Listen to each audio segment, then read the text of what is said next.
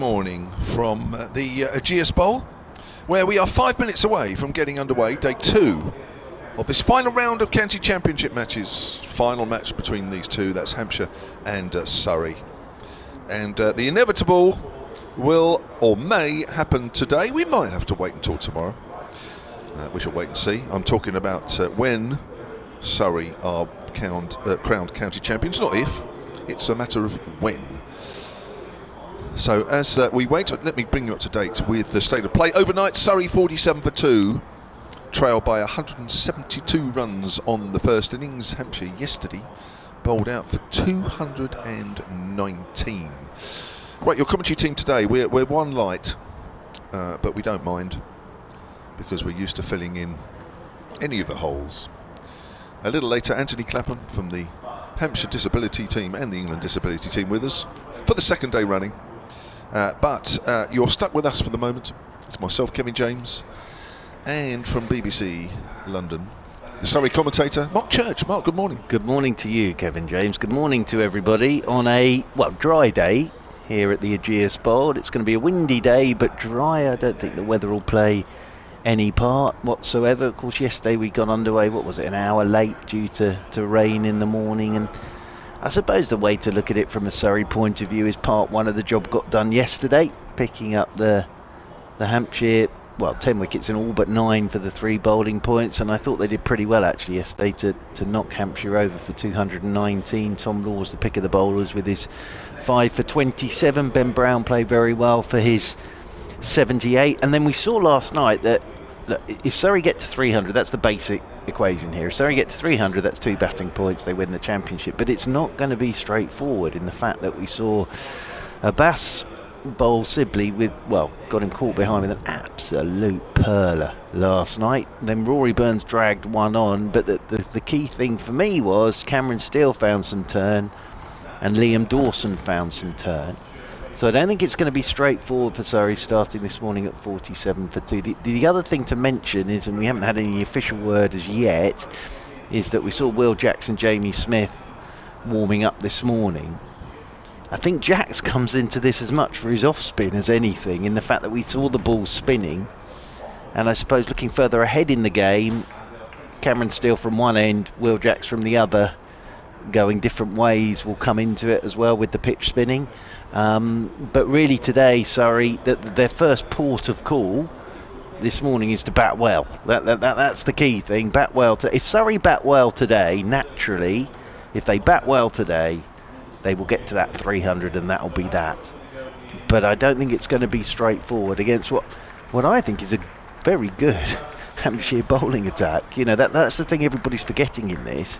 It's no given. Surrey are going to have to bat very, very well today. So it's going to be fascinating in its own way to see how today pans out. But I suppose the way to look at it from a Surrey perspective is part one of the job was done yesterday with the ball. Can part 2 be done today with the bat? Yeah, Ben Brown I spoke to last night, who made an excellent 78 in that 219 all out. Did feel that they'd left a few runs out there really. They felt that was a little bit below par.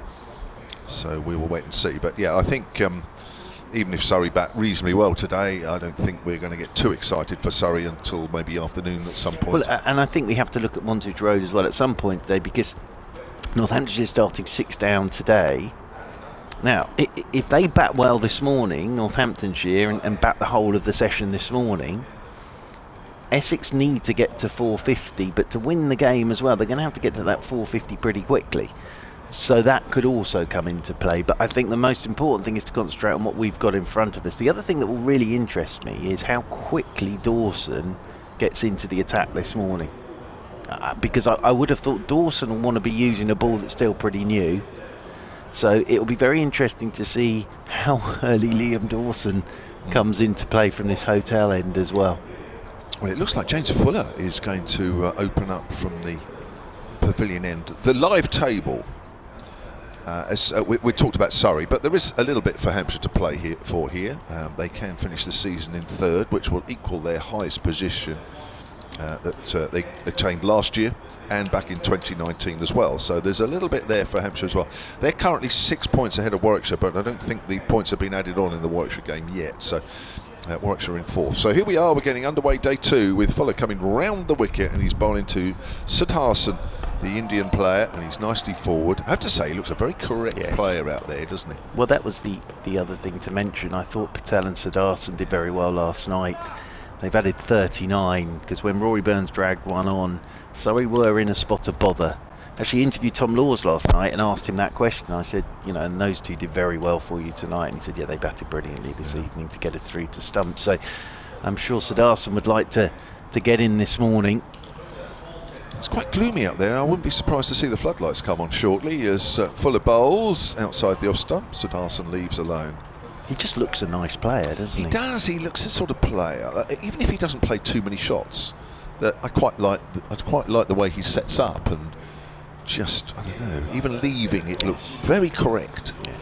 Love that. He just looks a good player, and interesting him coming in. Just to explain again, Tom Latham went back to New Zealand, then Rory Burns twisted his ankle ahead of the one-day game at Chelmsford. There were a few question marks over that, and I think Mr. Vikram Solanki probably recommended this lad. In comes Fuller. Sudarshan gets one straight, and he plays it back straight to the bowler. Because of course he's best known for his performances for the Gujarat Titans in the IPL. Made 96 in the IPL final this year, and of course Mr. Vikram Solanki is the director of cricket at the Gujarat Titans. So, and then still has a very, very good relationship, of course, with Surrey, having been the head coach of Surrey and played for Surrey. So I would have thought there was a recommendation there from Vikram Solanki, and very good for Sudarshan as well to get a taste of county cricket. So make a name for himself, couldn't he? He's got one game to do it. There's a nice push drive up to mid-off. It's gone quickly. There's no run.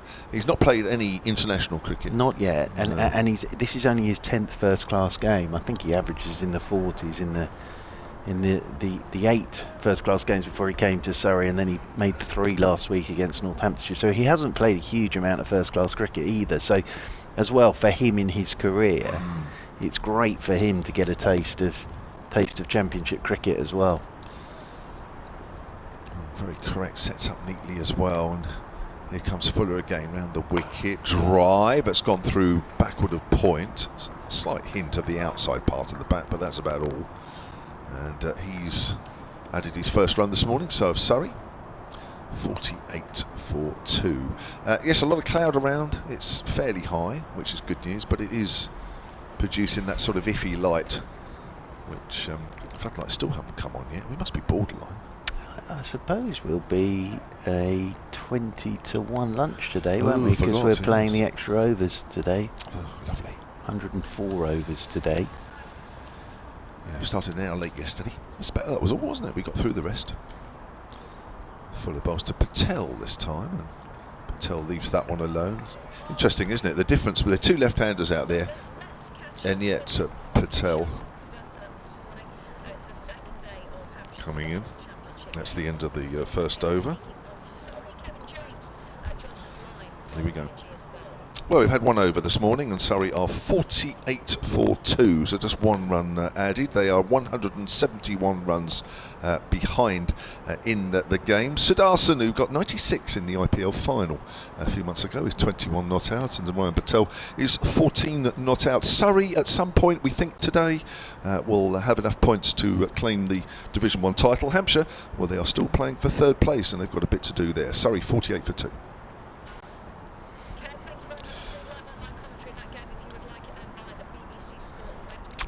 So it's going to be Abbas to get us started from this hotel end. No great surprise there. Picked up the 2 wickets last night, and Sudarshan will be on strike. 2 slips. Well, first, second slip. James Vincent 4th slip. Then a backward point. The cover mid-off, mid-on. There's a mid-wicket, and there is the long leg as Abbas comes round the wicket to Sudarshan, and Sudarshan is forward, playing this one solidly. Straight back up the pitch, and there is no run. Ryan Patel 14 not out, Sudarshan 21 not out. Few spectators in this morning, quite a few Surrey members and supporters, as we were saying yesterday, have made their way to the Ageas Bowl for these 4 days. Lots of people wandering around the walkways and heading down towards the atrium. in the pavilion, as round the wicket goes Abbas and forward goes Sudarshan. Little bit of shape there for Abbas. That potters out towards cover. And Gubbins does the fielding in there, and there is no run. Yes, I thought Ben Brown played very well yesterday. Looked very busy and positive in everything he did. And yeah, I think it's a pretty good pitch. I think it's not going to change a great deal. I think it will probably turn a bit more as the game goes on, because we saw a bit of turn yesterday, so it will be interesting. There's no great pace to it, as round the wicket goes Abbas. That's nicely bowled and nicely played by the left-handed Sudarshan. Gets himself fully forward, pushes it up to Carl Abbott, stood up there at mid-on, and there's no run. Yeah, it's never a big turning wicket here. The game against Middlesex here, where Dawson got a lot of wickets, that was sort of produced to turn. So that was a little different, but generally, yeah, there was a bit out of the rough for Dawson yesterday. There was a bit for Cameron Steele from straight, being a wrist spinner. Maybe Dawson got the odd one to straighten a fraction as well that wasn't in the rough, but I don't think you'll see it go much more. It doesn't tend to be like that here. Round the wicket once again comes Abbas. Sudarshan is forward and pushes this one away out towards Abbott. So nice start this from Abbas, getting Sudarshan playing every ball. Hasn't given him anything to leave alone as yet. Few cars going down the hill beyond the Rod Bramsgrove Pavilion. Few people sat in that top tier under the umbrellaed roofs, and Shane Warne's stand. Few people dotted around in there, and Colin Ingleby Mackenzie stand as well. As I say, there are a good number in this morning, but it is quite gloomy now, so I think possibly those lights will have to come on. As Abbas is into Sudarshan. Sudarshan's forward, thickish edge. Good bit of work from James Vince, tumbling away to his left in that fourth slip position. And there is no run. Peter Hartley and Martin Saggers are two umpires for this game. Mr. Saggers at square leg. Mr. Hartley stood at this hotel end. They've got a nice commute to work, because I think they're staying in the hotel as well. Yeah, you've all got an easy commute. I think I've got the longest commute here. Yes. Anthony's coming from Basingstoke. He's got the longest. That's a long commute. Yeah. Well, I saw you when you arrived this morning. It was Yes. rather lovely. Well, it was lovely to see you outside the hotel. It's round the wicket again goes Abbas, and in behind this one goes Sudarshan. Plays this one back up the pitch, and there's no run. End of the over, maiden over from Abbas. Nice over from Mohammed Abbas. Well, you're a very famous face, but while I was waiting for you, there was another famous face that wandered out. If you're a watcher of the chase, which I am, one of the, I don't know what they're called, but the experts, I recognised him, who was here this morning walking across the car park. I saw him, and then I saw you, and I thought, two very intelligent gentlemen. There you are. Yes. One leaving the hotel, one arriving. Yes. So what was his name? I don't know, to be honest with you. but I did recognise him. Here comes Fuller. On the back foot is Patel. Strokes it out into the covers. No run. Well, last year I was here, Lawrence Llewellyn Bowen walked out the hotel in a leather suit. Oof. Looking resplendent. So he was here when I stayed here once before. The famous people do tend to frequent the Ageas Bowl, don't they? Seem to. You still haven't thought of the name of the... No. Are they called... No, not the experts. They're called something, aren't The they? judges, are they? Silentcricket@gmail.com. Just a reminder. It's outside the off stump. Well, it's come back a fraction, but it's left alone anyway. I do have an email. First email of the morning from Freddie Lynch. Silentcricket@gmail.com. It says interesting news from the official ECB scorecard this morning. Lovely. Which I think you've mentioned. You may have done. I'm sure you have. Will Jacks is in the team and has replaced Tom Laws. Yes, that's what I thought. That's nice, isn't it? Get your fifer and then whisked out and you can go home. Well, he'll stay down, obviously, and join in the celebration as and when. But see, that's the thing. And we were talking about this, weren't we? I think maybe outside the hotel when I bumped into you this morning was. It's all very well having replacements, and I think we all understand why. Patel's on the back foot, just pushes that into the gap in the covers for a single. He moves on to 15, 49 for 2, 170 behind. Is that he's all very well having replacements, and that's fine, get the England boys back in, blah, blah, blah. But when you've had a day's cricket and the seamers have done their job and probably spinners might do a little bit more for you as the game goes on. You then replace a seamer with a spinner? My attitude to that is, if you're the ECB, do not put a one-day international to start on the same day as the first day of the last round of championship games. Otherwise, this will happen. Seems logical as Fuller comes in, and that's left alone by Sudarshan in his own elegant way. The floodlights are coming on now. That's the problem. That's the issue.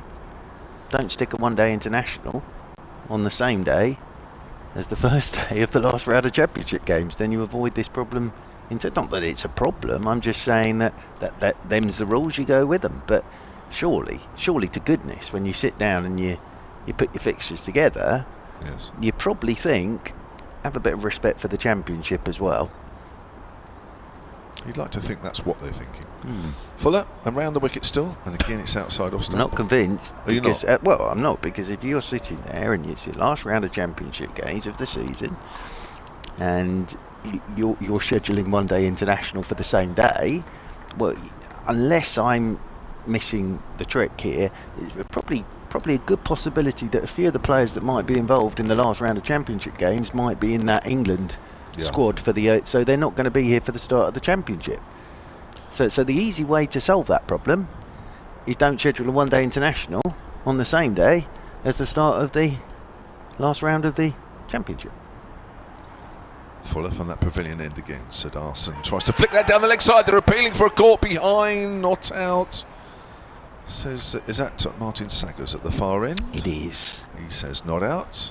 Well, That's the end of the over. Sudarshan will be delighted with that, because A, I don't think it was bat. I think it was his thigh guard. And B, he got sawn off last week against Northamptonshire. So his heart would have been in his mouth for a second there. But I think that definitely came off the thigh guard of Sudarshan, seeing that replay again. But yes, that would be my answer to it. So you're saying a day before? So this should have been 2 days ago, that game? Well, you can... Look, all I'm saying is, if you're respecting the county championship, you look at it and you say, do not have the last one-day international at the end of a 3-match series. Don't have the last one on the first day of the last round of championship games.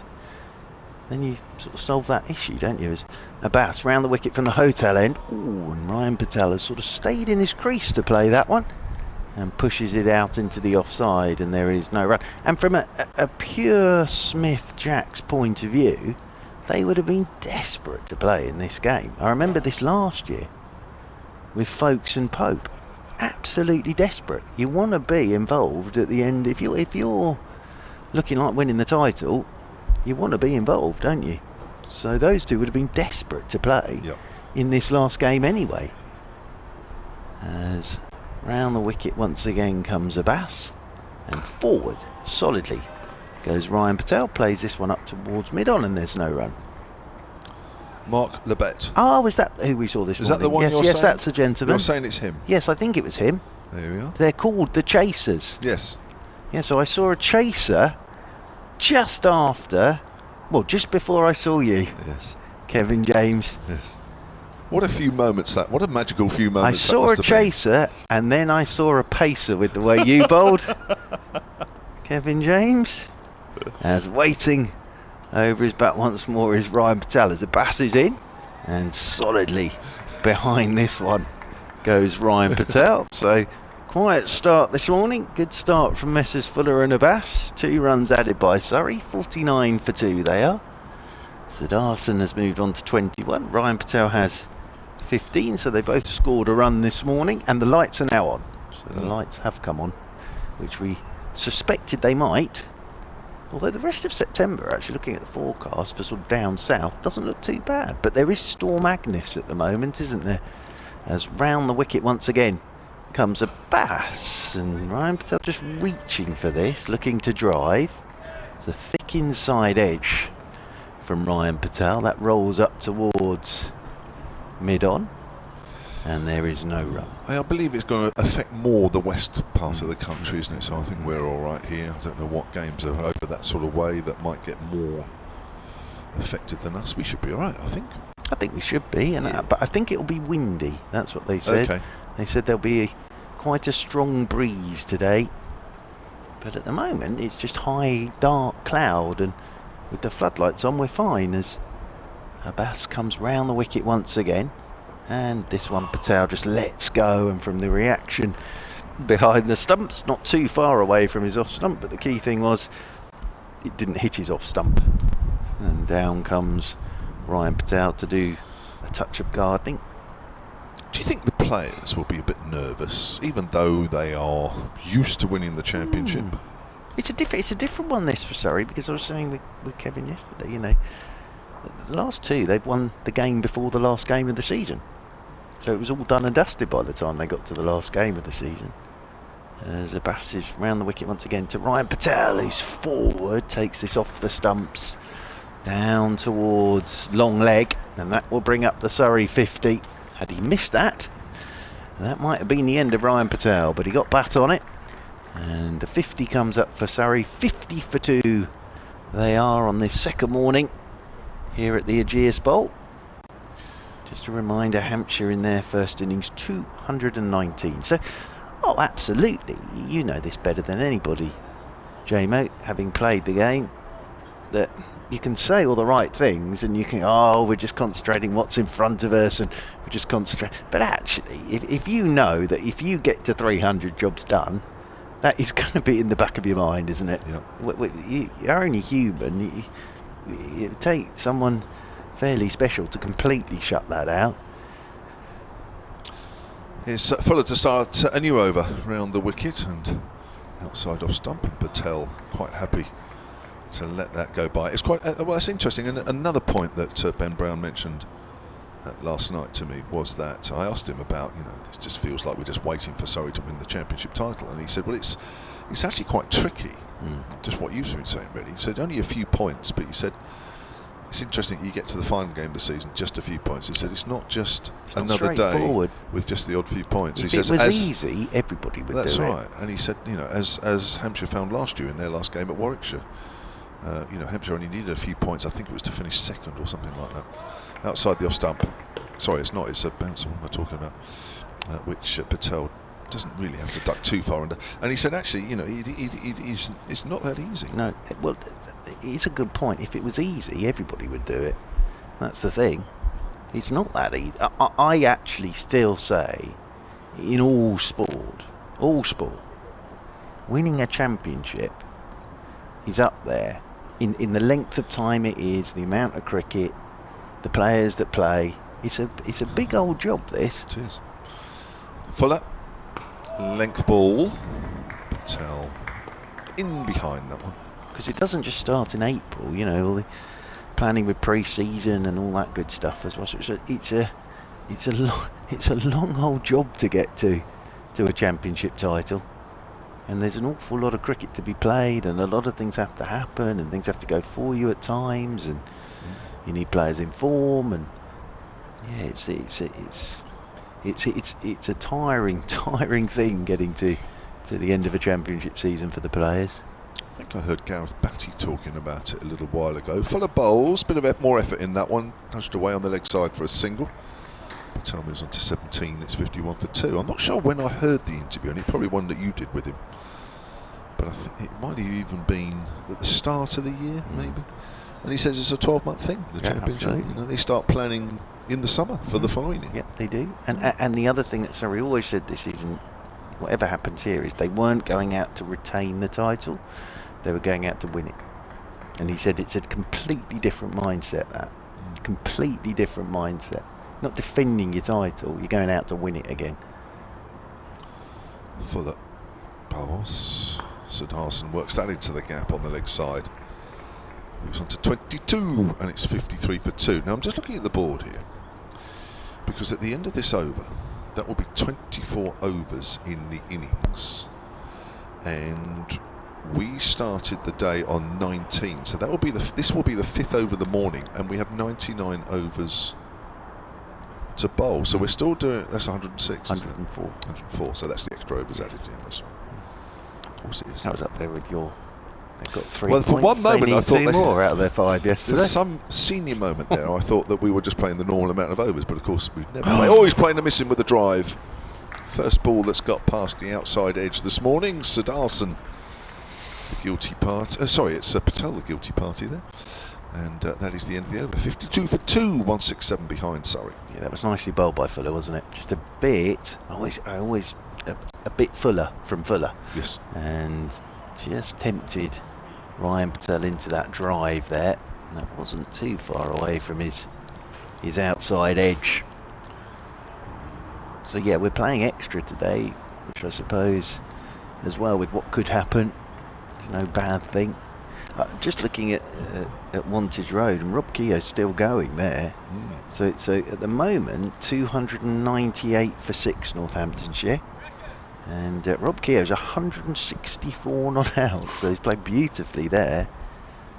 As it would take something pretty special there, I think, for Northamptonshire to deny Essex their 3 bowling points. But what Essex will have to do is bat quickly in their first innings. As Abbas round the wicket, he comes to Sudarshan, just turns Sudarshan around a touch there. He plays it very, very late. The thing I like about Sudarshan is there's no standing with the bat raised in the air. It's just that bat tapping on his foot, and it's a natural pickup of the bat.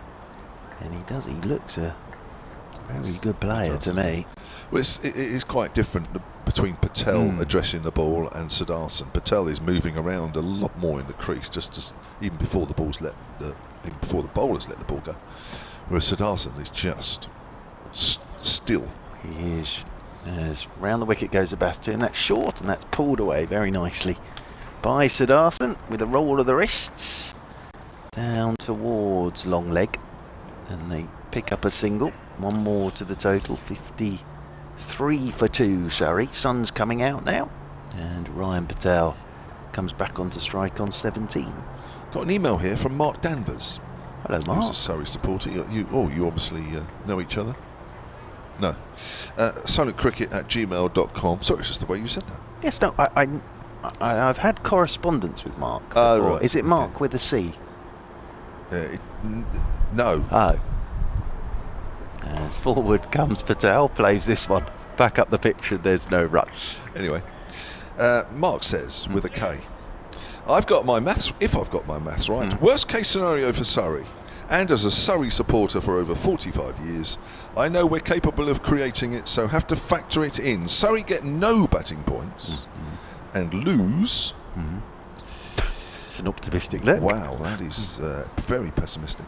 This means Essex need to score 400 in 110 overs and win, and then points will be tied on 216. No, they need to get 450, don't they? Because the batting points have changed this season. As round the wicket once again comes Abbas, because Essex, just to remind everybody, have to win with maximum points. They have to get the 24 points. They have to get 24 So points. of course now it's 450 with the maximum, as opposed to last year. So Mark just finishes off and saying that, points will be tied on 216, but Essex would win the title as they've got more points in the draw against Surrey. And it would be 8 wins apiece. That's very true. That is I think for Essex to do that, fair play to them, but they're going to have to bat quick at Wantage Road to give themselves enough chance, really. As round the wicket once again comes Abbas, and solidly forward goes Ryan Patel, because not many sides this season have got 5 batting points in their first innings, have they? No. It hasn't happened a lot this season. 450 is a lot to get on some of the wickets, of course, that these guys play on. Absolutely. Although, with the way that Northamptonshire are batting, that looks a pretty good track at Wantage Road, doesn't it? Ticking along quite nicely at the moment. Keeping an eye on New Road as well, because I think I'm right in saying that Worcestershire needed just 20 more runs this morning to guarantee their promotion. And I think they're 1 run away from that now, or they may have just got there, in fact, listening to Kevin Howes behind me. Because the latest I've got is Worcestershire 299 for 6, as that last ball of the over, Ryan Patel played with soft hands down into the slip cordon, and there's no run. And Surrey 53 for 2. Another email here from Andy Wallace, silentcricket@gmail.com. He says, question for Mark, really.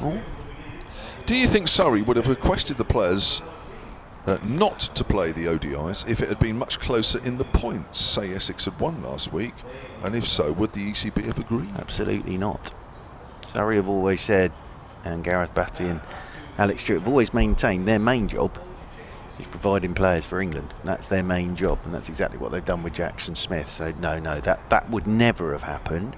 But all I'm saying is, if you're doing the fixture list, it's not rocket science. This, if you schedule the final one-day international of a three-match series on the same day as the first day of the last round of championship games, this will happen. This will happen.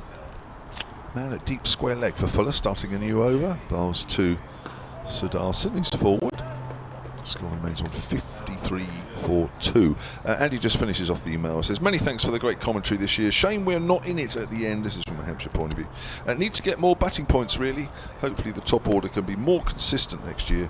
But it's been another good white ball season. Yes, it has. You can't do any more than get to finals day. Well, you can win it. But finals day, and which I know you were there with Surrey. We both lost our respective semi-finals. Well, I jumped on after you. Yes, you did. Yeah, you were very quick jumping in as well, actually, if I may say so. It was a nice drive, but only as far as Gubbins, who just palms it away. They will get a single. 54 for 2. I mean, I waited for you. Yes, no, you were very... Let you pack everything up. And let me borrow your ISDN lead to go and ask for a longer one. Was that right? Was I as petty as that? No, not petty at all. It was my fault for not bringing a long enough lead. Actually, you came very light, if I remember. I was on my own. Yes, well, that was the... Everybody else had at least a summariser there. I was all on my Todd. You just turned up. Yes, I just turned up. And then expected everybody else to sort of... I just turned up. Rally around and help you out. No. I was happy to sit there on my own. Fuller, short one. It's a good one. Patel had to duck a little lower this time. I asked you if you wanted to stay with me for the second semi and help, but you politely declined that offer. Well, to be fair, it was you were going to be offered either me or Melissa, and I think there's probably you'd have preferred Melissa, I'm sure. Well, I don't know actually, James. I would have rather enjoyed watching you have to sit for another 3 hours when you could have been on the motorway going home. I mean, I ended up doing what I traditionally do. On Listening to the other one on the way back. Yes, absolutely. I listened to the final on the way back as well. Actually thinking how lucky I am to get back so early, as Patel pushes that to mid-wicket. Have I told you that Hampshire have been to Edgbaston at finals day? Well, they've been, not just at Edgbaston, they've been there 10 times, but 7 times they've been to Edgbaston and lost the semi-final. 7 occasions, and only once last year when they won. The actual tournament. So, but 7 other occasions at Edgbaston, it's been the semi-final and home for me. And I suppose in a way, ideally from that point of view, you want the first semi-final, don't you? Well, so that's you're on your way after lunch. Back home for the evening. There has been a couple of occasions over the years as Patel just nudges that one down to fine leg, moves on to 18, 55 for 2, where I've been invited to barbecues in the evening and made them. Well done. Well done. I haven't given it the old, do you know what, I'm up in Birmingham, I can't do it. Yeah, I've said, I'm on my way. Actually, we're at Birmingham and I'll probably be back. And I have been. Absolutely. Well, a couple of times I've literally driven into the house, well, not actually into the house, obviously, but and parked the car as the winning runs have been hit in the final. After I've left after Surrey had been knocked out. So, yes, that's happened a few times as well. Yeah, so all our tales of woe. As forward is Sudarshan. Takes that back to Fuller. Does a nice little neat pick up with the boot into his hands. 55 for 2. Then Fuller's completed 4 overs, done for 6. That's quite economical figures for him. He's usually a little bit more expensive than that, but he does have a knack of picking up a wicket. On this occasion, he's not picked up a wicket, but he's quite miserly with the runs that he's conceded. Sudarshan 24. Patel has 18. I love Finals Day. I think it's great entertainment, but you sort of you get there early, don't you? And you enter Edgbaston, and then if you get to the final and you do the final, you sort of emerge. So getting there early, you're getting there at 8:30 in the morning, and then you emerge at about 11 o'clock, and it feels like you've been away for months, doesn't it? So it's a long old day, but it's a terrific day, and I think Edgbaston's perfect for the finals. Yes, I think it's absolutely ideal. I reluctantly agree. Holly stand, brilliant, and it's just ideal, and everybody can get to it because it's sort of slap bang in the middle. Yeah. I'll do this over, then I'll be off for Mr. Clapham. As round the wicket comes Abbas to Patel. Found the edge, but it's soft hands from Ryan Patel, and it's A tumbling stop by James Vince diving away to his left-hand side.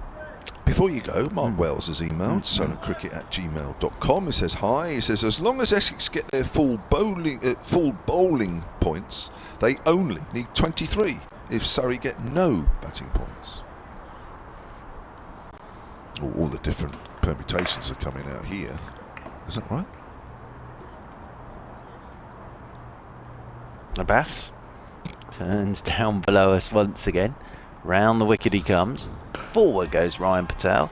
Plays this one up towards mid-off, and there's no run. Apologies, I got a bit muddled there. It said, to think, right, this is what Mark says. Okay. Mark says, let me read it out again so everybody.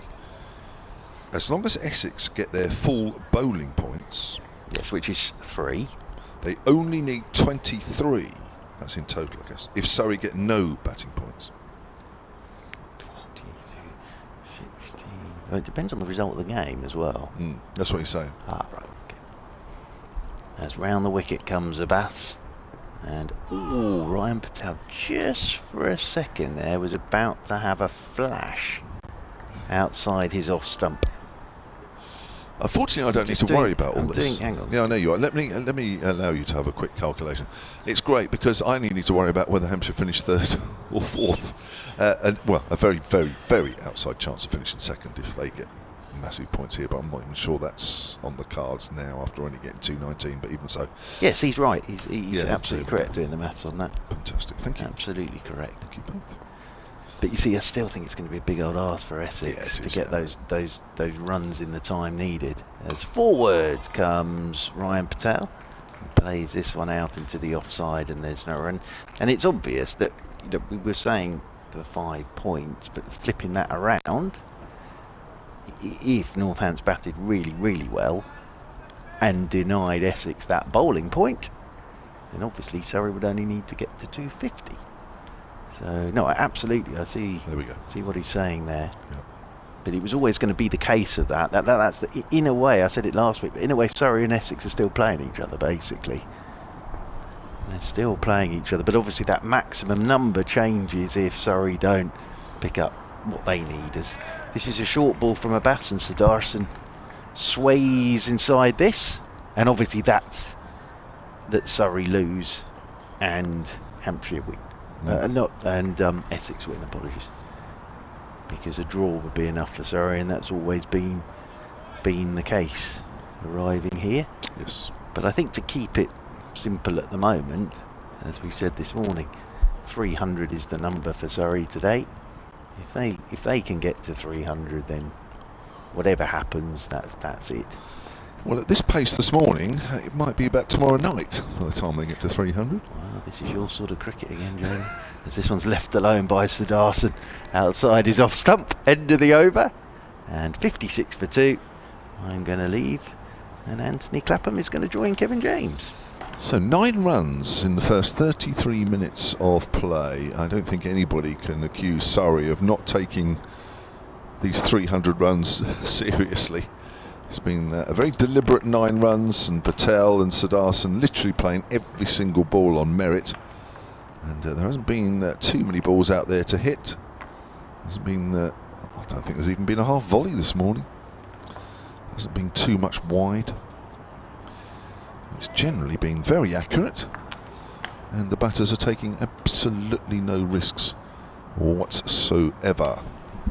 Welcome, Anthony, for the first time today. Thank you, good morning. Here's Fuller round the wicket, bowls to Patel, and Patel gets a straight one, plays that back to the bowler. It's a slow old morning so far. Yeah, they've bowled really well, haven't they, Hampshire? We saw yesterday we were surprised that Kyle Abbott didn't open the bowling, but Ian Holland was really, really tight, and Ian hasn't actually bowled this morning, so I can expect this to continue, really. Yesterday evening, looked at the scoreboard, and you were surprised that Surrey got up to sort of 45 for 2. They got these two just accumulating, really, not many boundaries. No. Patel's 19 off 74. Here's his 75th. So length ball, and again he's happy to play it back straight. The boundary count for these two: 1 for Patel and 3 for Sudarshan, who's got 24. all yesterday as well, wasn't it? I think so. Yep. Yeah, no, I think they're doing the job that Surrey would ask them to. I heard an interview yesterday from Ben Brown saying that an earlier start now, 10:30, and you could see a lot of more wickets, I guess, in the county championship at 10:30. So here's Fuller. Pass to Patel. Patel drives up to mid-off, and there is no run. So this is Patel's only innings. I think we've worked that out. Jamie Smith will bat, and Jacks comes in for Laws. That's right. Harsh on Tom Laws, isn't it? Involved beautifully yesterday. He still made his mark, and with his he's done his job, I guess. Fifer, and he can sit back and I'm sure just relax, and maybe he might have enjoyed a few beers last night to celebrate. I think a lot of bowlers would quite like that. Get your 5 wickets and then don't have to play any more part in the field. Fuller bowls. Shaw is trying to pull that. Gets wrapped on the chest, stomach area as he's trying to swivel around on the leg side. Mark Church is saying something. He'll be Tom Law's 12th man carrying drinks. Well, yeah, but I think he'd settle for that. Still young, isn't he? So I guess keeping him honest. Alex Stewart and the team there. So that's the situation as regards the Surrey players, which all sorts of messages and rumours flown around initially. Now we know, well, we've sort of known for sure. Had it confirmed. So Patel's going to make the most of this innings, isn't he? He looks like he's trying to. As Fuller comes in, bowls, gets wrapped on the pad this time. Hopeful shout for me. Yeah, it's like, if I'm not playing, nobody else is playing. I'm going to stay out here as long as possible. Ryan Patel, and I love that attitude. He's obviously struggled this year with the 106 runs before today's innings, or yesterday's innings as well. So occupying the crease, and as I said, 10:30 start, slightly earlier than usual. So there'll be a bit of dew, but they'll be looking to get through the first sort of hour. They've done a fantastic job so far batting. It's 11:06, so 37 minutes, or 30, now the clock's just gone 11:07. Was that close? Was it? I have to say, when I watched it on the live picture feed, the replay, it looked even less out than it did in the first time I saw it. But always playing a missing outside the off stump. They got briefly excited, Ben Brown and James Vince, but he had a little nibble at that one. Another maiden. Yeah. Just watch that on the live picture feed. It's full of bowls, just a bit of extra bounce, but not a nudge through to the keeper. Maybe. I guess when Hampshire are bowling, or anybody's bowling this tight, anything slightly outside of that off stump or away from the stumps, you can just draw the batsman to play a loose shot. And I think Patel just wanted to feel a bit of bat on ball there, and it was a nothing shot really. With the 3 slips that Hampshire have got there. For Fuller, they had a 2 down on the deep square boundary for the pull shot as well. So this brings that's a change of over. Mohammed Abbas is going to continue to Sai Sudarshan, who's been really impressed with the youngster. I saw him out fielding this morning. Did a little drill where the coach would hit him the ball, and he'd pick up the ball, and he'd put his water bottle down. And he basically didn't finish until he hit the water bottle. So it took him 5 or 6 goes, and when he did it, off he went and got his pads on. So quite like that. Might try that myself actually. Yeah, you're going to take that one away? Aim small, miss small is what they say, isn't it? So it's Mohammed Abbas now from the hotel end into Sai Sudarshan.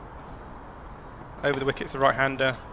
Sai Sudarshan's a left-handed batsman, so Mohammed Abbas has these 3 slips, a point, cover in a slightly wider mid-off, so looking to probably bowl on off stump or slightly outside off stump. He does have some cover out in the deep backward square boundary and a fine leg, so just in case he does shy onto Sudarshan's legs, he's got cover there. Classic left-handed shot cover there, I think. And Surrey are 56 for 2 as Mohammed Abbas runs in once again.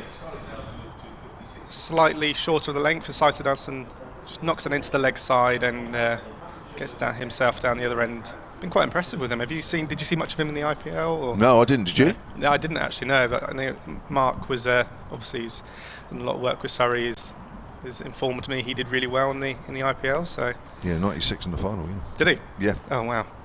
Slightly embarrassing from us there, Kevin. I think there's so much cricket. The IPL just seems to go on forever, doesn't it? I don't watch it. No. I don't know about you. I can't. I do like my white balls cricket, but yeah.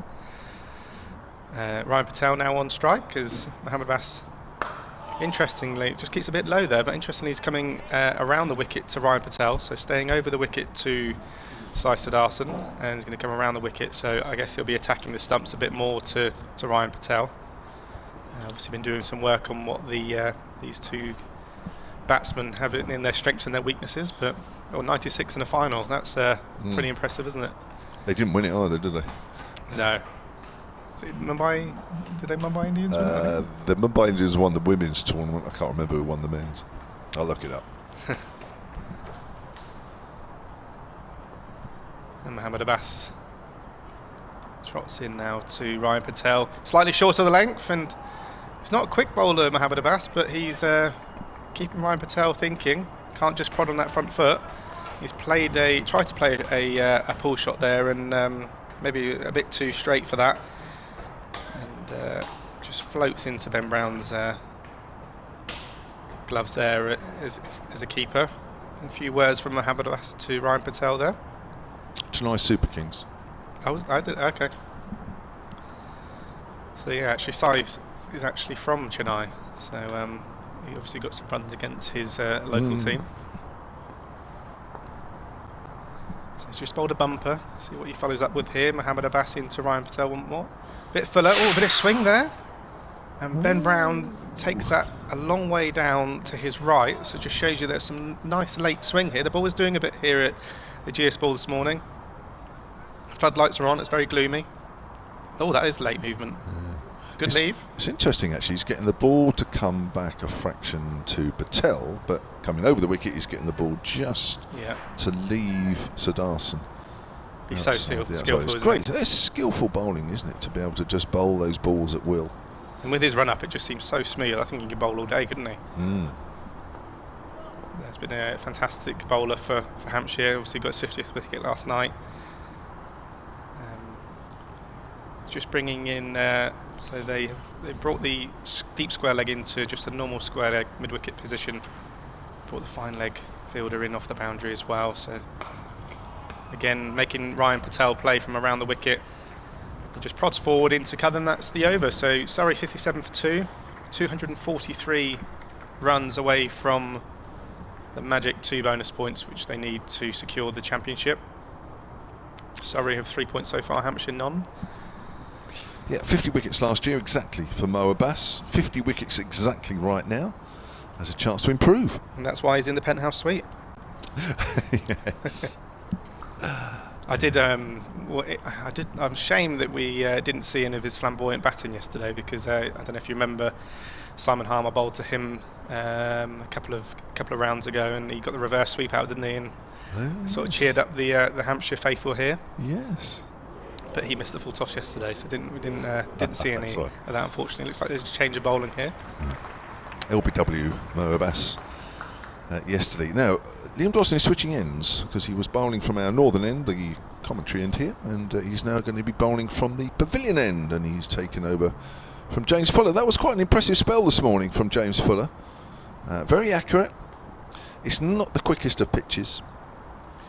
So to really sort of get the batters jumping around a little bit, he had to dig it in very short. 5 overs, none for 6 as Dawson bowls, and Sudarshan just plays that into the ground. Yeah, just the one maiden as well, so he bowled really, really tight. You know, Ian Holland yesterday, 5 overs, 3 maidens for 8. So Hampshire been really, really tight. I think Abbas, who's normally the main guys, on at 3s. There's Dawson, and Sudarshan's on the back foot, pulls that away. Mid-on is fairly deep, so that'll be a single. Just watch the picture feed as much as anything, because we're a bit obscured with keeper and first slip, with Dawson bowling at that far end. Get a better view on the live picture feed as to what may or may not happen as the ball pitches. As Dawson's over the wicket and bowls, Patel well forward. Pushes that out on the offside. So 58 for 2, Surrey, starting the day 47 for 2, so they've added 11 in 45 minutes. It's not the quickest partnership we've seen this season, by a long way. But needs must, I guess, for Surrey. It keeps a little low, stabs that into the ground. As I say, if they are going to get to 300, Anthony, which is the 2 points they need, well, it will be. It'll be a long way into tomorrow, so this could be a long day, the way things are going here, as Dawson bowls, loses his feet a little bit, does Patel, pushes it back to the bowler. Now Mark Church behind me has picked up something which actually is the pasty board, but he looks like he's playing, what's that short tennis game that Paddle? they play? Paddle tennis, yes. I've seen a few of the Hampshire guys play that over the road. Looks like he's got that in his hand. As on the back foot there is Patel. It's very slow off the pitch at the moment. If Dawson bowls it slightly short, even if there is a little bit of grip for him, it's quite easy to play. End of the over, 58 for 2. Patel has 19. Sudarshan has 26. There's a fair few gaps there, though. I think if you got it, I think Dawson had a sweeper both on the offside and on the leg side, and with a long on. So there's a few singles out there. I really think that they're trying to probably back through for the first hour and then assess things. They've obviously got some explosive batsmen to come in with Will Jackson and Jamie Smith, who are fresh from the England one-day setup. So I'm sure that they've been training for the short format recently. So I can't imagine it'd be they'll be looking to hang around too much. They'll be pretty positive players. Yeah. Which would be exciting to see. Yes, it might need an injection of a bit of positivity at some point, especially if these two are batting together for a while. And we have a change of bowling from the Hilton Hotel end. So Kyle Abbott's going to replace Mohammad Abbas. Kyle Abbott himself needs 7 wickets to get to the magic 50 mark. 58 last year. Did he? Kyle Abbott, yeah. He's not far away. Mohammad Abbas figures in this game so far: 12 overs, 2 maidens, 2 for 24. So really, really economical as always. So that's 5 overs for 4 this morning. Really, yeah, they've done really well. So Kyle Abbott hopefully can, for Hampshire fans, back that up as he comes in now to Sudarshan, who just drifts on the leg side as the push. What I've noticed is he drops his bat. I was just about to say, Sudarshan is absolutely lightning in between these wickets and run Ryan Patel ragged yesterday for a few twos, but he seemed to get his bat stuck into the ground there as he looked to push back for a second. So there would just be a single and brings Ryan Patel on strike. Kyle Abbott offers something a bit different to Mohammad Abbas. He's obviously a lot taller, maybe a bit quicker as well. Maybe doesn't swing the ball as much, but definitely hits the pitch nice and hard and probably get a bit more seam movement. So Abbott comes into Ryan Patel slightly wider of the crease this time, gets him to play off the back foot into short cover. So Hampshire have a first slip, a third slip, so there's a bit of a gap between those two, and a catching cover. So it probably gives you a sign of the pitch really. It's a bit slow, but in all really the pitch has played pretty well. I think there's obviously been a bit of turn, which I'm sure the spinners have liked to see, but most batsmen who've sort of who've got in have faced 20-30 balls at least if you look at through the scorecard. I know nobody's really gone on. Ben Brown batted superbly yesterday. There's Abbott back in now, round the wicket to Ryan Patel, outside off stump, and he's played that into the covers again for another dot ball. There was a question I was going to ask you yesterday, actually. I can get round to asking you now, because you're obviously a member of the England disability team. I'm sure when you were with us a little while ago, you were saying that you were hopeful that there was a trip this winter. Yeah. Did I get that right? Yeah. And if so, is there going to be one? Well, still, ECB are doing everything they can to get it all confirmed with the BCCI.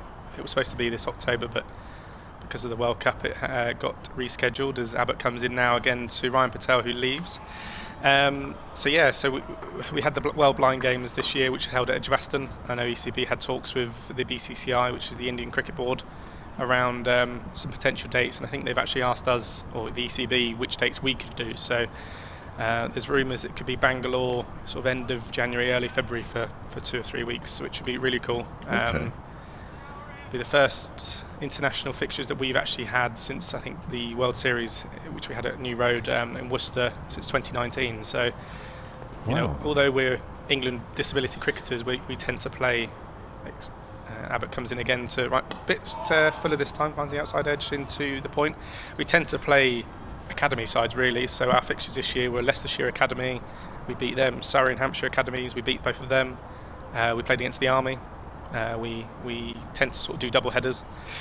We played against the MCC, and then obviously it filters into the final part of the season, which is the Disability Premier League, which is deaf, learning disability and physical, which come together and form 4 franchise sides.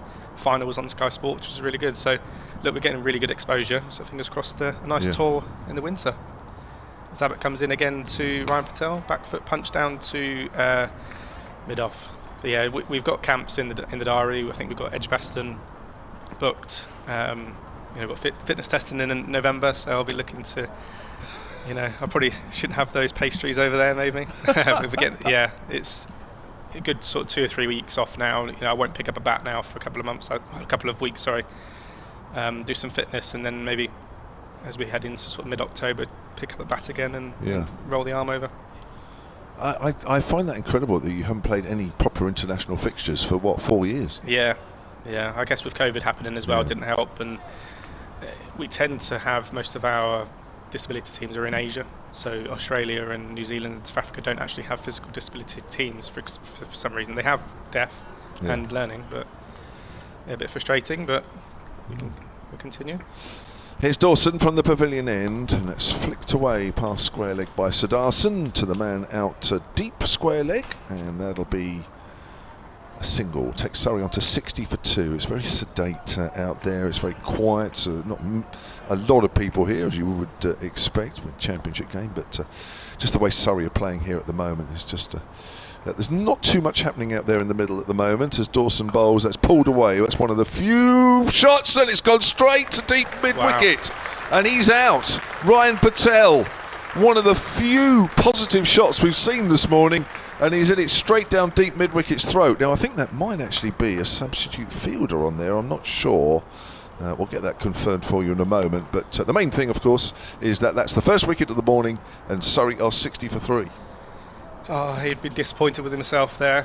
It was a bit of a long hop, really. But Hampshire set the field out there. They had 3 guys out in the sort of deep boundary, and that's gone straight to sort of almost like a square long on, really. A bit more of a cow corner. So Patel had faced 93 balls for his 19, and unfortunately for him, that'll be his last moment in this game as Jamie Smith, who has been with the England ODI setup, comes in for him, so he will bat in the second innings. So that'll be Ryan Patel's final moment in this game, unfortunately. And he looks really good, looked nice and patient, but I guess they have to score runs somehow, and they've tried to put away the bad ball, and to Hampshire's delight, it's gone straight to the.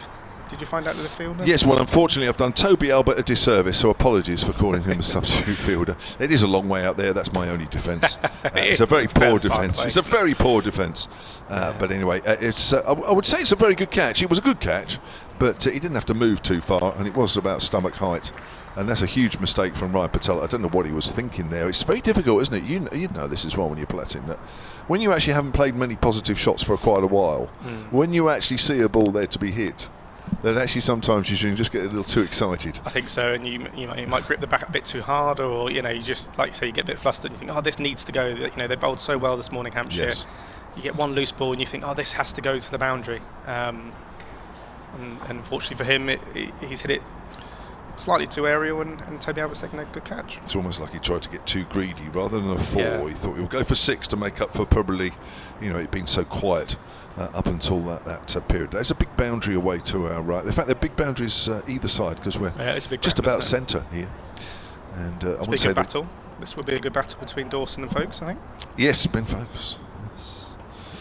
Who is a very good batter in his own right, let alone his keeping. Yeah. He's just over 700 runs at 43 this year, Ben Folkes. And just taking his time, just clearing 1 or 2 bits off the wicket in front of him. There is a slip, there is a short leg, and Surrey trail at the moment by 159. As we've been saying all morning and yesterday, 300 is the benchmark to make sure that they have the county championship in their hands, and that's turned away on the leg side, no run. So Dawson, his first wicket in this innings, 1 for 4 in his 5th over. Huge mistake from Ryan Patel, playing his last innings of the season, being replaced, as Anthony says, in the second innings. Folkes off the back foot, steers that into the covers. That is Toby Albert. And there is no run. Light's still on here, although the light's improved a little bit. Pockets of blue sky, only small pockets. At the moment, Dawson bowls. Folks works that up towards mid-wicket, fielded by James Fuller. Most of the crowd look like they're centred around the pavilion. There'll be a few just below us as well, but it's a majority of what is a fairly small crowd as folks pushes forward. That goes out towards extra cover, and it's a good over from Dawson. I think we might see quite a bit of him today. I'm not sure there's a tremendous amount of help out there. I think it's just a holding job, really, for a man, one of the 4 nominees for the PCA Player of the Year, which was announced yesterday. We mentioned them. I think off the top of my head I can remember Harry Brook, yeah. Who was the other one? Oh, Ryan Higgins. That surprised me that bit. I know he's had a good season, but yeah, it's, congratulations to them. Was there one more? Yeah, there is one more, and I can't remember. I was hoping you'd say, "Oh yes, Kev, it's this," and I'll have to look it up now. And who's that voted by? Is that by the players themselves, or is it done by the public? I would say it's the players. Alex Lees. Alex Lees. Abbas comes into Sudarshan now. If Hampshire can get a wicket here in Sudarshan, in particular, this would send a few nerves, I guess, through the Surrey changing room, as they are 240 short of the magic 300 mark, which would give them the 2 additional bonus points that they need. Of course, obviously they go on to win this game, that doesn't matter, but I'm sure Hampshire players will be saying a few words along the lines to the incoming batsman now about the 240 runs still to go, as Abbas comes into Sudarshan around the wicket, slightly outside edge.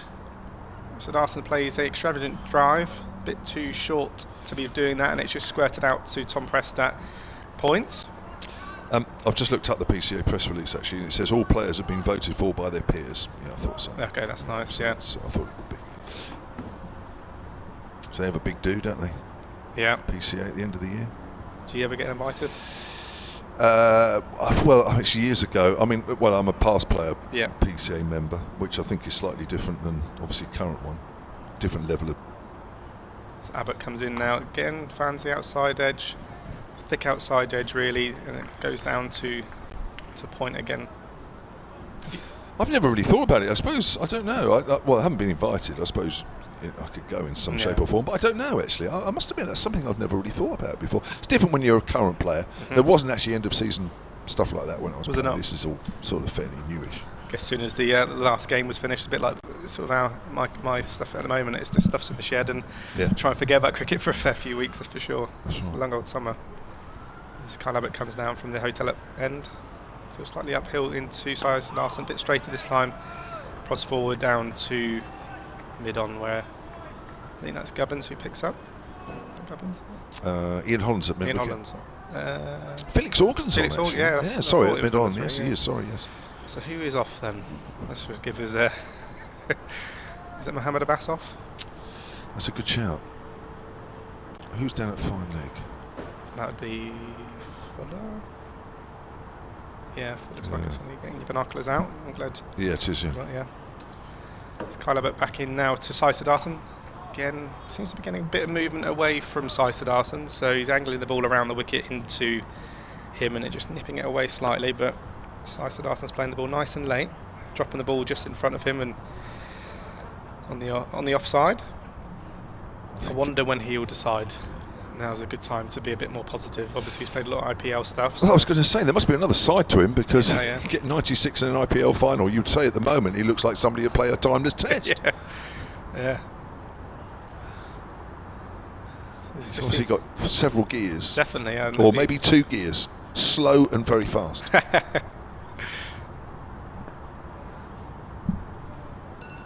Kyle Abbas comes in to finish his... Oh, there we go, and we've seen it. Right on time, Kevin. As Sudarshan rocks back, plays a lovely cut shot through, backward point for 4. Kyle Abbas be a bit frustrated there. He's had a really tidy over up until that point. Dropped it slightly short, and Sudarshan obliges and rocks back and cuts it to the deep cover boundary. And that brings him on to 32, so he's in his 30s, he's in. Surrey is 64 for 3. Hampshire is still in this fight here. A lot of pride to play for, obviously, in there's a tie between 3rd place and 4th place with Hampshire and Warwickshire, and I'll just go through the latest scores in and around the grounds whilst Dawson's just tidying up his field. So Kent are 22 without loss, and Compton is batting with Moe, so Zach Crawley isn't in, but I think he has been named. Middlesex, a really good fight back from them, 209 for 4, so I just lost the wicket actually. Higgins are actually, who's been Liam Dawson into Ben Folkes. So yeah, Ryan Higgins, who has been nominated for the PCA Awards, is on 83 not out, so that'll be why he's had a really good year. He's had a brilliant year. I wouldn't be at all surprised if he's somewhere near the top of the run scoring chart for Middlesex and wicket taking charts. I will be able to tell you that in a maybe we'll do it on the next over. So Liam Dawson comes into Ben Folkes, slightly shorter this time, and hits him on the outside edge there. Tight, just almost playing in front of his pad there, Ben Folkes. Yeah, Folkes had a very good season for Surrey. Yeah, the 300s he's had? Yeah, he's the leading run. No, just behind Dom Sibley. 702 coming into this game. 300s, okay. 150. Well, Dom Sibley didn't add to his tally, so we'll work out what he needs to get there. And a bit of movement there from Liam Dawson. Well left from Ben Folkes. Well, he was 42 runs behind Sibley going into this. Okay, so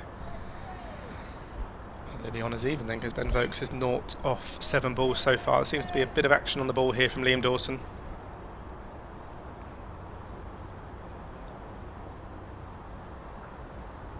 So he comes into Ben Folkes, and they have a silly point in at the moment. So Fletcher Middleton's on the offside, waiting for that sort of raised drive. Bowled very well this morning, Hampshire. Very, very well indeed. Dawson at the top of his mark. Coming down towards us now, a bit straighter this time. And that's exactly what he wants. So he's trying to get Ben Folkes to come forward and find the inside edge onto pad, and it will just drop forward into Fletcher Middleton, who's very close on the offside with the helmet on at silly point. Dawson, and again a bit shorter this time. Oh, he's just definitely something happened here, Mark. It's a very good over again from Liam Dawson, and another maiden. So that's 2 on the bounce now for Liam Dawson. That's. Do you think any nerves now? Do you think, Mark? No, I don't think so. I think, as I say, I think if it was easy, everybody would do it, wouldn't they? I think it was always going to be tough to get these runs, to get 300, isn't it, to get those 2 batting points. I think, don't forget Hampshire are a very good bowling attack, so yeah, it was always going to be tough. I think sort of this top order can go about it like this, because now obviously you've got Jacks to come, then Clark, Overton, Worrell and Roach, so natural run scorers there. As here is Abbott from the hotel end, and solidly in behind this goes Sudarshan. Really impressed with Sudarshan. For someone so young, obviously he played a lot of he's only played 10 first class games, as you mentioned, but he's played a lot of white ball stuff obviously in the IPL, did really well last year, and he's just saying to him, I guess he'd be thinking to himself, right, if the ball's not in my areas or in my strengths, I'm just going to literally dead bat it or leave it. And he saw one previously in the over where he dropped it slightly short, Abbott, and he's played a fantastic cut shot through the covers for 4, so yeah, he's looked very organised, hasn't he? As Abbott's into him, and he's forward here, working this one into the leg side. It's tumbling, stopping there at short mid wicket, and there's no run. But yeah, just to look at this, the way Surrey have gone about it this season with the bat. Obviously, it didn't quite work in the North Hampshire game, but the point was there is that at times when they've been in trouble, Folkes has been sort of the key, and then all the stroke makers have made runs round him. Okay. So that's the way it's worked, because they do bat all the way down to Kemar Roach at 11, and they would have done had Tom Laws batted as well, because Tom Laws can bat. So that's sort of the way they've gone about it this season. They are a lovely shot. That was the shot of the day, maybe the shot of the innings. That's just pure class. The on drive from Sudarshan. He's just leant forward and drilled this straight down the ground off Abbott for 4. And his second boundary of the day. Lovely shot. It's a good sign of it was a sign of a good pitch as well. If you're able to play a shot like that straight down the ground to Kyle Abbott. It didn't feel like it was that full either, Mark. It's just a good great cricket shot, shot, that. He's on to 36, 68 for 3. As Abbott, round the wicket he comes. Sudarshan this time gets himself forward and plays it back up the pitch. That's one of those where if you're in the nets, or even in a game, you get one of those away early on, you think, for me, if I can get an on-drive going, you know, your head's in a real good place, you tend to then hopefully go on. It's when you have the similar ball and your head's falling over and you clip it into mid-wicket and you're sort of scratching around a bit, but that looked really nice balance from Sudarshan. Yeah, he just looks a very organised player. He's made 36 so far. The one to go, Ryan Patel, this morning, as round the wicket goes Abbott. And Sudarshan's up on his toes here, punching away out towards cover point. Won't get a run on this occasion. Sun's out now. Very pleasant. Those floodlights might come off quite soon. I think there are people in shorts wandering around down there. So shorts are still the order of the day for some people. You were in the hotel last night. Did you catch up with any Surrey? No, I sat with Kevin Howes and we had dinner together last night. He had brisket of beef. Ooh. And we both had mushroom soup. Not the same bowl, I hasten to add, but we both had mushroom soup last night. As round the wicket goes Abbott, and Sudarshan's forward, playing this one down towards backward point. I went with a burger. Classic. Last night, a classic hotel fare last night, but lovely company to sit with Mr. Kevin Howes last night. 68 for 3. Sudarshan has 36. Folks is yet to get off the mark, and we found a quiet corner of the restaurant and put the world to rights. Lovely. Myself and Kevin Howes. You didn't watch my team play in the football last night? No, I didn't. Oh, they were in action, were they, last performance. night? Yeah, we managed to beat Crystal Palace 3-0. There you are, you see. We had a few changes, so we had I think 7 changes. So there you are, you see. Yes. Yeah, it's been Exeter beat Luton actually, which is a good result for them in the Carabao Cup. Ah, the old Carabao Cup. Carling Cup, Milky Way Cup, I don't know what, It used to be the Rumbelows many years ago, yes. Liam Dawson now into Ben Folkes, who's still to get off the get off the mark. And faced 11 balls now. Liam Dawson's in a real good bit of rhythm here. He's coming around the wicket as a left-hander into Ben Folkes with a silly point and a slip. Catch and cover. Just for that ball there, where he's just angling it into the right-hander. If he hopes to get a bit of turn, then the silly point, slip and that catch and cover are in action there. So not sure you really need a fine leg for this, but I guess if he tries to go a bit greedy and go straight, he's got a bit of cover for there, but could have a gully maybe. And there you go, he's really testing at the moment. Can I borrow the Kevin James binoculars, please? Where are they, J-Man? Ah, here they are. You might need them to find them. I need them to find them. Oh, so Dawson's really probing around sort of this middle off stump, and that one's slightly fuller, and Folkes has punched that and it's hit silly point, and that's probably why it's called silly point, because it's wrapped him right in the legs there. Is Fletcher Middleton brave in there, got to stay low. He's wearing a helmet, of course. Dawson comes in again to Ben Folkes, flicks it off his legs there, a bit straighter, and that's collected by James Fuller for no run, and that's 5 consecutive dot balls. And I think Liam Dawson has bowled, this will be his 3rd maiden this morning, so hasn't gone for a run yet, and he's taken the 1 wicket from Ryan Patel, as Folkes still to get off the mark here and face 15 balls.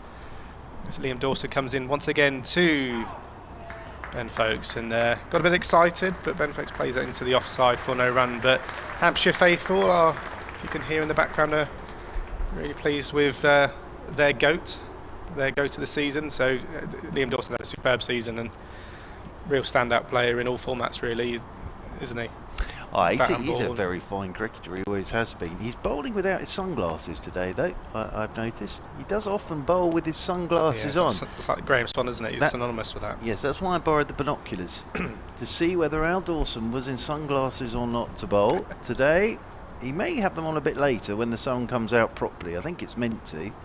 But today he started Looks like, sorry, just in the Middlesex game, Eskenazi, who I think got hit in the head, who had to go off yesterday, is back out there today. Well, so he's reached his 50. So he's got through his concussion protocol, which is good news. 2-2-2 for 4. Here is Carl Abbott from the pavilion end. Apologies, the hotel end, coming round the wicket to Sudarshan, and he plays this one neatly and tidily into the leg side, and there is no run. Yeah, the other one to keep a little eye on. We know that Worcestershire have been promoted, so congratulations to them. They got their 2 points, but Northamptonshire still batting against Essex. They're 8 down at the moment. So Rob Keir, though, magnificent innings, went for 172. Oh, superb. But 358 for 8 Northamptonshire. That's a great fight back, that is, isn't it? Yeah, very good. You'd be happy with that? They played very well in the last 2 games. As Abbott is in, Sudarshan's looking to drive through the covers, gets a thick inside edge, that rolls into the leg side, and Abbas will come round from mid-on to do the fielding, and Sudarshan will pick up a single. He moves on to 37. Folks comes on to strike for the first time here to Abbott. Has only seen Liam Dawson so far, Ben Folks. You'll be able to tell me this. Will I? So, because they came off a bad light yesterday, I think it was, does their overs that they need to get all the wickets come down, or it just remains 110? So they have 29 overs to try and get the remaining 2 wickets. But well, they need one more, don't they, to get the 9. So they need to get that 1 wicket. They should be fine on that front. But the only thing being, of course, to sort of force a result in that game as well, they're going to have to bat quite quickly. Yeah. To get past, first of all get to, if Surrey get batting points, to get to 450, and then they may find that they get to the 450 and pull the plug. But they're obviously keeping an eye on what's happening here as well. Yeah. 69 for 3 Surrey. And there's a bit of a conflab out there. James Vince is chatting to Mohammed Abbas, who seems to have done his lower back doing that bit of fielding, poor chap. So this might be that Mohammed Abbas has to wander off, because I think as he bent down to pick that up, he's feeling his lower back. Now that Hampshire don't want to see, but I think he'll come off here and might need a bit of treatment on that lower back. It does happen. I've done that brushing my teeth. I've done that bending down to pick something out the fridge. The old lower back's gone stiff. So it may be a bit of physio being needed there for Mr. Abbas, but all he did was jogged round and picked the ball up, but then immediately felt his lower back. Kevin Howes has been suffering from a little bit of that during this game as well. So maybe Mr. Kevin Howes could wander around and get a bit of the physio with Mo Abbas as well. So that's a slow walk off. Hampshire will be hoping, beyond hope, that Mr. Abbas, whatever it is, might be a bit of a spasm or something along those lines. But anybody who's ever suffered with a bad back knows that it can go in the strangest of circumstances. And it was fairly innocuous, really, wasn't it? He was just sort of jogging around, bent down, picked the ball up and wanders off as Abbott's in over the wicket to Folks, who's letting this one go outside his off stump. He's not happy, Mark. He's just come off the pitch. There's some training equipment down there which he's sort of slapped out of the way in anger. So he hasn't gone up the stairs to the change room. He's gone straight into the physio's room there, and he needed almost a bit of convincing to come off, because usually if you know you've done something, you just walk straight off, and he mentions the captain, I've got to go here. But Vince spoke to him for a bit, and poor chap. The thing with that is it really is painful as well, because it goes straight down your legs. I think Felix Organ is up there at mid-off as in comes Abbott, solidly forward, goes Folks, plays this one off a good length out there towards extra cover. So fingers crossed for Mohammed Abbas that a bit of magic work from the physio will loosen all of that up. But if it does go into spasm, oh dear. Well, he has spent some time off this morning already. Felix Organ and Kevin and I were on just before he came on. He was off the pitch, Mohammed Abbas for Felix Organ. So potentially he's had some work, come back on, bent down to get the ball, and it's gone again potentially. So it is painful. It really is. As over the wicket comes Abbott, and Folks has had a nibble outside the off stump. That's as much that it's his 18th delivery, and he's still yet to get off the mark, Ben Folks. He's just trying to angle that down towards third man, and that goes past his outside edge, and neatly taken by Ben Brown. But yes, it's one of those that, as I say, anybody who's ever had a bad back or suffered from back problems, it can be the most innocuous. You can sneeze and that's it. Yeah, you do hear some strange old stories, don't you? Slip in the bathroom, or get fell out the shower, or Absolutely. put my socks on. I've done it tripping up on the curb. Oh. As in over the wicket once again. Comes Abbott. This is turned leg side by Folkes, and there is no run. End of the over, 69 for 3. Tidy over again from Carl Abbott. It's been very good from Hampshire this morning. They really tested Surrey this morning. But as, oh my lord, what's happened there? It's a big bang. We're hoping that Mohammed Abbas is going to get whatever that problem is. The one where it's embarrassing enough, tripping over the curb. But I've done it where then I've been completely doubled up and sort of almost crawled up the pavement. So no. it is bad enough when you do it in front of people, isn't it? Traffic, Yes. Now then, Liam Dawson, first time to Saisadar. And he wrapped him on the pad. He's gone back. He's gone back to a fairly full one. He's turned, hit Saisadarson on the bat, and Saisadarson, just have a look at the replay here. Or maybe slightly outside, but that is just outside. It has turned. Yeah, I think it's landed in one of the foot marks, and really, it's the first time he's bowled at Saisadarson today. This morning. So here we go again. Liam Dawson follows it up slightly wider. Saisadarson plays a fantastic sweep shot to the sweeper fielder out in mid-wicket, but yeah, there's a bit of flair that you like to see. Well, you would imagine that Sudarshan is a pretty good player of spin bowling. So immediately then after that one, he tried to play it off the back foot, didn't he? Yep. And it turned on him. So immediately he's down, getting that front foot out, sweeping. He's turning. I'm just going to hit with a spin. Left-hander. Dawson into Ben Folkes, who has faced 21 deliveries without getting off the mark here, and run rate for Surrey is below 2. And tell you what, you can tell Liam Dawson is in good form with the ball as well. This is lovely stuff from Dawson. Really good pressure from Hampshire main man as he comes in once again to Ben Folkes. Slightly straighter. Ben Folkes comes back, and it does a little bit off the pitch again here. It's sort of bounced. Very controlled, isn't he? Yeah. Taps it down with a bit gardening. He looks in terrific nick with the ball as well, Liam Dawson. Silly point, a slip. Dawson comes in again to Ben Folkes. Slightly fuller, and Folkes just eases that out to mid-off. Front foot drive, sort of hitting against the, with the spin there is Ben Folkes. Inside out. And also coming in to close out his over to Ben Folkes. And Ben Folkes doesn't worry about him facing 24 deliveries without facing the mark, and pops forward and plays it back to him. And again, another good over from the Hampshire man. That's 8 overs, 3 maidens, just the 5 runs gone. Well, it's lovely for James Vince this, with Dawson in this sort of form, because he can just let Dawson go from one end and rotate everybody else from the other. It was interesting that we saw Dawson bowl from this hotel end yesterday, and now he's bowling from the pavilion end.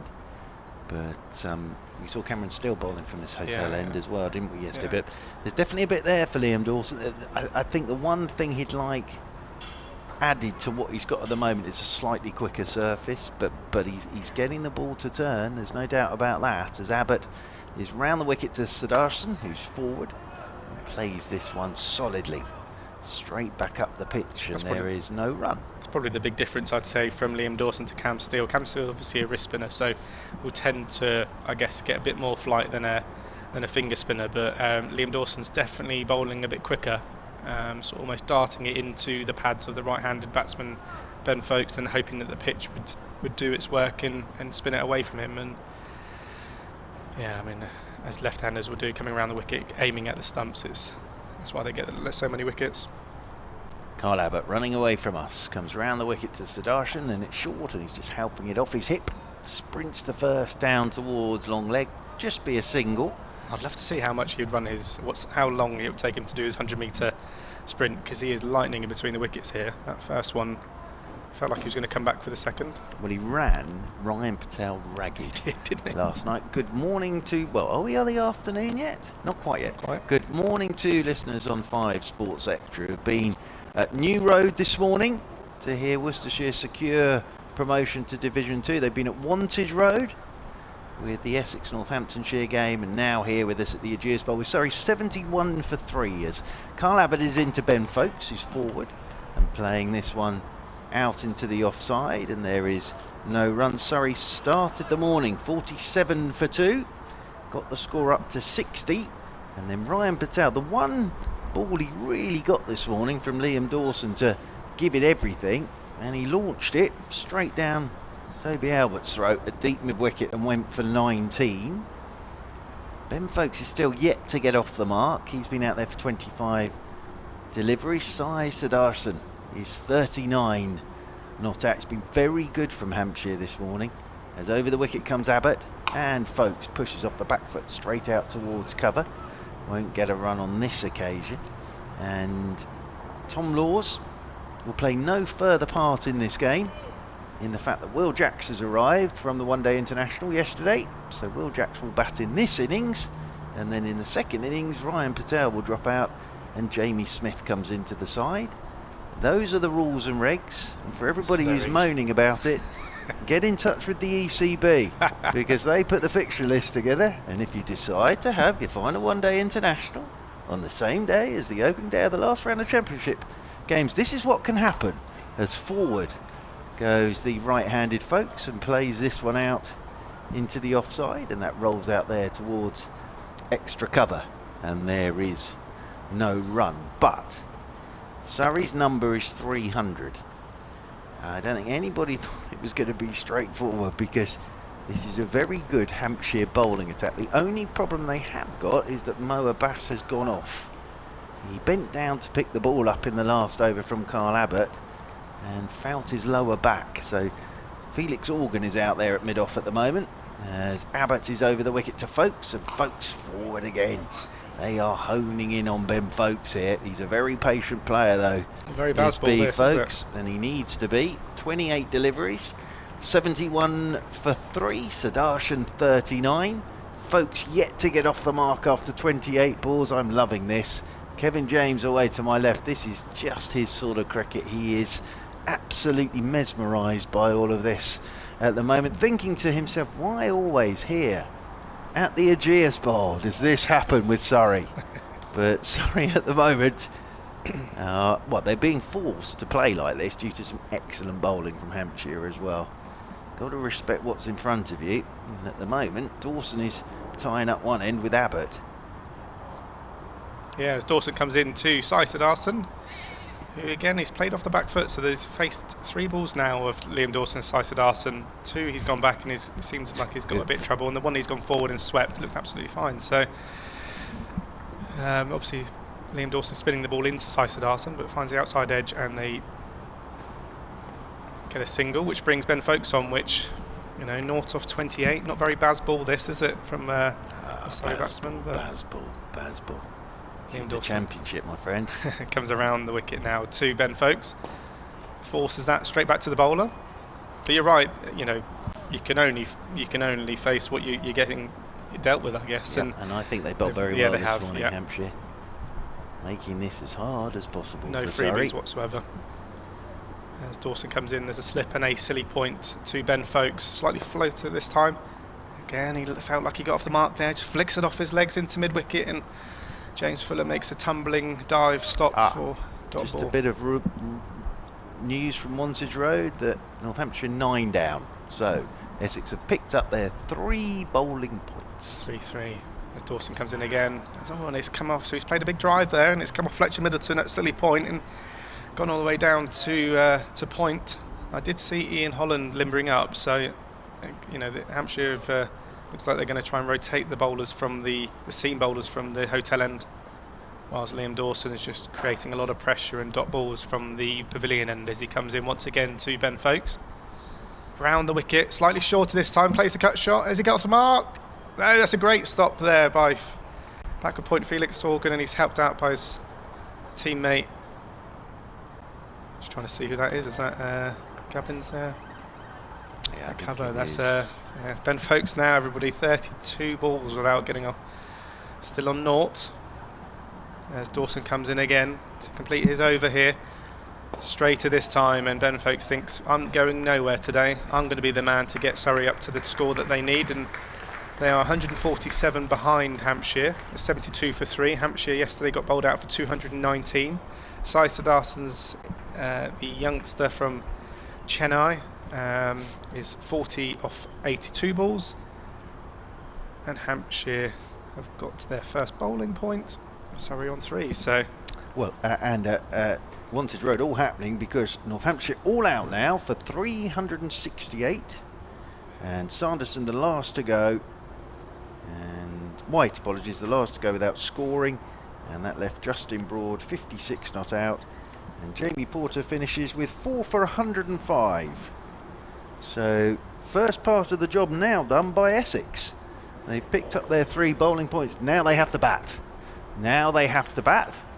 So all the tension is building. At this rate, if Surrey keep going like this, they'll get to their 300 by about lunchtime tomorrow, and they'll have used up 155 overs to get there. But I can see exactly what they're up to here. They are respecting the way that Hampshire are bowling at them, plus they know what's to come in the batting order as well. So they're just playing what's in front of them this morning, which I think is exactly what everybody expected. But they haven't had anything from anybody this morning. So we do get the change in bowling from this Hotel end. Holland is coming round the wicket to Sudarshan, who's whipping this uppishly towards short mid-wicket, the captain James Vince, who tumbled away to his left-hand side. So just with the way this is set up, he's going to go stump to stump here, is Holland. And he's got a close catcher at short mid-wicket in James Vince. He's got a close catcher at extra cover. He's got a mid-off and a mid-on. Holland comes round the wicket to Sudarshan. There you go, straight on the stumps, turned by Sudarshan up towards Kyle Abbott. Moving round to his left, Sudarshan picks up a single. He moves on to 41, 73 for 3. Anthony Clapham is alongside. Hampshire and England disability cricketer. And Mr. Kevin James is away to my left. Mesmerised by all of this at the moment. Kevin Howes is on his desk at the back of the gantry on top of the hotel here at the Ageas Bowl. And Surrey are 73 for 3, and the sun's come out as Holland is into Folkes, who's forward driving, plays this straight into short extra cover, and again the plan here for Holland is to run in and go stump to stump. I'm sure Ben Folkes will be batting out of his crease. Interesting, seen a lot of keepers this season with this tactic get the helmet on and stand up. Seen that a lot from Jordan Clark this season, actually. Cuts his pace down on when it's a slowish pitch. He forces that batter back into the crease as Holland is in. Forward again goes Folkes. Plays this one out towards extra cover, and there is no run. Kevin James away stuff, to our left. Big sigh from Kevin James. Big sigh to our left hand side. As I say, mesmerised by this is Kevin James. He is literally on the edge of his seat. Away to my left hand side. I'm so looking forward to K. James joining in a couple of minutes' time. As over the wicket comes Holland once again. That's short, and Folkes is cutting. Missed out there, or he's going to get a single because there's a slip at backward point. And Ben Folkes is off the mark. James Fuller with a little slip there, and Ben Folkes is on to 2 from his 6th delivery, and Surrey are 75 for 3. Kevin James actually just leapt to his feet there with that couple of runs. He is absolutely fired up here. Away to our left. He's going to come in for me, then I'm going to come in for you. Yeah. He does like the left-hand side of the desk. He does. He does like the left-hand side of the desk. He's got all his bits and pieces. As Holland is in and Folkes is driving out towards short extra cover. And there is no run. So Anthony, few words from you, then you will be joined by Kevin James, who, as I say, is absolutely fired up for this half an hour that's coming up. And then I will be back on to join Mr. James in a second. Thank you, Mark. Yeah, some sarcastic cheers there from the Surrey faithful just below us here at the hotel end as Ben Folkes managed to get off the mark. Slightly unlucky from the bowler Ian Holland, who's bowled really well last night, came on this morning and has just gone for the 2 off his first over. So Liam Dawson's going to continue from the pavilion end. Sudarshan seems to, anything full, he'll look to try and sweep here and sweep hard. You've got a long on, a deep mid wicket and a cover sweeper boundaries and a silly square leg, sorry. And he goes back this time, plays it back down towards Liam Dawson, the bowler. So Fletcher Middleton's going to stay at short leg. Obviously the ball turning into the left-handed giant. Sudarshan. A slip, backward point, and slightly footed this time outside off. Bit of turn out the footholes there from Liam Dawson, who got a bit excited. Sudarshan, shoulders and leaves. Welcome, Kev. You're extremely excited, I saw. Well, I am. Yeah. No, I'm enjoying it, I think is the word I'm supposed to say. As Dawson comes in once again to Sudarshan off the back foot, plays it back down to almost like a short mid-on. So they've got the catchers in position. There's quite a few gaps here, so I think Hampshire are happy to bowl to Ben Folkes, really. But Sudarshan's on strike at the moment, 41 off 87. Really, really good so far. Chanceless knock so far, and Dawson comes in slightly around. He plays that sweep shot through, and that's through. I think it's going to be 4.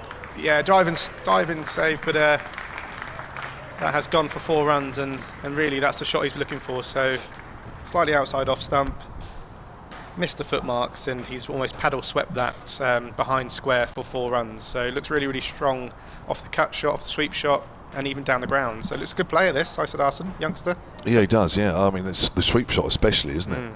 He's nailed every one. Yeah, the one in the previous over, he's hit that straight out to mid wicket for 1, like a tracer bullet. As Liam Dawson looks to reply. Similar ball, but Sudarshan just prods forward and behind the inside edge and just evades the short leg fielder Fletcher Middleton, who slowly walks back into his position. The position that you ever fielded before, Kevin? Short leg? Yeah. Reluctantly. Yeah, I've had to do it a few times, yeah. Horrible, isn't it? I don't mind it against seamers, but spinners not so fun. As Dawson comes in once again. Oh, that's a chance. A very, very tough chance, but Dawson bowls into the footholes. Sudarshan's come off the back foot, played off the face of the bat, and it's just hit Fletcher Middleton on the full, but if I'm honest, it's extremely low. And you're in there really for the inside edge off the pad, not off the face of the bat. So another good over there from Liam Dawson. I'm going to leave. I'm going to allow the fun to begin with Mark and yourself.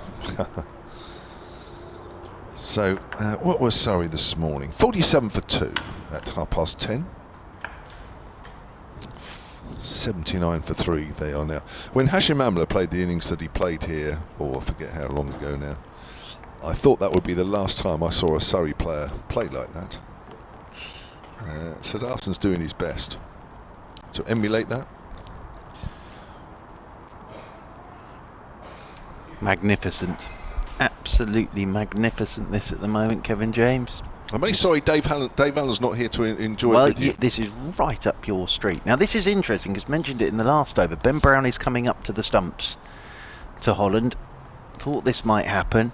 James is trying to get the ball changed because the tactic here for Holland is running bowl stump to stump. Now Folkes has to go back into his crease, and we've seen a bit of this season. Sudarshan's asking for a drink. I wonder if it'd be Tom Laws who has to bring the drinks out for Sudarshan now. So Ben Brown with the helmet on is up to the stumps to Ian Holland, and it's very obvious what is going on here as Holland comes in over the wicket and Folkes is driving out towards the covers, and there is no run. It takes skill to do this, but we've seen quite a bit of this season actually. Jordan Clark on a slow pitch has done this a few times, just cut his pace down, gone stump to stump on a length, brought the keeper up, Ben Folkes. Did for Keaton Jennings in the first game that. And Jennings went back into his crease, and then a straight ball because he couldn't find any gaps, tried to whip it through the leg side and was bowled. So it takes skill to do this from Holland, as over the wicket he comes, and Folkes is forward, turning this one up towards mid-on. And there is no run. Thank you very much indeed. That's my pen, as you announced yesterday to everybody, from my speed awareness course. You leave it lying around everywhere. Well, almost as if you're trying to get rid of it. No, not at all. I will use that pen wisely, but not too fast. As he gets the ball back in his hands again, does Holland. You won't be writing fast with him. No. As Folkes settles himself down over his bat once more. As over the wicket goes Holland to him, and forward goes Folkes and just pushes this one down towards backward point, and there is no run. So I think Hampshire bowled very well this morning. They haven't given Surrey anything. No. The one delivery that wasn't the best actually picked up the wicket of Ryan Patel, didn't it, poor lad? He played very well up to that point, but saw the Dawson delivery, and as I heard you saying, when you're in that sort of mindset, you suddenly see one and actually you get yourself a bit muddled with it. As in over the wicket comes Holland to Folkes. Oh, outside edge from Ben Folkes. Just the one slip in there. This could run away down to the third man boundary rope for 4. It will indeed. Just got that one to hop a touch.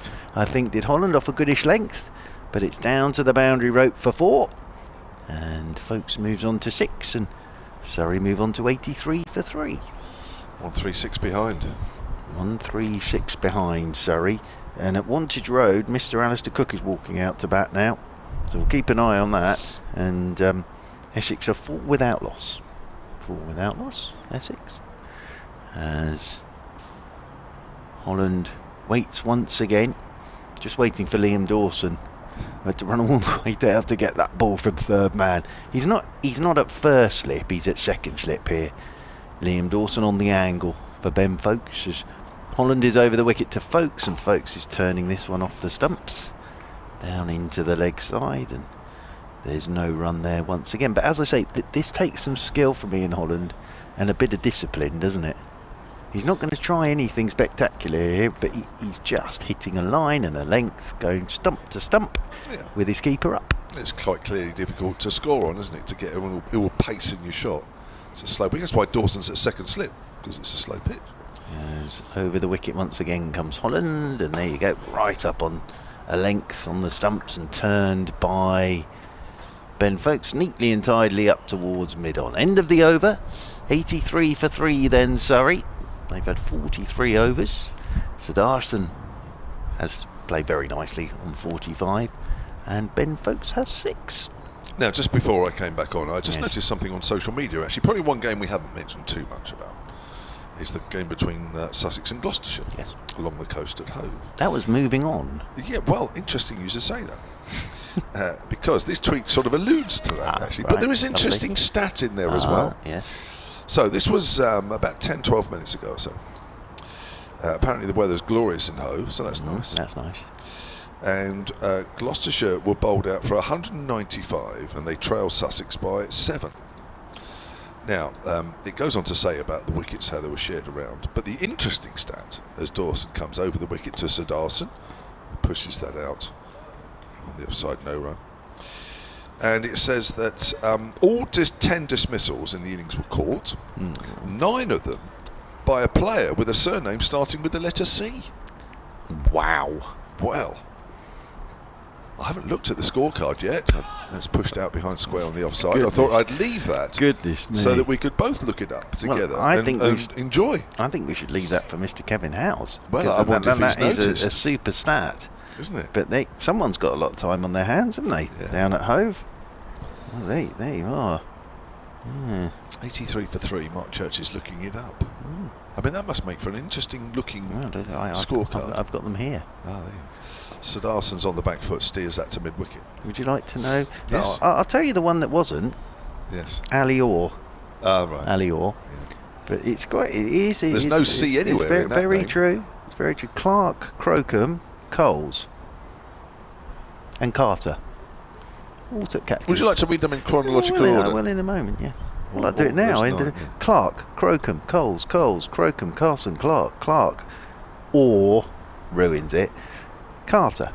But I suppose with Orr, at least it was off Carson, the bowler. So I suppose you could say there was a C in all dismissals. What? There you are. Yeah. Well, that's brightened my morning up. Well, that has mine as well. As I say, someone somewhere has got an awful lot of time on their hands. 83 for 3. Dawson's over the wicket. There is 2 on the drive on the leg side now. Quick signal out on the offside. I'm actually rather excited to show that to Kevin Howes. He's not listening at the moment, because it's the sort of stat he'll love. Well, He will love that stat. But yes, as I say, there you are. Crocombe, Coles and Carter.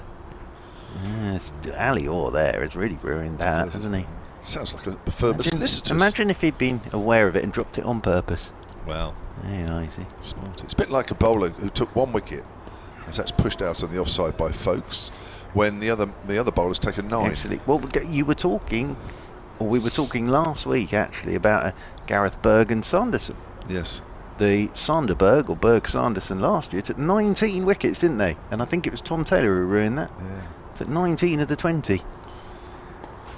Folkes is forward and played into the ground fielded at silly mid-off. End of the over, and Dawson now has completed 11 overs. He has 1 for 11. Very good. Sorry, 84 for 3. Is it cynical of me to say that the sort of Berg-Sanderson one's a little more interesting than the 9 caught by Do you think so? players with surnames beginning with C? Do you really think that's more interesting? Yes, I think it possibly is. But as I say, during the lunch break, we'll push Kevin Howes towards that, as Holland will continue from the hotel end of the ground here at the Ageas Bowl. 84 for 3. Sudarshan on 46. Folkes on 6. The 1 wicket to go this morning, that of Ryan Patel. Getting a short ball from Liam Dawson, pulling it out into the deep, and picked out Toby Albert absolutely unerringly. Did Ryan Patel. Holland coming round the wicket to Sudarshan, and Sudarshan's forward, playing this one up towards mid-on. There is Carl Abbott to do the fielding, moving round to his left-hand side. And again, there's no run. Lots of people having a walk around the ground, because you can, of course, do the circuit here at the Ageas Bowl. And quite a few. I think there's more spectators in today than yesterday, actually. Sort of dotted around the Ageas Bowl at the moment. Holland round the wicket to Sudarshan, and Sudarshan gets a ball on his hip. He works it leg side, but again with this field, very difficult to find a gap on a slowish pitch, because you have to do all the work really as a batter here. You have to put the pace on the ball, and there is no great pace to this pitch. I was saying with Liam Dawson, actually, you know, he's having to create the pace. He can do that because he's such a good bowler, but he's having to create the pace. Yeah. That was a bit, that would probably, if you ask Mr. Dawson, the one thing he would like is a little bit more pace and bounce in this wicket. What spinner wouldn't? What spinner wouldn't? As round the wicket comes Holland. Oh, and Sudarshan's had a drive. It beats the edge, not taken cleanly by Ben Brown. Sudarshan's back foot will be inside that crease, so he cannot stand outside his crease because Ben Brown is lurking at the moment. So it's quite difficult to knock Holland off his length. What we saw from the likes of Ollie Pope, etc., and with England, is they tend to run at the bowler and knock them off that length if they can. As round the wicket comes Holland again to Sudarshan, and Sudarshan on drives into the leg side, but there is James Vince to do the fielding. Actually ends up standing next to Ben Folkes there. Does James Vince. Got his right hand down to the ball. Well, the bowling figures are looking very tidy at the moment, aren't they? Well, the run rate is less than 2. It is. And as I say, if Surrey continue like this, they will get to their 300 by lunchtime tomorrow, but they'll be past 110 overs. As round the wicket once again comes Holland, and Sudarshan's up on his toes, banging this one out into the offside, and there's no run. But I'll go back to my point that I think Cam Steele, that they might put Jackson next just to try and get this scoreboard moving if needs be, but Cam Steele, and then you've got your Jacks, your Overton, your Clarks, who are naturally aggressive by nature, really. So you can take a bit of time up top, and I think really Sudarshan here is just showing great respect to some excellent bowling from Hampshire. As Holland is in, and that one is slightly over pitch. That's good batting, driven away beautifully by Sai Sudarshan to bring up his 50, his first Surrey 50. It's been a lovely looking innings this from Sai Sudarshan in only his second game for Surrey. What a lovely way to bring up his 50. Holland on that occasion just slightly over pitched. Key thing that was the placement from Sudarshan. 50 off 100 balls, 7 fours, and Surrey are 88 for 3. Looks a good player, doesn't he? Well, he's a classy player. There's absolutely no doubt about that, and he clearly has another gear or two to go up to if he wants, but he just seems to be playing. You know, if it's not there, it's not there to hit. He's not trying to manufacture anything. He's not trying to find angles which maybe not even there. He's just playing, and it looks as though there's no pressure on him out there at all. The way, and very impressive. Focuses on the back foot to Dawson, steers that out into the covers. Looks to me, Kevin James, one of these players who just loves batting, just likes to bat. Yes. Likes to bat. We saw it last week with Karun Nair for Northamptonshire. I guess he's a name. Well, it's just turned a little. Folks just waits and turns it square on the offside where Organ, the substitute fielder, fields. He looks the sort of player that actually he could make a bit of a name for himself at the back end of the season, and might actually put himself in the shop window for one or two other counties that are looking for a batter, a solid batter, because he's certainly that. As folks pushes that up to mid-off. But I've seen, like you, I've seen solid batters, and you think, yeah, all right, but I'm not sure I could watch that all season. But he's certainly got something about him. Yeah, I was wondering this actually with IPL cricket. If there may be some younger Indian players there that if you've got a bit of a connection with an IPL franchise. Yeah. Yes, Dawson again. Leading edge goes out on the offside towards short extra cover. Well bowled, Liam Dawson, because Ben Folkes is an extremely good player of spin, but Dawson here he's got this on a piece of string at the moment. He really has. Terrific stuff. Into his 12th over, has only conceded 11. Picked up that wicket of Ryan Patel earlier with his worst ball of the morning, has to be said. Folks drives up to mid-off. Score remains on 88. Now I'm looking, it's 38 runs I think already. No, 37. No, hang on, 41 runs, tell a lie. 41 runs added this morning in an hour and 3/4.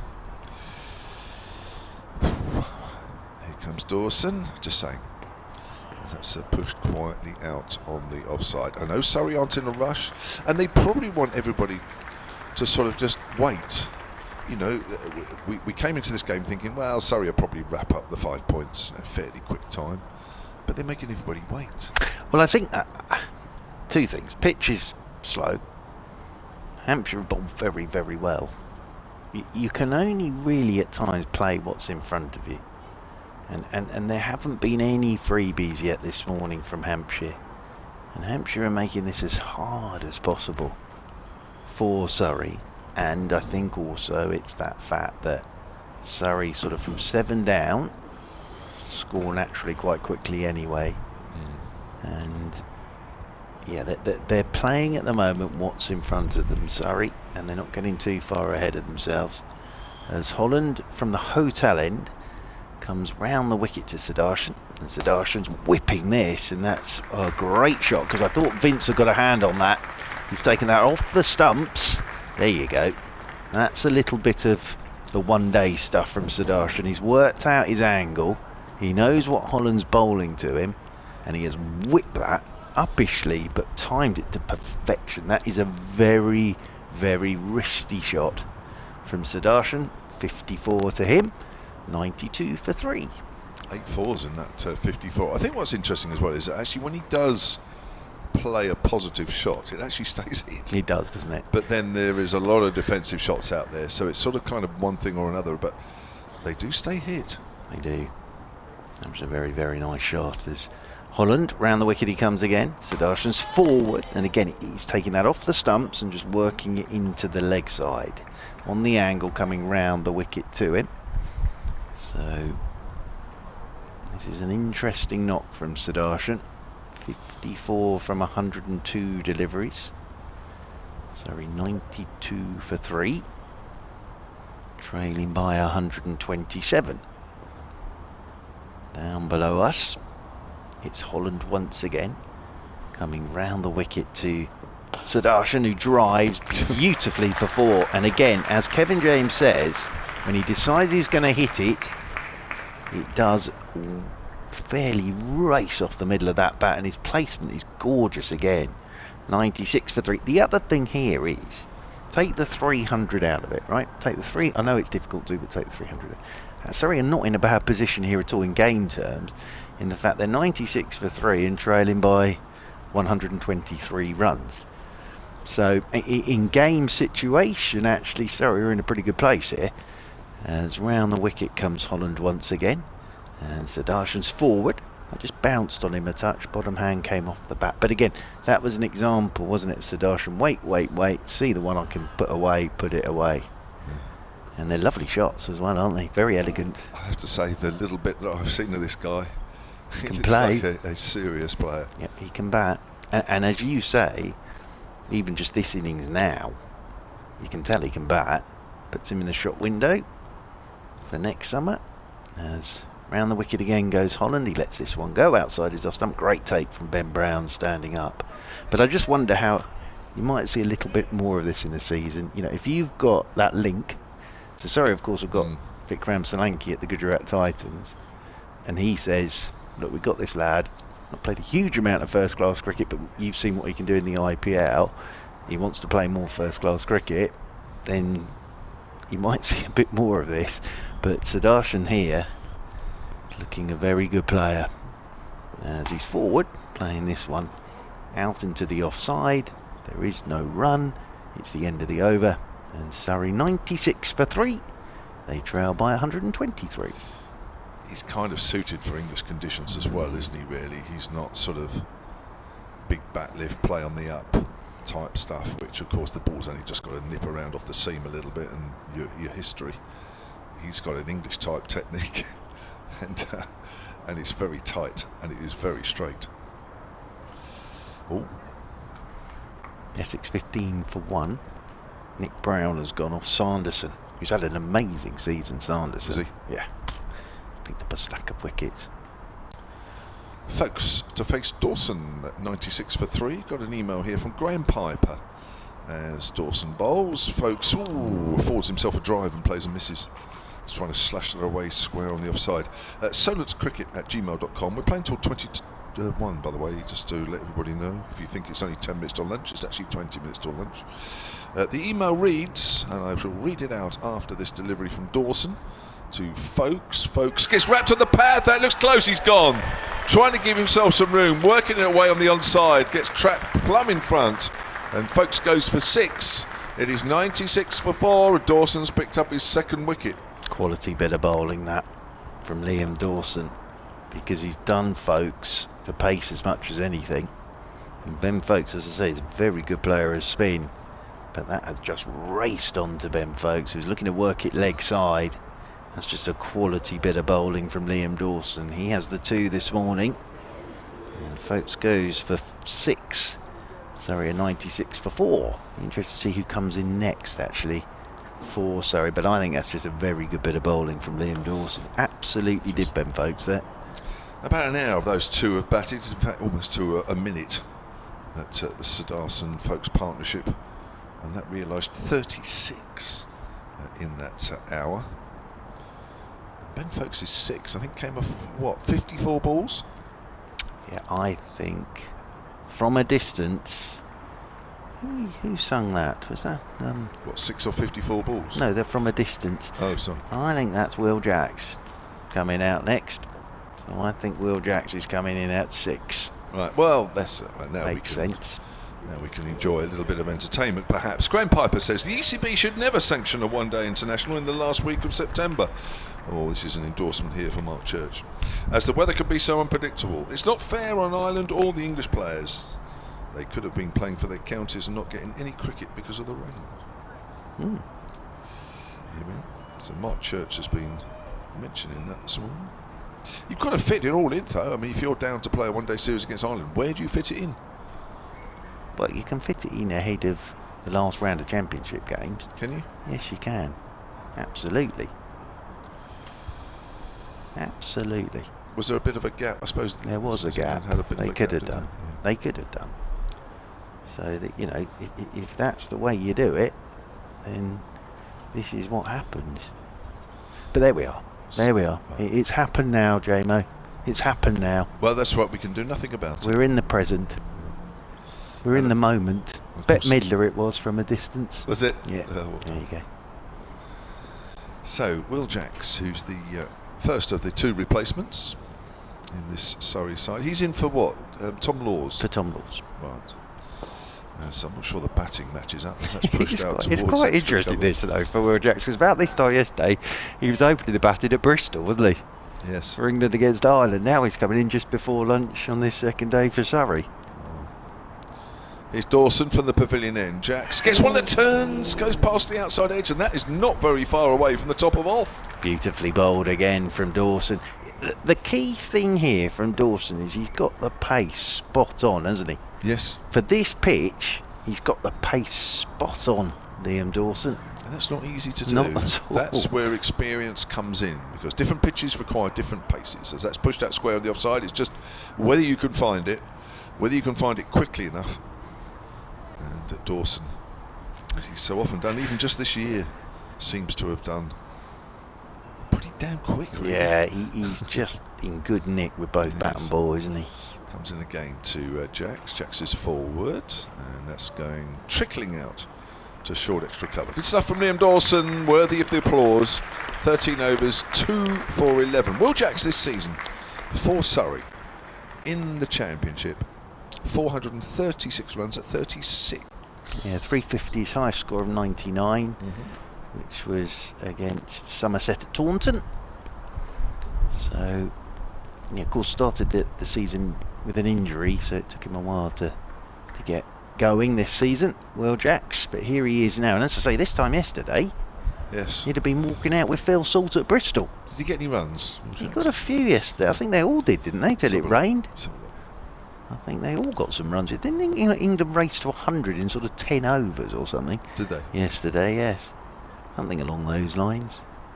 So, it's going to be Ian Holland from the hotel end. Now he's going to have 2 men fairly close together in the covers for Sudarshan. 39 in 21 deliveries. Yes. And then he made 94, didn't he, in the other one? Will Jacks.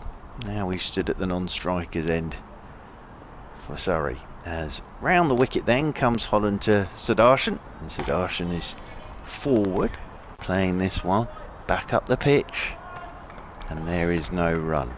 Yeah, the first wicket went down in the end of the 7th, 87 for 1. That was Phil Salt, who actually made 61. Will Jacks was out in the 9th, 104 for 2. So it was inside 10 overs, the 100 came up. Well, it's a great shame that got rained off, but you got a bit of entertainment, didn't you, while you were there? Yeah. Duckett got 100, Crawley got 50. As round the wicket goes Holland, Sudarshan is forward and playing this one down into the leg side, and there is no run. But the biggest stat of the day coming from the Surrey Sussex Gloucestershire game, as we heard earlier. 9 catches taken by players whose surnames begin with a C. That is the sort of stat that, well, it would have the statisticians. Only the greats. Some people love those sort of things. Oh, they do.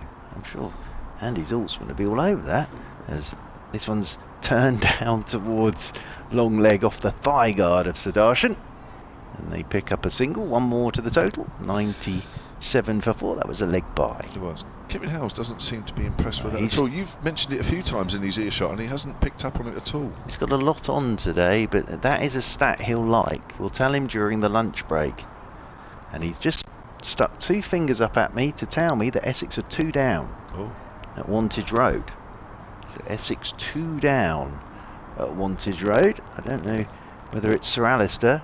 No, he's still there, but they are 2 down because Mr. Howes is across this at the moment. So 2 down are Essex, as Will Jacks on to strike here for the first time to Holland, and he's forward to a good length ball. And again, this is all set up for Holland to go wicket to wicket, stump to stump, with Ben Brown up to the stumps, and then the field set for that with the short extra cover and the short mid wicket, and then there's the cover and the man just in front of square on the leg side, a backward point, a mid off and a mid on.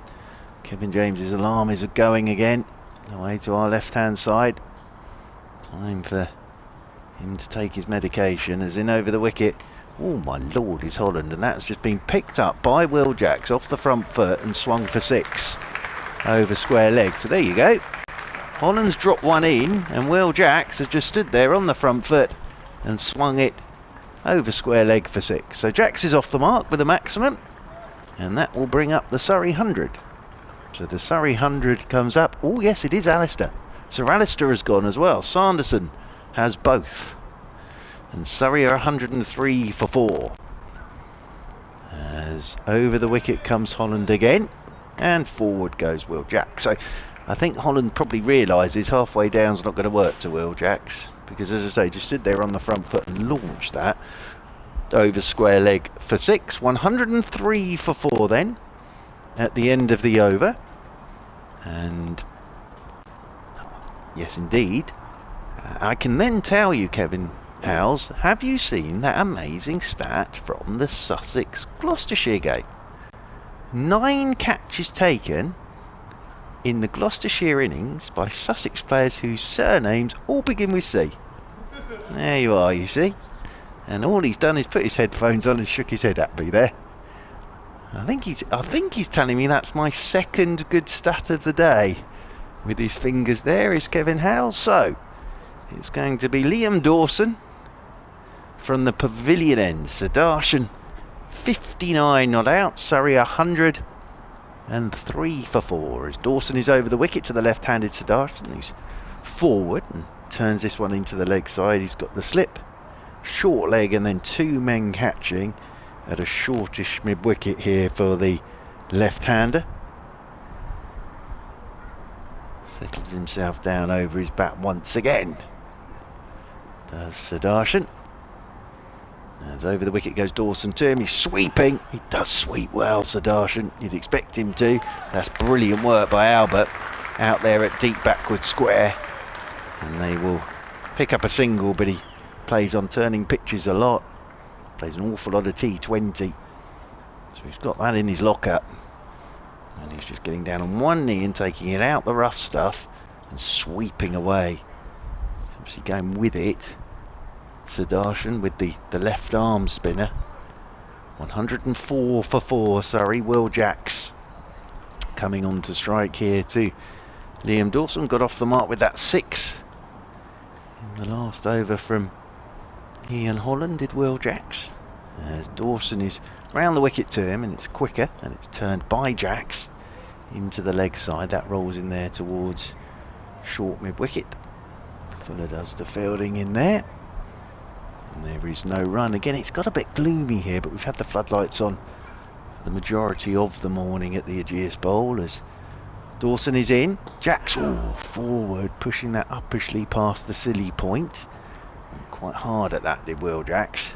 That rolls out towards Nick Gubbins at extra cover. And again, there's no run. Jacks 6 not out, waits again as Dawson's into him, quicker again, and Jacks, that's nicely played, just runs it away to the left of Organ in there at backward point. Big shout of yes from Sudarshan. Be the first time that Jacks and Sudarshan have batted together. Probably only met each other last night, so it'll be the first time these two have batted together, because of course Jacks wasn't available for the Northamptonshire game last week. And Sudarshan comes back on to strike on 60 as a surveyor the field as Sudarshan just waiting for James Vince to finish setting his field in there from slip, and Dawson comes in over the wicket to Sudarshan, and Sudarshan with the turn just whips it leg side. It rolls in there towards short mid-wicket. There is no run. End of the over, 105 for 4 then Surrey. 7 minutes till lunch. Sudarshan has 60 and Jacks is on 7. We'll bring in Anthony just for a few minutes up until lunch. We'll let Mark Church make the long journey back to his room. Well, he's probably having lunch. He's probably got room service actually, because he doesn't come over with us to the other side to have lunch. I'm sure he's got room service booked for about 20 to 1. He's nodding. I think he's nodding, just saying, yeah, I don't think he really has. Welcome back, Anthony. Thank you. Bit of an exciting stint there from you two, seeing Will Jacks out there get off the mark with a 6. Yes. He's obviously, I think we mentioned before, how can he quickly change from white ball sort of format and mindset, and that's what he's been practicing and playing in the last few weeks, and go the next day straight into red ball. And I think he'll just play his natural natural game here and be as aggressive as he can. If the ball's there, he'll go for it. Yeah, I've never seen him play anything else. He's Ian Holland, runs away from us, bowls. That's pulled away on the leg side. What That's a plunged. shot. Is that 6? Wow. Yes, the umpire's just signalling 6. He's on the front foot there and just lifted it over the mid-wicket boundary for the maximum. Have a look at that. That is effortless. Picture feed. Wow, that is... Well, I tell you what, poor Ian Holland, I think when you're bowling a ball like that, which wasn't that bad, just short of length straight, and you see a batter do that to you, that's, wow, that is a shot and a half.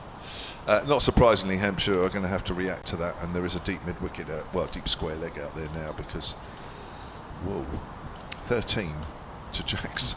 Immediately there's an uplift. That was just extravagant, just almost ominous. Disdain, wasn't it? Just check drive over, cow corner for 6. Get away ball. Here's Holland bowls. Smith works that to mid-wicket along the ground this time. What a shot that was. Oh dear. Yeah, I mean, we saw an on-drive from Sudarshan earlier on against, I think it was Kyle Abbas, which I said was the shot of the innings, but that there from Will Jacks, and if anybody's watching the feed now, I think we've got over 2,000 people watching, that they'll be pleased to rewind that one back. Ooh. 111 for 4. Here's Holland. Still got the slip in as Jacks just pushes that into the ground. Actually plays it late and it actually does go to slip. That's Liam Dawson. It's an interesting field, isn't it? Because you've got James Vince, who's just off the cut strip, about a third of the way down, and then you've got, I think it's Gubbins, isn't it? A short mid-wicket. Is it Gubbins? We said Gubbins. Yeah, it is. Yeah. And then on the onside, apart from Albert at mid-on, you've got 2 other players out deep. So a bit of an in-out field on the leg side. I was just checking Ian Holland's front foot, I think there. A bit of a gap between the last ball and this one to come. So we are 4 minutes away. I think we'll get another over before lunch here. Oh, it's in the air. This could be just out the reach of Kyle Abbott at mid-off. It was a push shot, which he got into a little too early, Will Jacks. And it's just agonising. Agonising even. Good job he found the middle there, and I think he's just almost stopped on it, hasn't he? And yes. There's good areas there from Ian Holland, and that's I keep talking about going from one-day cricket into this. Yes, you're going to be aggressive, but he's almost just stopped in that shot, and it's just got over Kyle Abbott's head there at mid-off.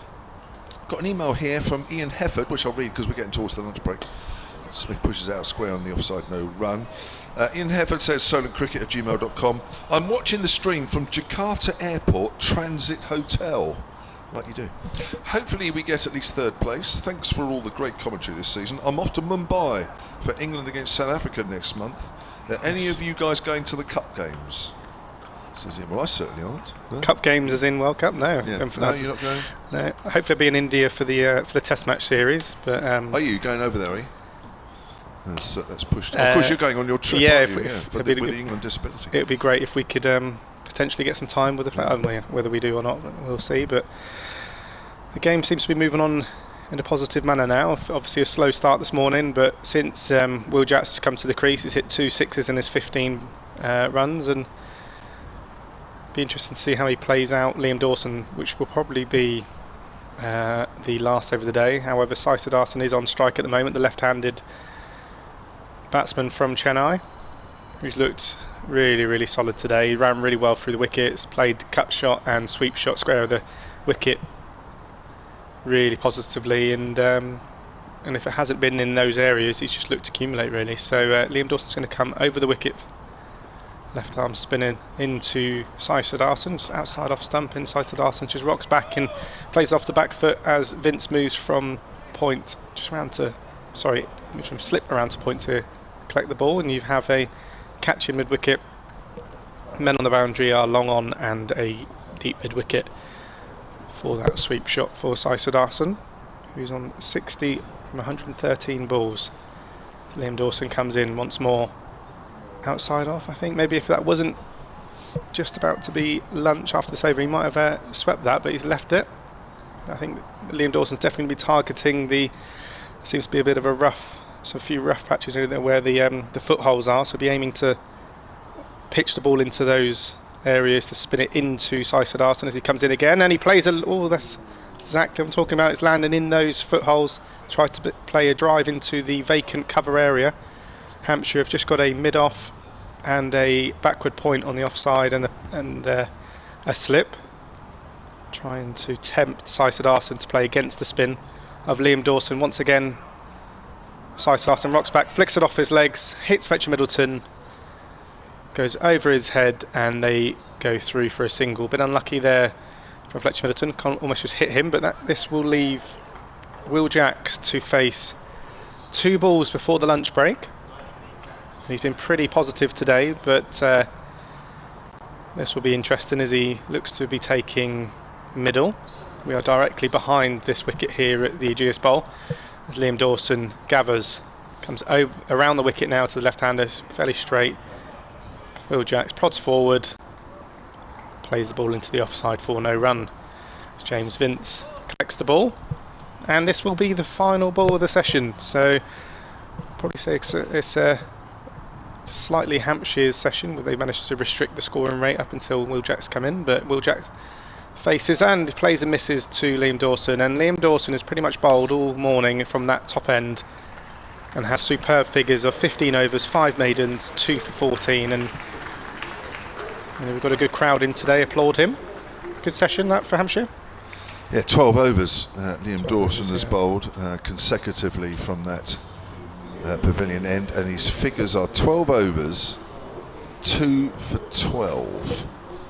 Terrific stuff. He is getting the ball to deviate, and has caused 1 or 2 problems. That's why he's taken both wickets to fall this morning. Ryan Patel hitting him probably one bad ball he's bowled this morning, short.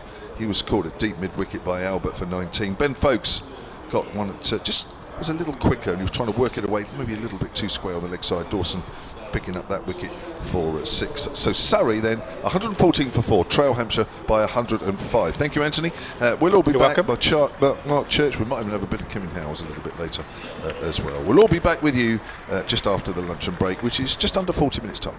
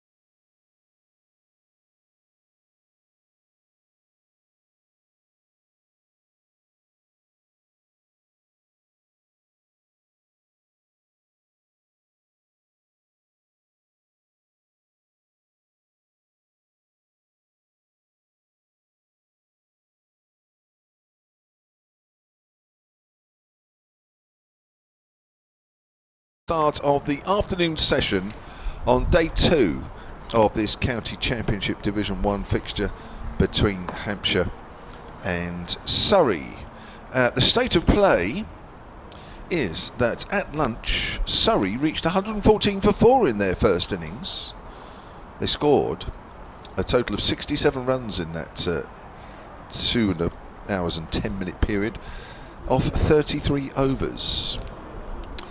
Now, the 2 not out batters have already had contrasting innings out there in the middle. Sudarshan, the Indian left-hander, looks real class for his 61 not outs, but it's taken quite a while.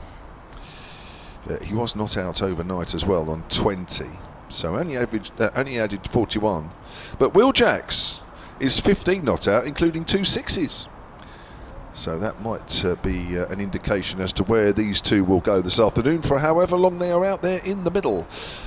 Surrey are behind in the game by 105. Your commentary team this afternoon, a little later, from the Hampshire Disability and England Disability teams, Anthony Clapham is still with us. I'm Kevin James, and next to me, the voice of Surrey Cricket, Mark Church. Yes, and well, the sun's out now, and Sudarshan's played very nicely for this 61. As you say, Jack's wandered out there, played one ridiculous shot off Ian Holland. Oof. He got off the mark with a short ball from Holland, which he pulled straight over square leg for 6, but then Holland went length, and he just took him off his hip straight over mid-wicket for 6 as well. Brutal. So, yes, it was brutal, but it's going to be James Fuller to get us started from the hotel end of the ground. We'll keep an eye on what's going on elsewhere, of course. We know that Worcestershire are the second team promoted from Division 2. Essex are 2 down at Wantage Road against Northamptonshire. I was just doing a little bit of mathematics during the lunch break as Fuller comes round the wicket to Sudarshan with the first ball after lunch, and there's a single there for Sudarshan as he pushes his one out into the offside, because the magic number for Surrey is 300, but if they didn't get there, let's just say they were all out for under 250 and didn't get a batting point, Essex still need to get 400. Still need to get to 400, but at the moment they're already 2 down. Cook and Brown have already gone, and I just wonder, with the way that Essex are going to have to go about it at Wantage Road, whether things might happen a bit quicker there than possibly here, although an hour of Will Jackson, that would change things, as Fuller comes over the wicket to Jacks, and Jacks is on the back foot, pushes out into the offside. They'll pick up a single, and one more to the total. I think from a Hampshire perspective here, it's they start again after lunch in the manner that they went about it before lunch. I think this first half an hour after lunch could be important in the context of today, because you know, runs were hard to come by this morning. Dawson bowled beautifully. 15 overs, 5 maidens, 2 for 14. But it's whoever switches on quickly straight after lunch here, I think. And Fuller turns down below us, comes round the wicket to Sudarshan, and Sudarshan turns this one into the leg side. They'll think about 2. They will get 2, because Sudarshan is so quick between the wickets. That's the other thing we've noticed with him, is he's got a lovely technique, he's got a very good defence. If he wants to put the ball away, he can, and also he is lightning between the stumps. He really is. Is there nothing that this guy's not particularly good at? Well, today on what we've seen so far, because I overheard you saying he's obviously got another gear in the fact that he sort of made his name in IPL cricket, hasn't he, with that 96 in the final for the Gujarat Titans this year. As Fuller is in to him, and he's forward very nicely and playing this one back up the pitch. I was saying to Kevin Howes as well during the lunch break that, you know, you at times have to play what's in front of you, and you have to respect who's bowling at you, and I thought Hampshire bowled really well this morning. Their only problem is Mo Abbas out there? Yes, he's at the after far lunch. end. There he is. So Mo Abbas is out there, which is good news from a Hampshire point of view, because of course he came off holding his lower back, so that is excellent news. He won't be able to bowl for a while because he was off for quite a while, as Fuller is in, and this one's left alone outside the off stump by Sudarshan, but that's good news. Yeah, he's down there at the moment. He's just been doing some stretches and he's holding his lower back again, but I think he's fine. I think he's fine down there, otherwise he wouldn't be out there. But that's good news from a Hampshire point of view, to have Mo Abbas out there. I hope he hasn't got 50 wicket syndrome. where he's got to the milestone and then one or two niggles appearing. It's been harsh. That year that Mushtaq took, well, he did it a few years, didn't he? But that one year, I think the 100 for Sussex wickets in the season. As forward goes Sudarshan, and that's off a thickish edge, but that's running down towards third man. And this might even get to the boundary rope. The chase is brilliant. That's fantastic work. They'll pick up 3. Fabulous chase, that. And 3 more for Sudarshan. And he'll move on to 67. So, without doing anything spectacular, that's a pretty positive first over after lunch from Surrey. 7 off it, 121 for 4. I think I'm right in saying that Mushy one year in his contract, he said, right, that's great, but what I would like in my contract is X amount of pounds per wicket over 100. And I think that was the year he took some ridiculous amount of wicket. Yeah. Oh, gosh. So there is a way of going about it. That's probably one way to keep you motivated, isn't it? It certainly is. Got a couple of emails coming in over lunch, actually. solentcricket@gmail.com to get involved. Bill Seeger said, I've never seen such a shot as that. And that was the Will Jack's second 6-over mid-wicket. There seemed to be no effort at all, said Bill. Best wishes to all in the dying embers of the season. I know we're still marvelling at that. It was an amazing shot, to say the least. I'm not sure that word does it justice. Now, Sudarshan is facing Liam Dawson, who's been the pick of the bowlers, a pick of a very good bunch of bowlers this morning. Comes in over the wicket. Sudarshan's pushing forward, all side edge, past the diving Fletcher Middleton in the short leg position. It went a little quick. Not sure you can call that even a half chance, but it was in the air. One of the few shots that Sudarshan has played a ball off the bat that's not gone anywhere near where he was aiming. Yes, it's nicely bowled again from Liam Dawson, isn't it? His first ball after lunch, and again he's causing a problem or two out there. Coming round the wicket to Jacks, there is a silly mid-off. Not sure I'd quite enjoy that position to Will Jacks, but we'll wait and see. Jacks is 16 off 19 since he came in. 122 for 4, Surrey trail by 97 in the game. Here's Dawson, Jacks quietly forward. Vincent Costa has also emailed suncricket@gmail.com. He says, hi everybody. Just wanted to thank you guys for a wonderful summer of cricket. It's been brilliant this season watching the Vipers win 2 titles. It's the Southern Vipers, of course. And the Hampshire team securing that third place spot. Well, they haven't secured it yet. They're only 3 points ahead of Warwickshire on the live table. That's Jack's pulling that away on the onside. I think he's got hold of it. He looked like he got underneath it a little, and the ball is trickling out towards the deep mid-wicket boundary, and it goes over the rope 4 runs. But certainly not out of the middle of the bat, I suspect. It moves on to 20, 126 for 4. The cricket has been gripping and enthralling. That last game in Chelmsford was perhaps the most insane match I can remember, agreed. The way the momentum shifted and the weather we had. This one seems to be a bit more settled, but I hope we can eke out a win and end the season on a high. I look forward to watching next season unfold, although we will be watching from Ireland. And then I'm so grateful for the YouTube feed. I hope you all have a good off-season and look forward to meeting up once again in April for the first day of the season. Jack Whiteley plays it out on the offside. Thanks again for all of the commentators this season. We've enjoyed it. Very kind. Yes. Dawson just takes his time over this next delivery. There are 2 men, well, certainly 1 man on the drive on the offside for Jacks, who pushes that into the gap just in front of square. He moves on to 21, 127 for 4. Yeah, it's a nice start this from Sudarshan and Jacks after lunch. That's the thing with Jacks, isn't it? Dawson just a little bit short there, and it came off the toe end of his bat. Still went a long way.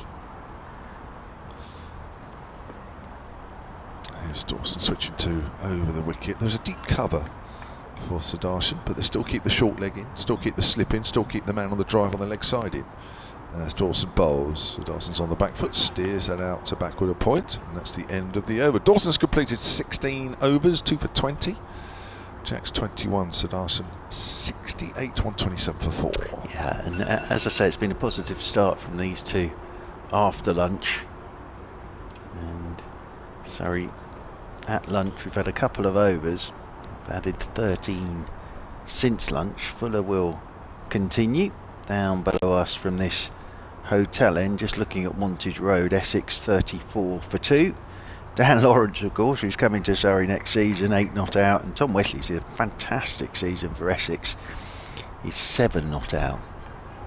It's going to be James Fuller down below us from the hotel end. He's got a slip, a long leg, a deep backward square, backward point sweeper on the cover rope, mid off, mid on, extra cover and a straightish mid wicket. He's into a Will Jacks, who's solidly forward to a good length ball, pushing this one up to Liam Dawson, stood up there at mid on. We're still under the lights here at the Ageas Bowl. They've been on most of the day actually, the floodlights, on for quite a bit of yesterday. There was a moment during the lunch break where the sun did come out, and very pleasant it was up on the gantry, but now it's gone behind the clouds again over Telegraph Wood, away there in the distance behind the Rob Bramsgrove Pavilion. The right-handed Jacks in short sleeve sweater waits once again as Fuller's into him, and that's just tucked off his hip by Will Jacks down towards long leg. He'll take a single.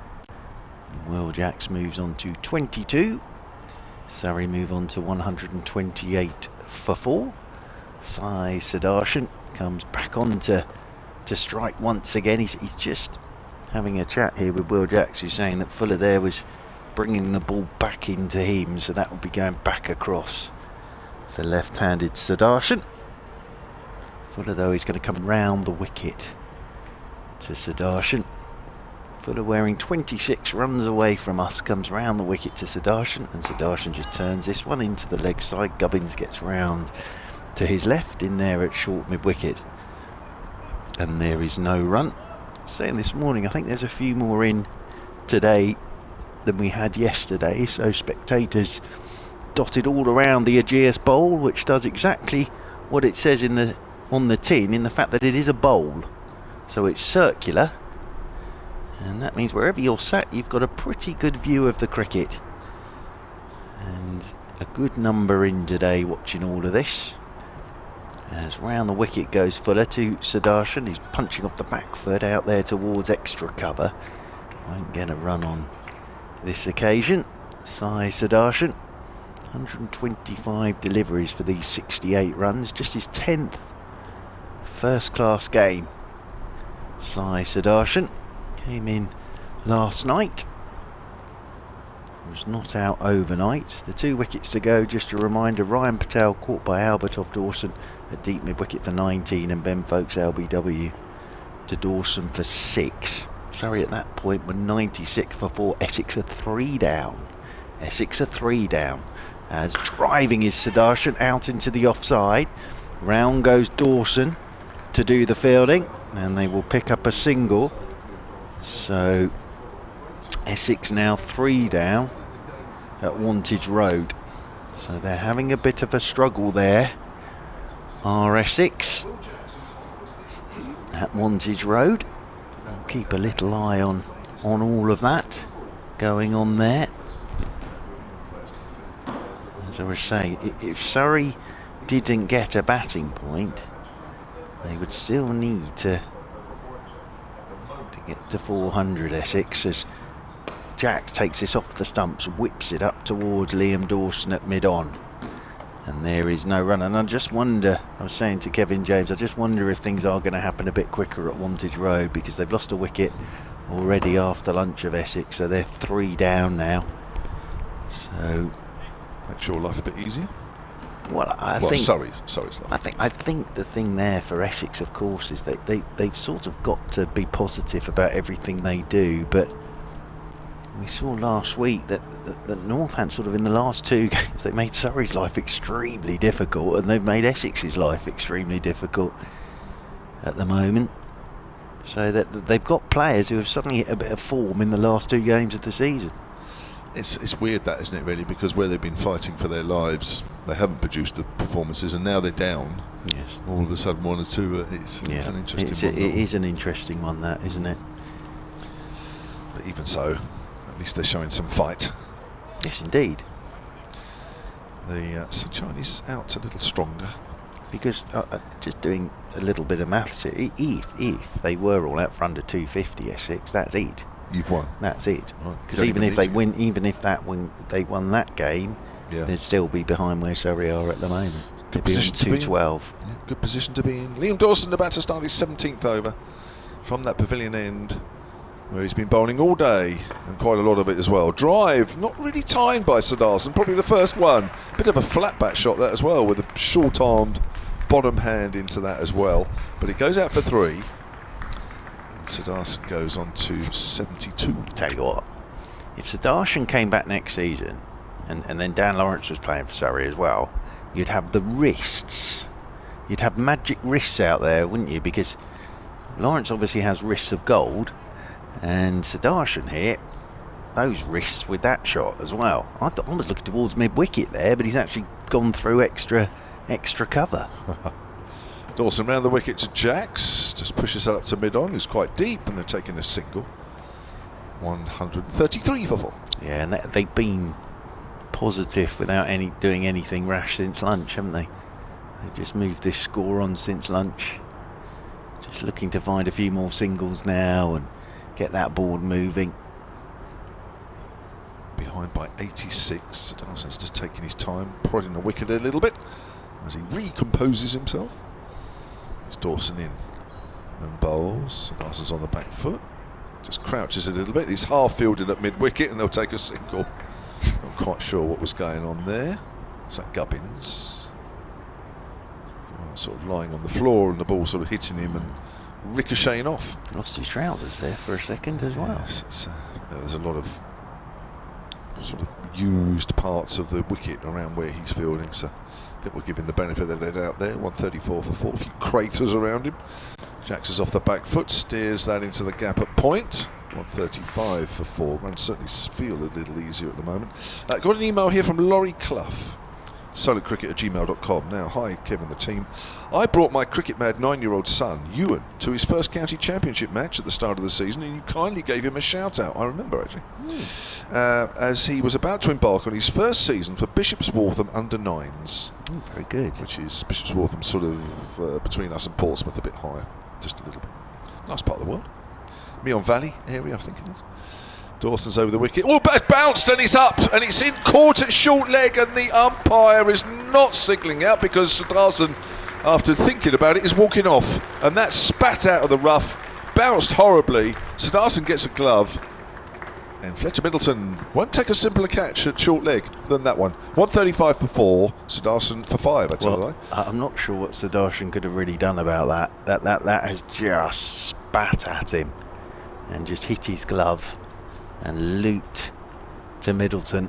It's been a very good innings, that, hasn't it? Yes. From Sudarshan, but I'm not quite sure what all you hope is that that's just going to loop over short legs head. It's a very good bit of bowling again from Liam Dawson, because he's got the pace just right. He's obviously hit the edge of something, and it has just gone vertical at Sudarshan. But that's been a very fine innings of 73 from Sai Sudarshan, but Surrey are now 5 down. Sudarshan goes for 73. He actually just got a pat on the back there from Will Jacks as he walked past him. And Surrey are 135 for 5. But as I say, I'm not quite sure what more he could have done there, Sudarshan. It just spat at him, and as I say, you're just hoping for a bit of luck that it loops straight over Middleton's head. Well, it does feel, or it did feel, that was probably the only sort of ball that was going to get him out. He looked rock solid out there, and I'm sure Will Jacks was thinking to himself, thank goodness you got that ball and not me. Yes, absolutely. But again, it's very good bowling from Liam Dawson, and he's got all 3 today as Liam Dawson, just to add to his numbers this season. He's having a fabulous season, he really is. Well, and that brings Cameron Steele out to the middle at number 7.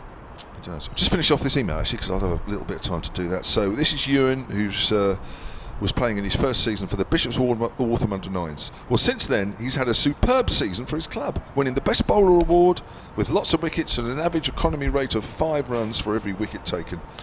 Well done, Ewan, from your super proud dad. We've also had a great season of cricket watching as a family at the Ageas, going to both women's and men's England one-day internationals, plenty of Hawks T20 matches, and the 100 with the Southern Brave. I've come along today for my last match of the year. Ewan's at school. Fingers crossed we could bowl Bowl. Surrey out for 299 or less, as that's outside the off stump, and I think Steele's playing forward at that one. It's gone past the outside edge. I just looked up actually as it went into Ben Brown's gloves. Apologies. 135 for 5. Dawson now has 3 for 26. Thanks for all your great commentary over the summer. That's Laurie Clough. Thank you very much. That's a nice email, isn't it? Very nice email. I'm glad they've had a good first season of cricket. Yes. That's very nice, isn't it? And it really is. And watching a lot of cricket here as well. What a perfect summer. Absolutely. And, well, actually, in the context of the game, if Surrey did get to 299 and then we're all out, they'd still be in a good position in the fact they'd have a lead of 80, and we've just seen what Liam Dawson's done, and Surrey have Steele and Jacks. So Ball's doing a little bit. It is. Ball's doing a little bit for the seamers. You've got Laws, and now it's doing a bit for the spinners. You've got Jacks. Yeah, as over the wicket then comes Fuller. Oh, shout for LBW Gibbon. Now it all changes because Will Jacks has gone LBW for 24. It looked pretty adjacent, I have to say. He stayed on the crease. It's nipped back, and the finger's gone straight up from Peter Hartley. So wickets going at Wantage Road, but wickets going here as well. And Surrey have lost a couple since lunch. And both the set batters have gone. So Sudarshan has gone, Jacks has gone, 135 for 6. Well, he does have that habit, does James Fuller. That's nicely jagged back, that one, didn't it? Just enough. He's stuck on the crease there, Will Jacks. And Fuller has picked up his first wicket of the innings, so it's been a good post-lunch session here for Hampshire. What have we had? 20 minutes, and they've picked up 2 big wickets in the process, both on 135. Very good from Hampshire. So Jacks has gone, Sudarshan has gone. Surrey 135 for 6, trail by 84. But that 300 is looking a bit of a way off now. It is, isn't it? And they need a partnership from somewhere as Jordan Clark comes marching down the steps in his short sleeve sweater to join Cameron Steele out there in the middle. So there we are. We're looking at Wantage Road. Wickets fallen there. We're looking here. 2 wickets have fallen here. Oh, it goes back and forth, Kevin James. It goes back and forth like a swingy pendulum. See what you see? Yeah, that's what it does. No arguing with that one. It was interesting, your comment earlier that said that you felt that events at Wantage Road would happen quicker than here. Well, I tell you what, they're going to have to motor through if they're going to be quicker than here at the moment. Yes, they are. I meant more in terms of runs than wickets, actually. I sort of, by that, what I meant was Surrey getting to 300. Yes. I think wickets will fall quicker at Wantage Road than Surrey getting to that 300. It's and that's looking a long way away at the moment. It really is. 2-1 to the Ageas Bowl. It is indeed. It is indeed. And Jordan Clark is out there in the middle with a job to do here for Surrey. 135 for 6 they are. As James Fuller from the hotel end is coming over the wicket to Jordan Clark. That's on the toes of Jordan Clark. He tucks it away down towards fine leg. They will pick up a single. 136 for 6. Welcome back to listeners on 5 Sports Extra who have been at Wantage Road. They're now here with us because Surrey have lost 2 wickets since the luncheon break, and it was both the set batters. Sai Sudarshan got a horrible delivery really from Liam Dawson that just spat at him and hit the glove and just looped to Middleton at short leg and went for 73. And Will Jacks has just gone LBW to James Fuller for 24, which means Surrey are 136 for 6. Cameron Steele is there, and he's beaten on the outside edge by an absolute crackerjack from James Fuller. It's all happening now because Surrey came out after lunch and it all looked fairly sedate, didn't it? Messrs Sudarshan and Jacks, and then Sudarshan goes, Jacks goes. And just a reminder, that number for Surrey is the 300. If they can get to 300, that's it. Forget what's happening at Wantage Road for the time being. If they get to 300, that's it. They're a long way off that at the moment, and they're trailing by 83. Hampshire have been very good with the ball today. As over the wicket comes Fuller, and that's short and wide, and that's cut by Cameron Steele. It's a nice one to get before you're off the mark. And or even doubly off the mark, as I just said. 2 to Cameron Steele. He moves on to 2, and it's 138 for 6. Kevin James is alongside, but yet there we are. It's all getting mixed up here. It is a bit, yeah. Momentum with Hampshire here, isn't it, after lunch? I have to say. James Fuller's 23rd wicket this season. He picked up 28 last year, so he's not far off giving Hampshire back the same. Very good numbers. As Fuller is in. Oh, there's the Yorker. It's pretty well played, actually, from Cameron Steele. Plays this one up towards mid-on. Sausage and mash for you again today for lunch, Second Kevin James? day running, yes. Yes, excellent. Yes. Don't break the habit. No, don't break the habit. I'm very lucky here. And those of us, or those commentators that come here as well, I think they're very lucky because the food is of a very good standard here, to be honest. I know you haven't been over. I haven't partaken of lunch you've resisted. for the first 2 days. Are you sure you're not having room service in your room at lunchtime? Well, don't tell everybody. As turning is Fuller once again. Comes in over the wicket to Cameron Steele. Oh my lord, Cameron Steele's tried to play a late cut down towards third man, and that's gone past, I think, the face of his bat rather than the edge. But it's a good over from Fuller. The big wicket of Will Jacks gone for 24, and Surrey are 138 for 6. I know all the tensions about Surrey and what Essex are doing at Wantage Road, but Hampshire do have a bit to play for here. They're playing they're playing for at least 3rd place, although currently in the live table they are 20 points behind Essex, so it's not mathematically out of the equation that they could finish 2nd. But realistically, they're tussling with Warwickshire as to who will finish 3rd or 4th, and at the moment in the live table, Hampshire have a 3-point advantage over Warwickshire. So we'll keep an eye on that one as well, but of course not as much, as we will focus on Surrey and of course what's happening up there in the East Midlands. Liam Dawson, who's been excellent again, 3 for 26 from 17 overs, about to start his 18th. He picked up both wickets this morning. Ryan Patel, who unfortunately for him, fortunately for Liam Dawson, but the one bad ball that Liam Dawson bowled this morning, it's cut away by Clark, has gone to backward a point, no run. Picked out Toby Albert in the deep, he went for 19, and then Ben Folkes got a slightly quicker one, just opened himself out trying to work it away on the leg side. He was LBW for 6. Dawson's picked up one of those 2 wickets after lunch as well. Clark's forward. There is a little bit of help for him out there for Liam Dawson. There's not a lot of bounce, there's not a lot of pace, but he's found the right pace. And he's a canny bowler these days, as much as he's a canny batter, which is why he's one of the 4 nominations for the PCA Player of the Year. Here's Dawson from that pavilion end. Quicker one. Jacks hurried on the back foot, turns it out to point where Fuller fields. Got an email here from Nicholas Rogers, solidcricket@gmail.com. He says, you were talking earlier about the 2020 finals day being at Edgbaston. I know it's in the middle of the country. That's good. Yes. Yeah, Yes. That's a good point. As forward is... I think my point with that is because it's in the middle, for everybody, it's about the same distance to get to apart from Warwickshire. Yeah.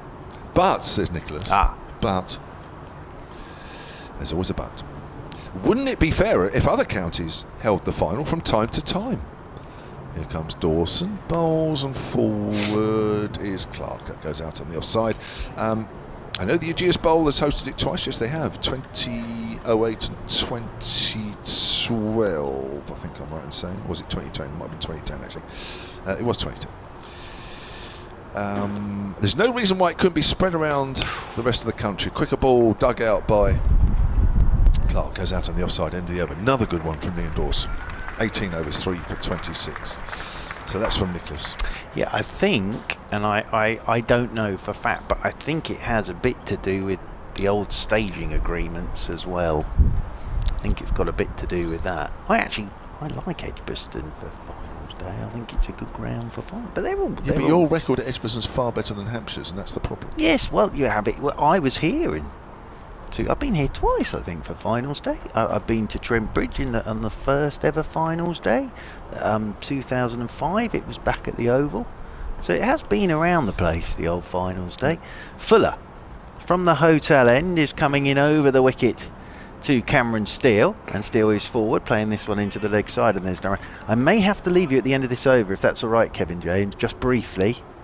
Call of nature. I'll be honest with you, I've had too much coffee during the lunch break. I've been doing some mathematics again, just to explain to everybody, at the moment Surrey are on 216 points. At the moment Essex are 196, which means that Essex would need 4 batting points, because if they then won the game they'd be on 216 if Surrey didn't get batting points and lost, and Essex would have won the same amount of games as Surrey. It then goes to the who got the most points in the game between those two, and that was Essex. As forward comes the right-handed Cameron Steele. So all I'm pointing out to everybody here, Kevin James, is that if Surrey are bowled out for under 250, Essex still need to get to 400 at Wantage Road. Right. There you are, you see. That's the way. Which won't be easy. That's the way that works. That's the way that works. And of course, if Surrey then drew this game, that would be that as well. But I'm just saying that is still what needs to happen at Wantage Road. I've had too much coffee during lunch, I really have. As in over the wicket again comes Fuller. This is left alone by Steele, wide outside his off stump, and that's into the gloves of keeper Brown, moving away to his right hand side. The only consolation, of course, is I don't have too far to go. Yes, because of where my room is. Yes. And that's all worked out very well. It couldn't get any closer, could it? Actually, do you know what? I'm not sure it could. No. Because the nearest door to the stairs to get up here seems to be a cupboard. And then it's my room. Yeah. So unless I was staying in the cupboard, which would probably be far more appropriate for me, I don't think I could get any closer. Unless I slept up here, really. As in over the wicket comes Fuller once again, and that swings back at Cameron Steele. Forward he comes. Plays this one down into the leg side. And there's no run. But Hampshire here doing what they did to Essex, making life very difficult for Surrey, and Northamptonshire are doing to Essex what they did against Surrey, which is making life very, very difficult for Essex.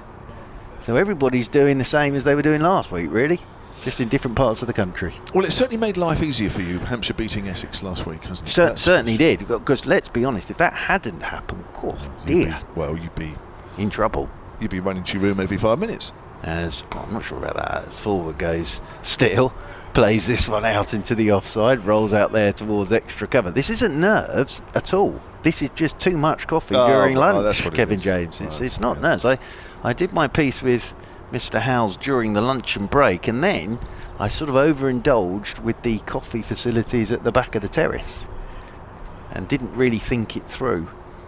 That's the thing. You didn't plan your afternoon. Didn't plan my afternoon very well there at all, all, to be honest with you. No. As 138 for 6, Surrey. In response to Hampshire's 219, they trail by 81 as Fuller is into Steele. Steele gets a short ball, just pushes into the offside, will take a single. One more to Cameron Steele. He'll move on to 3. 139 for 6. And Hampshire 219, so it means that Surrey trail by 80. Richard Edwards has emailed solentcricket@gmail.com. He says, I was at the game yesterday and asked a number of knowledgeable people what the shutter-like structures either end of the hotel are for. That's right, those of you that visited the Ageas, you will notice that either side of the northern end. From memory, I might well be wrong, but I seem to remember them being there before the hotel. I'm not sure about that, if I'm honest, but you could be right. They are very similar, if not the same, as the structures on the rear of the existing stands. Were these installed as part of future stands? If not, what are they for, or does anybody know that? Well, I certainly don't, so if anybody does, if James, the stadium manager, is here and listening, he might be able to let us know. That's played out on the offside, start of a new over from Dawson. So 139 for 6 here, Surrey in their first innings. We are into the 60th over of the Surrey innings. They are still 80 behind in the game. And it's Steele facing Dawson. He's pulled that away and pushed it away on the onside. That's a bounce or 2 to mid-wicket. To be a little bit careful, closing the face of the bat against Liam Dawson. 1 or 2 are holding in the pitch. 1 or 2 maybe just straightening as well. So be very careful. Dawson again from that pavilion end. Bowls. Steele drives, but not timed up to mid-on. That was very quick. Yes, well, that shows how close my room is. Well, I was going to say. So there you are. I mean, people that have been with us for a few minutes and literally have heard you on now would wonder if you actually have left the commentary position. Yes, I did. That is a very quick return trip. As that's pushed up to mid-on. A no run. He's still claiming a few pence a mile for that as well. Absolutely. Yeah. I commute every morning. That's. I shudder to think why that was so quick. As forward is. Well, it's because Cameron very Steele. close. Well, of course that's the reason. Steele's on 3 here. Essex still 3 down the last I looked, by the way. Just of course, as you quite rightly pointed out, the run rate's going to be important for Essex. The last I've got is 54 for 3 off 17 overs. Of course, they've got a long way to go yet. Cameron Steele's off the back foot, steers that out into the covers. Great stuff here from Liam Dawson's, hardly putting a foot wrong. Just the one bad ball, really. Even he gets a round of applause even from Mark Church next to me. Well, you know I'm a big fan anyway of Liam Dawson. Yes. Not just as a cricketer, as a bloke as well. And he just bowled beautifully. He just looks so confident. And he's worked the pace of this pitch out very, very sharply. And he seems to be on a piece of string for him at the moment. And he's making life very, very difficult for Surrey. 3 for 26 he's taken now, of the small matter of 19 overs. Captain's dream. He's Liam Dawson, isn't he? Well, just let him go from one end and rotate everybody else from the other. 43 wickets this season now. Outstanding. It's James Fuller from the hotel end, coming in over the wicket to the right-handed Jordan Clark. Clark punches off the front foot. He'll get a single up towards Kyle Abbott, moving round to his left-hand side. Still to come, Jamie Overton, Dan Worrell and Kemar Roach for Surrey. Will Jacks has now replaced Tom Laws. And then in the second innings, Jamie Smith replaces Ryan Patel as Fuller tosses himself a little catch at the top of his mark. He sort of comes, he's almost following Dan Worrell's run up here, isn't he? As in over the wicket goes Fuller, forward goes Cameron Steele and pushes this one back up the pitch, because Worrell left his footprints from his arcing run yesterday, and it's almost as if Fuller's just following the footprints of Dan Worrell with his run up as well. Yeah.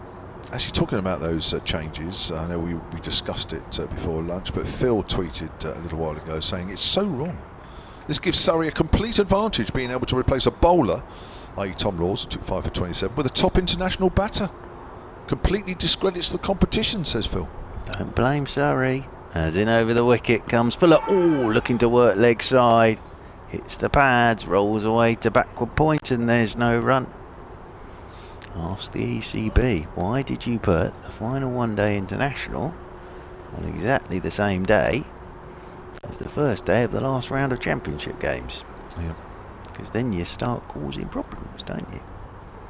And then, if you're going to do that, say, well, I'm afraid they can't come and play for the county side. But that isn't the case. So Surrey haven't done anything wrong here. They've just done what they can do. As in over the wicket comes Fuller, and this one's left alone outside the off stump. And it's unlike the old concussion, isn't it, where it's got to be like for like. You know, that would be the other thing, I suppose you could say, is that it has to be like for like. But you know, that's never really been the case, has it, with players that are... This is not a new thing, you know. This happens in championship cricket during the season. If sometimes a player gets called into a test squad and then they're released from the test squad, they can come into a championship game halfway through. Yeah. That's happened, but you have to nominate a player at the start. So the same difference as that in many ways. As over the wicket comes Fuller to Steele, and Steele's on the back foot, pushing this one out towards extra cover, and there's no run. And just to say, the other thing here is Surrey would have nominated those 2 players at the toss of the coin yesterday. It's not as if they woke up this morning and thought, oh, hang on, Tom Laws has done his job, 5 for, now we'll get Jackson because he can bat. That they nominated Patel and Laws yesterday at the toss of the coin, before they knew what was going to happen. But as I say, that's a problem when you've got an ODI on the same day as the first day. As short ball pushed away by Steal out towards cover point, and there's no run. End of the over, 140 for 6. And as I say, it's happened for years. You know, I was saying about Kevin Innes and James Kirtley. Kevin Innes was the first one it happened to with James Kirtley. He was in a test squad, didn't get picked for the test, got released on the opening day of the game, arrived in the last session, I think it was, as Kevin Innes got 100. That was his last partaking in that game, Innes, with 100, and then James Kirtley played the next 3 days as a bowler, so same difference. I suppose it just sort of focuses the mind and the attention on it, because there is a bit on the game. There is, but I think whatever happens here, Surrey have worked damn hard for the 13 games up to this one as well, as have all the sides this season. It's going to be Liam Dawson to continue, surprise, surprise, from the pavilion end. He's bowling to Jordan Clark. Silly mid-off is still in. Clark just prods away down the pitch, no run. Finley Anderson has emailed solidcricket@gmail.com back on the subject of T20 finals day. He says another possibility for spreading it around the country could be that the winners of the previous year's competition host it, potentially adding extra incentive for next year. That's not a bad idea, but I suppose at the end of the day some grounds are smaller than others, so it's pushed up to mid-off, so that perhaps not as much money would be made, and that's a big consideration. I might have this wrong about the staging agreement, but it can always be used as that carrot if you don't get as much test or one-day cricket. That's exactly what it is for in the end. That's another length ball played back to him by... Because you know you're going to have a great day, don't you? So for Ageas, if they don't get as much test cricket and one-day cricket as they want, then you give them finals day for... It's been a few years now, hasn't it? It's a long time. Dawson bowls again. It's a length ball which Clark just quietly defends once more. And also I think the problem became a bit more people became aware of the problem. So I think the one here in 2010 had Durham finals day, I think, off the top of my head. Of course that wasn't absolutely ideal for the Durham people. That's cut away. Good diving stop at backward a point by James Fuller. That's a long journey, isn't That's it? a For long finals day. And I can't remember which. I don't know if they were the first semi-final or not. Anyway, I'd have to look it up. But anyway, they were here, and I think that's when people said, "Well, hang on a minute, there's a long way to go for finals day. At least Edgbaston's only 2 hours away from here." Again, it's a good length ball which Jordan Clark is happy to play quietly out on the offside. It's a maiden over. 8 maidens out of 20 overs that Liam Dawson has bowled. 3 for 26, his figures. Yeah, and he's bowled very nicely. Thank you, Kevin James. Thank you. Anthony Clapham from the Hampshire and England disability team is coming in alongside me. Chris Tregoning has emailed silentcricket@gmail.com. He says, loving the commentary from everyone. Great fight back from Hampshire. I'm listening from Benidorm in 29 degrees of sunshine and enjoying a sangria. Some people have all the luck. Thank you for the superb commentary this season, and it has been superb. That's really kind of you, Chris. We enjoy it, and hopefully that comes across. And we have some lovely people down this way as well. And Anthony, who's sort of been with us since, a couple of times since the second half of the commentary, one of our new commentators down this way. Hopefully you've enjoyed it as well. Yeah, it's been really enjoyable. Lots of wickets, and it hasn't been many days big runs scored, but there's been lots to talk about, which is fantastic. That's what it's all about. Here's Kyle Abbott replacing James Fuller, and it's outside off stump, and Steele gets a big stride in and leaves that one alone. Goes through to Ben Brown. Fair bit happened then since the lunch break. Big wickets, weren't they? Sudarshan and Jack, so you'd have bet on one of those going on and getting a big one. Sudarshan only added 12 to his lunchtime total. Jack's added just 9, so real bonus for Hampshire. Sudarshan looked really good, and that ball's really turned, which is great signs for Hampshire and Liam Dawson. And Jack's looked like he was going to take the game away, but he did, didn't he? I think we're going to hear a lot more from Mr. Sudarshan in the years to come. It's outside stump, nips back.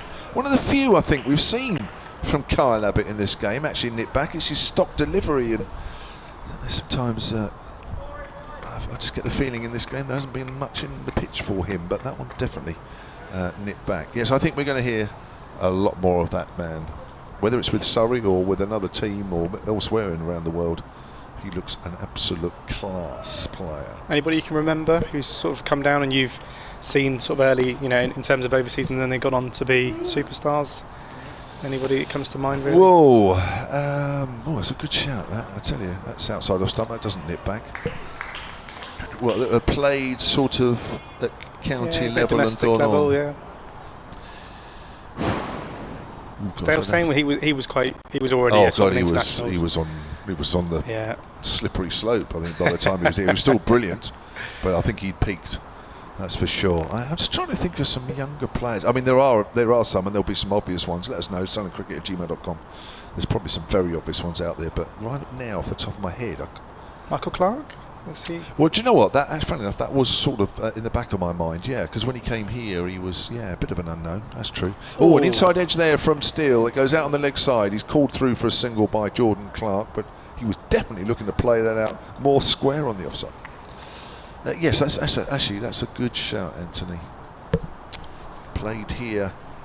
Oh, that's testing me out as well. What years did he play here? I'm going to have to look that up. So we need Dave back, don't we? Yeah, he'd be able to snap his fingers and he'd have that straight over. We'll have a look. I'll get that answer shortly. I would say somewhere around 2006-07. But an outside guess. Yeah, sounds about right, actually. Just after the Ashes, maybe. Yeah, Abbas Bowl was hit into the ground out to point by Jordan Clarke. No relation, I should add, as we're talking about Clarkes.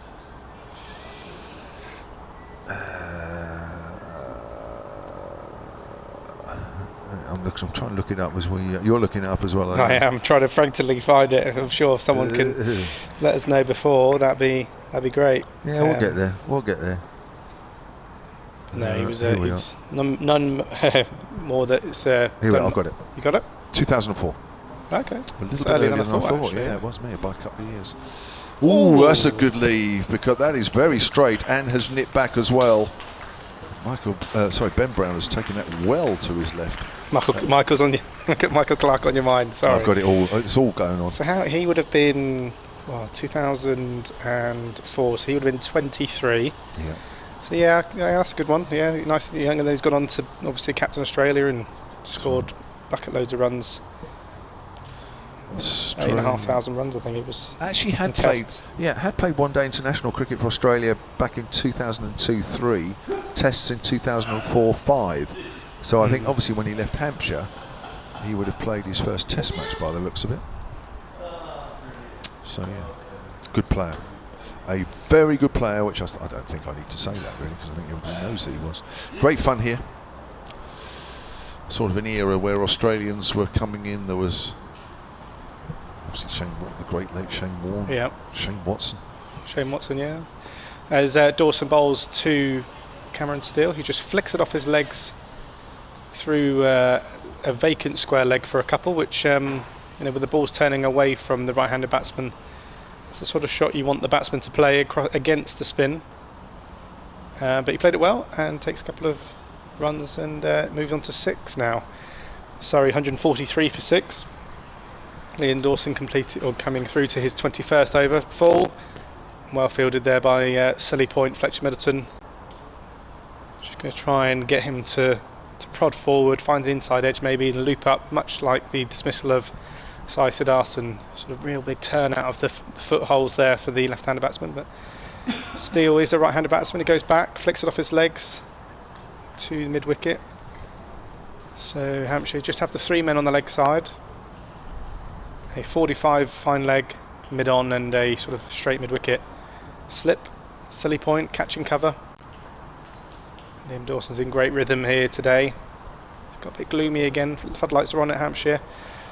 And full, and Steele plays that well. Straight into Silly Point. Fletcher Middleton's a busy man in there today. He's spending every other over, I think, under that helmet. Liam Dawson from the pavilion end now, round the wicket, and Steele just pods down the wicket, plays it back to Dawson. Ball is 63 overs old, coming into the 64th over.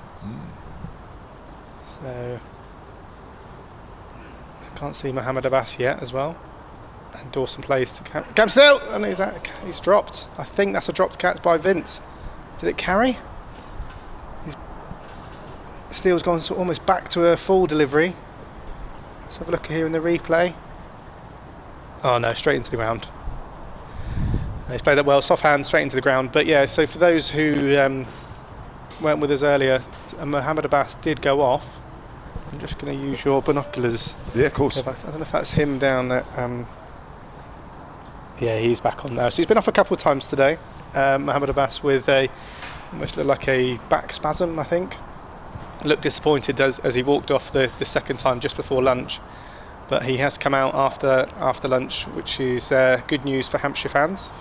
Yeah, he's been on for a while now, doesn't he, before he's allowed to bowl. But Kyle Abbott has the ball in hand as he runs in and bowls. That's Jordan Clark pushing out off the front foot, out towards extra cover. Got a tweet here from Phil the Farmer at Solent Sport. It says, "Thank you very much for another season of excellent commentary.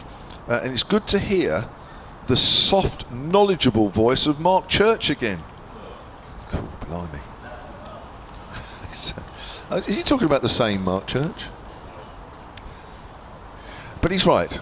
Soft, knowledgeable voice. That's lovely. That's actually Mark Church laughing in the background, Phil. But no, I can tell he's proud of that. Abbott bowls. Lovely drive up to mid-off, but that's gone straight to Fuller. One or two people out there as well, Anthony, not happy. Well, I think there's a few people not happy about the rules. Yeah, I've seen something on Twitter earlier on today actually about these. Yeah, what have you got there? Yeah, Mark says it's so wrong that Surrey lose two of their best players on day one because of a meaningless rained-off England friendly match. I think there was a bit of talk earlier about whether Zach Crawley was actually going back to Kent for their current match, because of course they're in relegation trouble. I don't know if he's actually... Kent are doing well at the moment. They're only 2 down.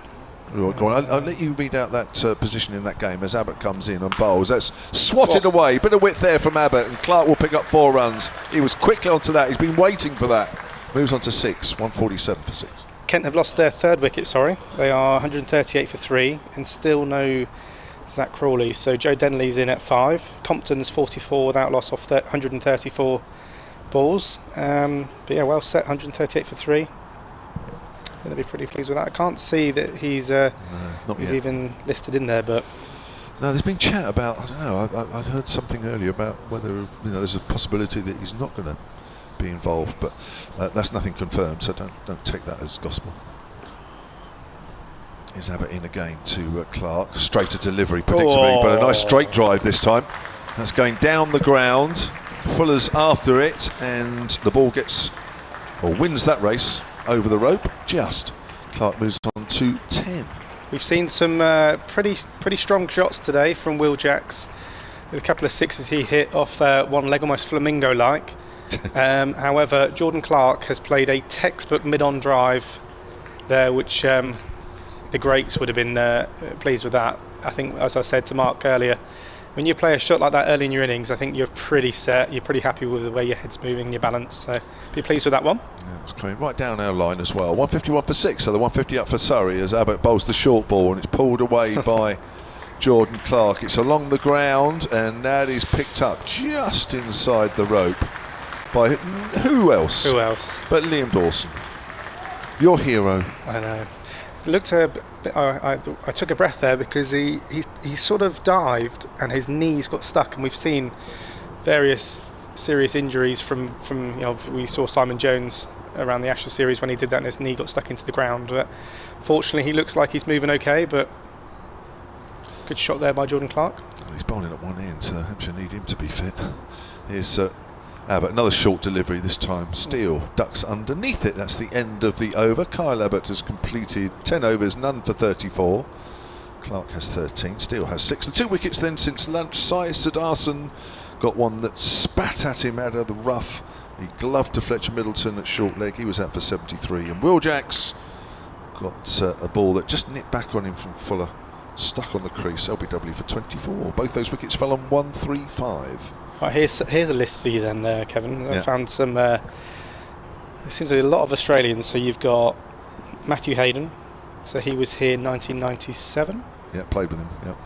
Yeah. His career started in 1993. So that'd be classed as. I don't know if you can class if he's started here and then. Yeah, the year before he played against us for an Australian A side, but yeah, that's early on. Yeah, that's fair enough. Liam Dawson into Jordan Clark. Tall man on, he's just dropped short of Fletcher Middleton.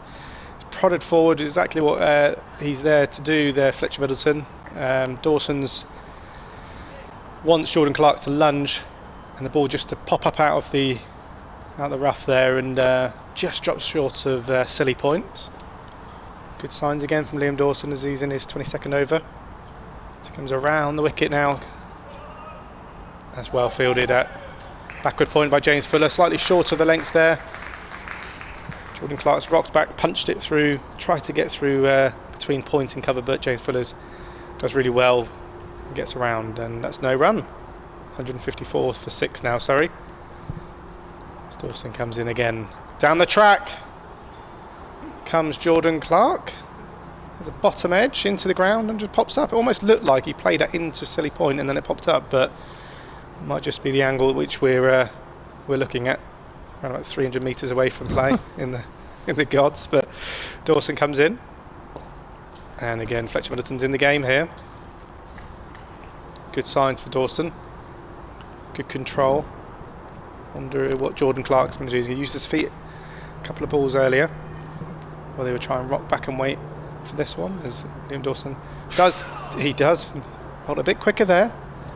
Jordan Clark's gone back, tried to cut it, and it's just gone underneath his bat, and there's a good take by Ben Brown.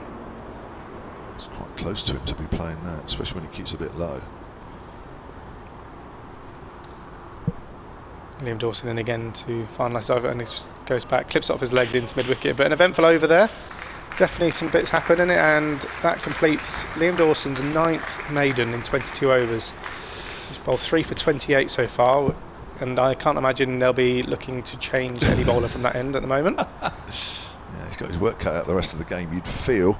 Keeping an eye on events up at Wantage Road, where Essex are still only 3 down, losing that 1 wicket since lunch. They're 68 for 3 in the 23rd over. Of course, Essex, by Mark Church's calculations, need to get 400 to keep the pressure up on Surrey. Not out of Tom Westley on 24, and Matt Critchley. I think many people up at Chelmsford feel that he's probably Essex's player of the year. He's 17 not out there. They currently trail Northants by 301.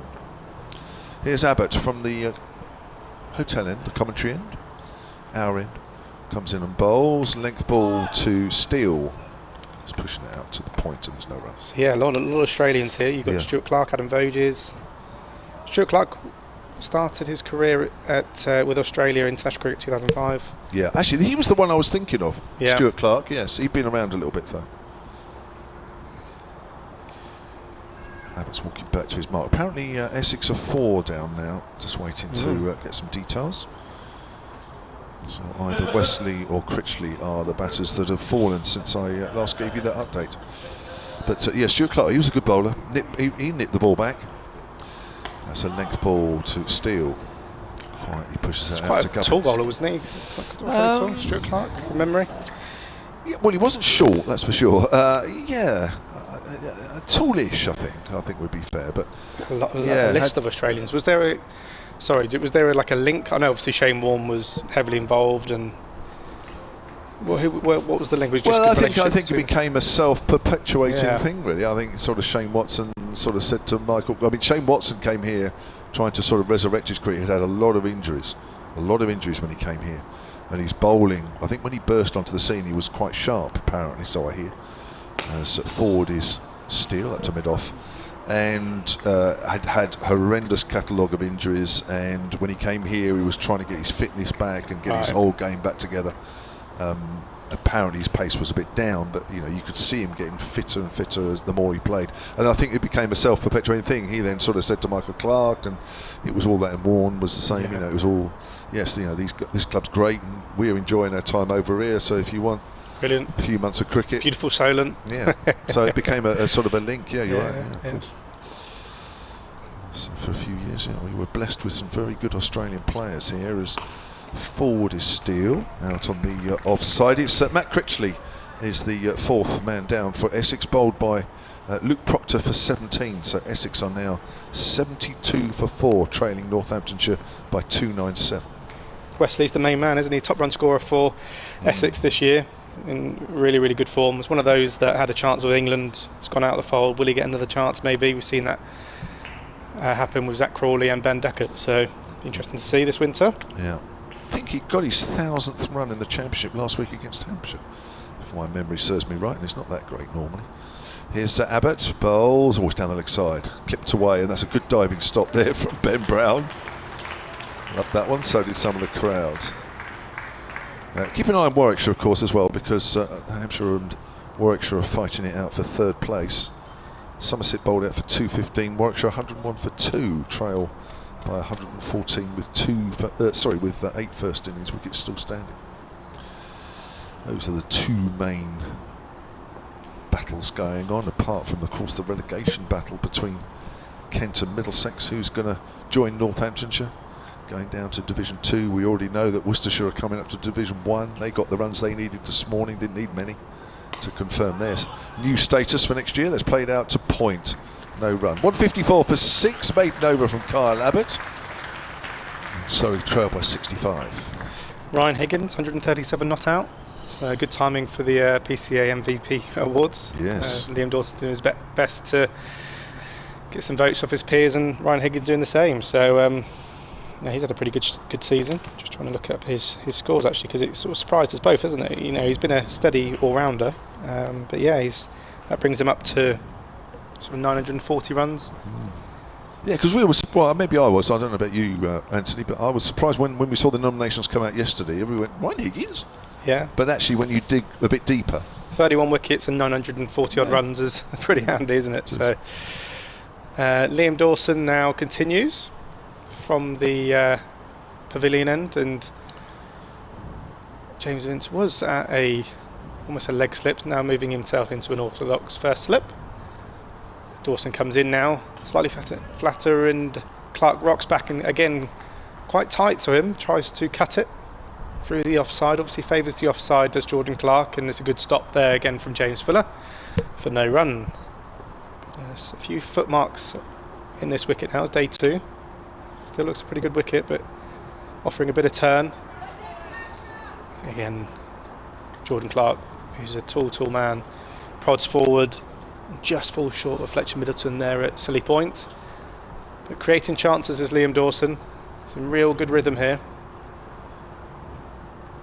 So he gathers, walks past the umpire, bowls slightly wider, outside edge, wide of James Vince, and that runs away for 4. Liam Dawson, heads in his hand, but that is certainly encouraging signs. That was pitched up, attempted. Number 8 batsman Jordan Clark throws his hands at it, just wide of James Vince, and he's almost at a second slip anyway. He's quite wide, and needs another fielder next to him, doesn't it, that one? I mean, I just feel like maybe, can you bring 45 fine leg if it's turning? Do you need a fine leg there? They might have to. Another one goes around that area. Liam Dawson comes in to see the reply. A bit straighter this time, and Clark drops it down. Getting into Fletcher Middleton. Yeah. Sorry, he played a miss there. It's definitely a bit of turn. I would move 45 over and get him on the offside. Liam Dawson in. This time he does play it down to Liam Dawson. Bit flatter this time, so not much spin. So you take Abbott out. I would bring Abbott from 45 leg side and bring him over, yeah. Maybe not necessarily him, but a fielder A in fielder, close. yeah. I just feel like if it's turning that much, you almost... He's not really bowling that straight, so... Try and get Jordan Clark thinking about turning it around the corner, and then you might find the leading edge as he comes in again to Jordan Clark. And drops it down to Dawson, and that completes the over, so the 4 runs off it. And that found the outside edge. I don't think Dawson will be too unhappy with that. Sports Extra back with us for a while here at the Ageas Bowl, which is looking a little dull. That's the weather, not the actual ground. But, literally in the last few minutes, and the umpires are, as I speak, taking a metre reading with Surrey 158 for 6. They trail in the game by 61. Looks like they're going to take another metre reading. In fact, they're not going to bother. They're going off. So we have... I'm just wondering if the umpires said to James Vince, if Kyle Abbott is bowling, then you'll need a spinner, And I think, I'm trying to read body language and trying to work out what may have been said, but I think Vince said, no, we're going to have Abbas, and the umpire said, well, that's it then, we won't even bother having another reading, we'll just go off. So 158 for 6 here with Jordan Clark on 17, Cameron Steele on 6, Surrey trailing the game by 61. The 2 wickets that fell after lunch, Sudarshan, who I think we're going to hear an awful lot of this guy over the next few years. A classy 73, but it took a spitting delivery from Liam Dawson out of the rough to dislodge him. He gloved it and it ballooned to Fletcher Middleton at short leg. That was 135 for 5. And then Will Jacks, who played an absolutely sumptuous shot over mid-wicket just before lunch. And we thought, well, we might get more of the same. Well, he was out on the same score. Actually, LBW to James Fuller, one that nipped back. He was out for 24, 135 for 6 here with the players leaving the field. And Liam Dawson, well, you can't keep this man out of the game with bat or ball, out of any game at the moment. He's having a wonderful season. 23 overs, 3 for 32, getting just enough out of this wicket, even though it's not particularly quick turn, but there's just enough for him to work with, and he's exploiting what little he can get to its absolute maximum. So that's the situation here at the Ageas Bowl with players off the field, and rest assured we will be back with you as soon as there's any play.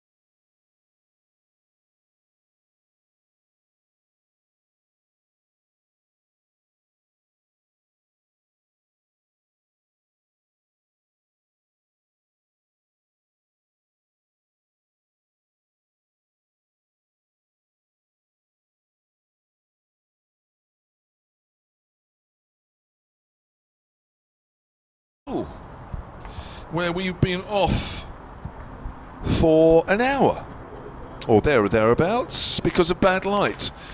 One would assume, because I haven't checked this out, but during that hour the players took an early tea, so we are set for a lovely little session this evening. I've just been told off by my friend here, Mark Church, that I moaned that it might be a long session, so I'm rowing that back, and I'm now saying we're in for an exciting last session of 46 overs. Yes, I'm Kevin James, by the way, just in case anybody wasn't sure, if anybody really cares.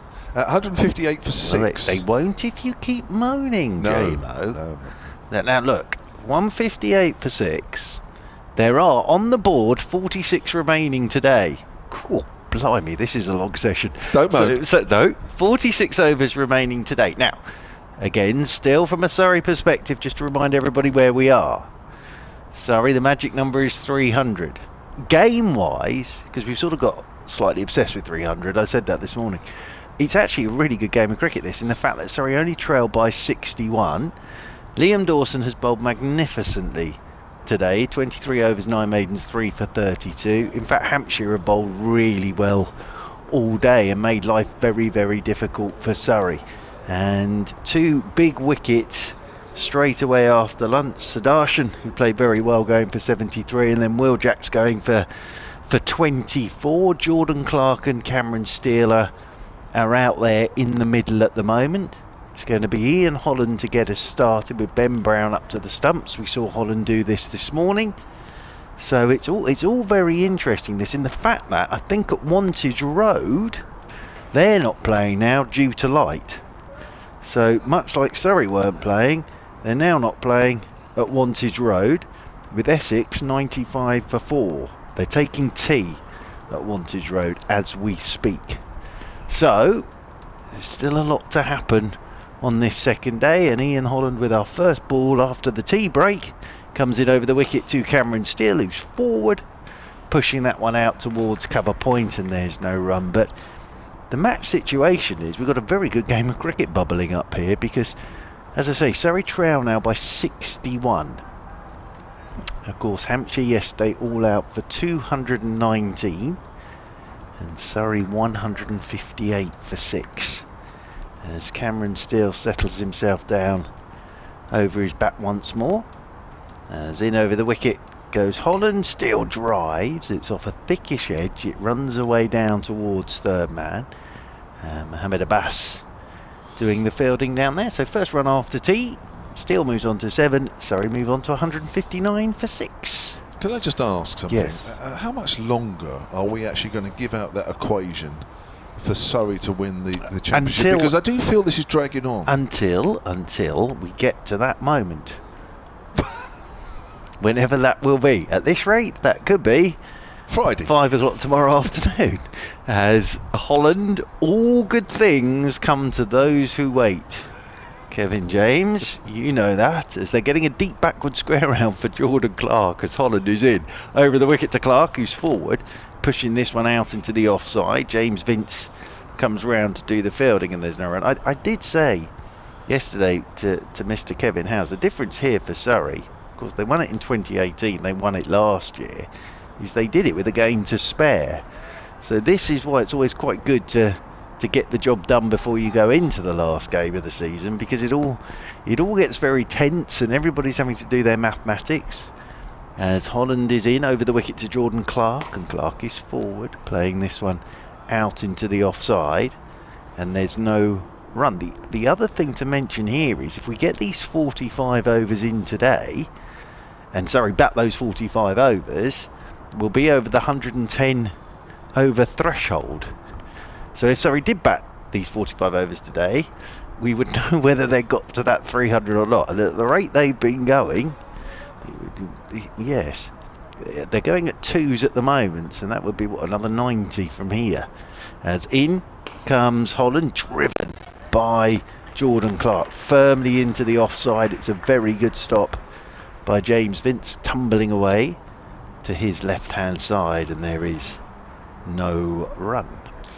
I just had this sort of vision in my head coming into this game where you were 20 points ahead, so you didn't need too many.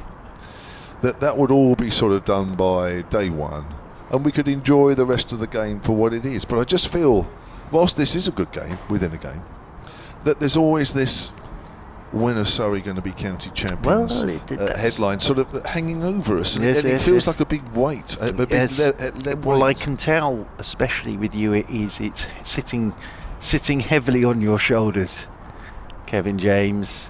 You've been almost stooped since the first ball yesterday over the desk. I think James Vince wants to get to the ball change, but he's not going to get his way here.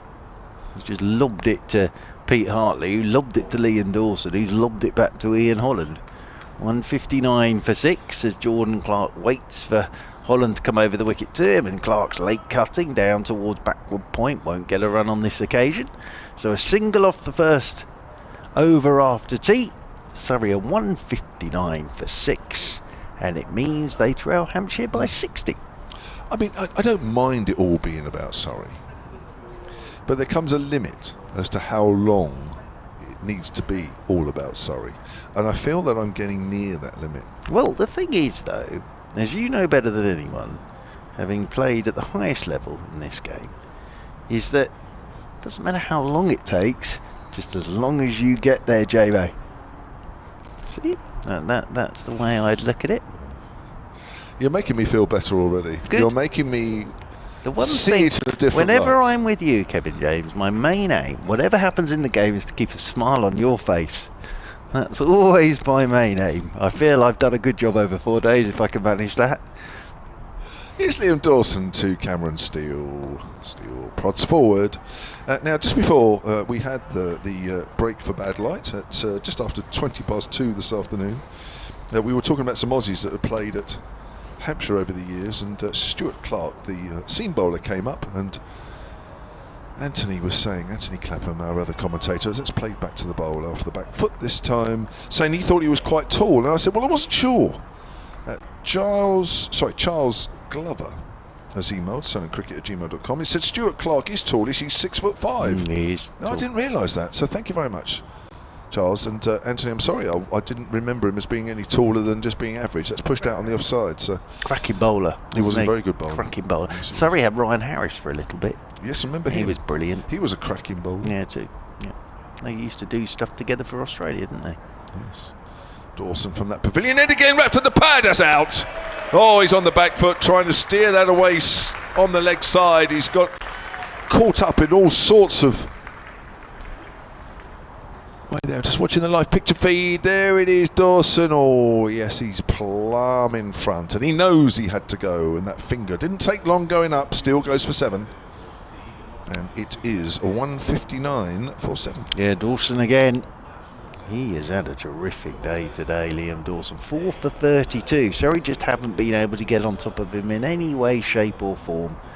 And Cameron Steele slowly making his way back towards the dressing room, and that 300 seems a long way off for Surrey. 159 for 7 they are. But Liam Dawson, of course, made life very difficult for Essex last week. He's making life very difficult for Surrey this week. Last week against Essex, it was with the bat, with that remarkable 100 in the run chase. Here it's with the ball. So he's a terrific performance this from Liam Dawson once again. And the very big figure of Jamie Overton will walk out to join Jordan Clark. And I've said it all season, but when these two bat together, it does feel a little bit like the grown-ups have turned up, like a couple of bouncers, Jordan Clark and Jamie Overton. Dawson and Jordan Clark, they were having a long old chat about everything. And welcome back to listeners on Sports Extra, joining us just as Cameron Steele has gone after tea. LBW to Liam Dawson, his 4th wicket. Liam Dawson 4 for 32. It means Surrey are 159 for 7. 159 for 7. And Jamie Overton is marching out there into the middle to join Jordan Clark. So where we stand at the moment, we're still where we were this morning in many ways. If Surrey can get to 300, which is a long way off at the moment, then they are the county champions. Of course, Essex are struggling a bit at Wantage Road, and we're still none the wiser today, as First ball for Jamie Overton, and Dawson is into him, and Overton is forcing off the front foot out into the offside. It potters out there towards short extra cover, and there is no run. In terms of the game here, Surrey trail by 60. After yesterday, of course, Hampshire were all out for 219 as Dawson left arm round the wicket, tosses this one up, driving his Overton outside edge, and I wonder if that has just got to James Vince low to his right. He pushed pretty hard at it. Vince looked a little disappointed. It's nicely bowled. Oh, it's almost a beauty from James Vince. Down low to his right. But Dawson again weaving a spell here. 4 for 32 of 24 overs. 24 overs, 10 maidens, 4 for 32. And he's basically bowled unchanged from that pavilion in for most of the day. Liam Dawson. Jordan Clark, the man on strike. Surrey started today, came into today 47 for 2. So very much Hampshire's day with the ball today, as it was Surrey's day with the ball yesterday. And we are none the wiser of what is going to occur over the next 24 hours probably now, as Holland is in over the wicket from the Hotel end, driving his Jordan Clark off a thickish edge. It was uppish, and it's one bounce down towards backward point, and there is no run. Floodlights are on, dark cloud above us. We did come off a bad light, then we took an early tea, and we still today have 43.5 overs remaining. As over the wicket comes Holland, and Clark is driving out towards the sweeper on the cover boundary rope, and they will pick up a single. Now, if Surrey don't get a batting point, Essex still need to get to 400. Essex still need to get 4 batting points and win the game, of course. That's the other thing, and win the game, because Surrey are a long way off that 300, now 140 away, so there's a long way off. They've only been going at 2.5 and over. As Holland is in to Jamie Overton, forward he goes, pushes this one down towards backward point. Holland again operating with Ben Brown, the keeper, up to the stumps, and then a ring field, so he's just going to go wicket to wicket here. And Jamie Overton 50 in the last game against Northamptonshire for Jamie Overton, his first 50 of the summer. Yeah, well, he'll give it a whack, won't he? Really? He will. He doesn't hang around. You know, he's a strong boy, is Jamie Overton. As over the wicket comes Holland, and Overton is forward and pushes this one out towards James Vince there at cover, and there's no run. Well, you mentioned about the run rate, which is just over 2.25. I mean, mercifully, it's more than it was this morning, because it was under 2 and over for quite a considerable time. They're off for bad light. Very slow. They're still off for bad light at Wantage Road. Cheer up, Jamo. Oh dear. Jamo, he's saying, you know, the weight of all of this, it's on his shoulders, I think, Jamo. As in over the wicket comes Holland, driving back down the pitch. Here's Jamie Overton. Holland does the fielding off his own bowling, and there's no run. I just want you guys to win the championship, and we can get on with the rest of the season.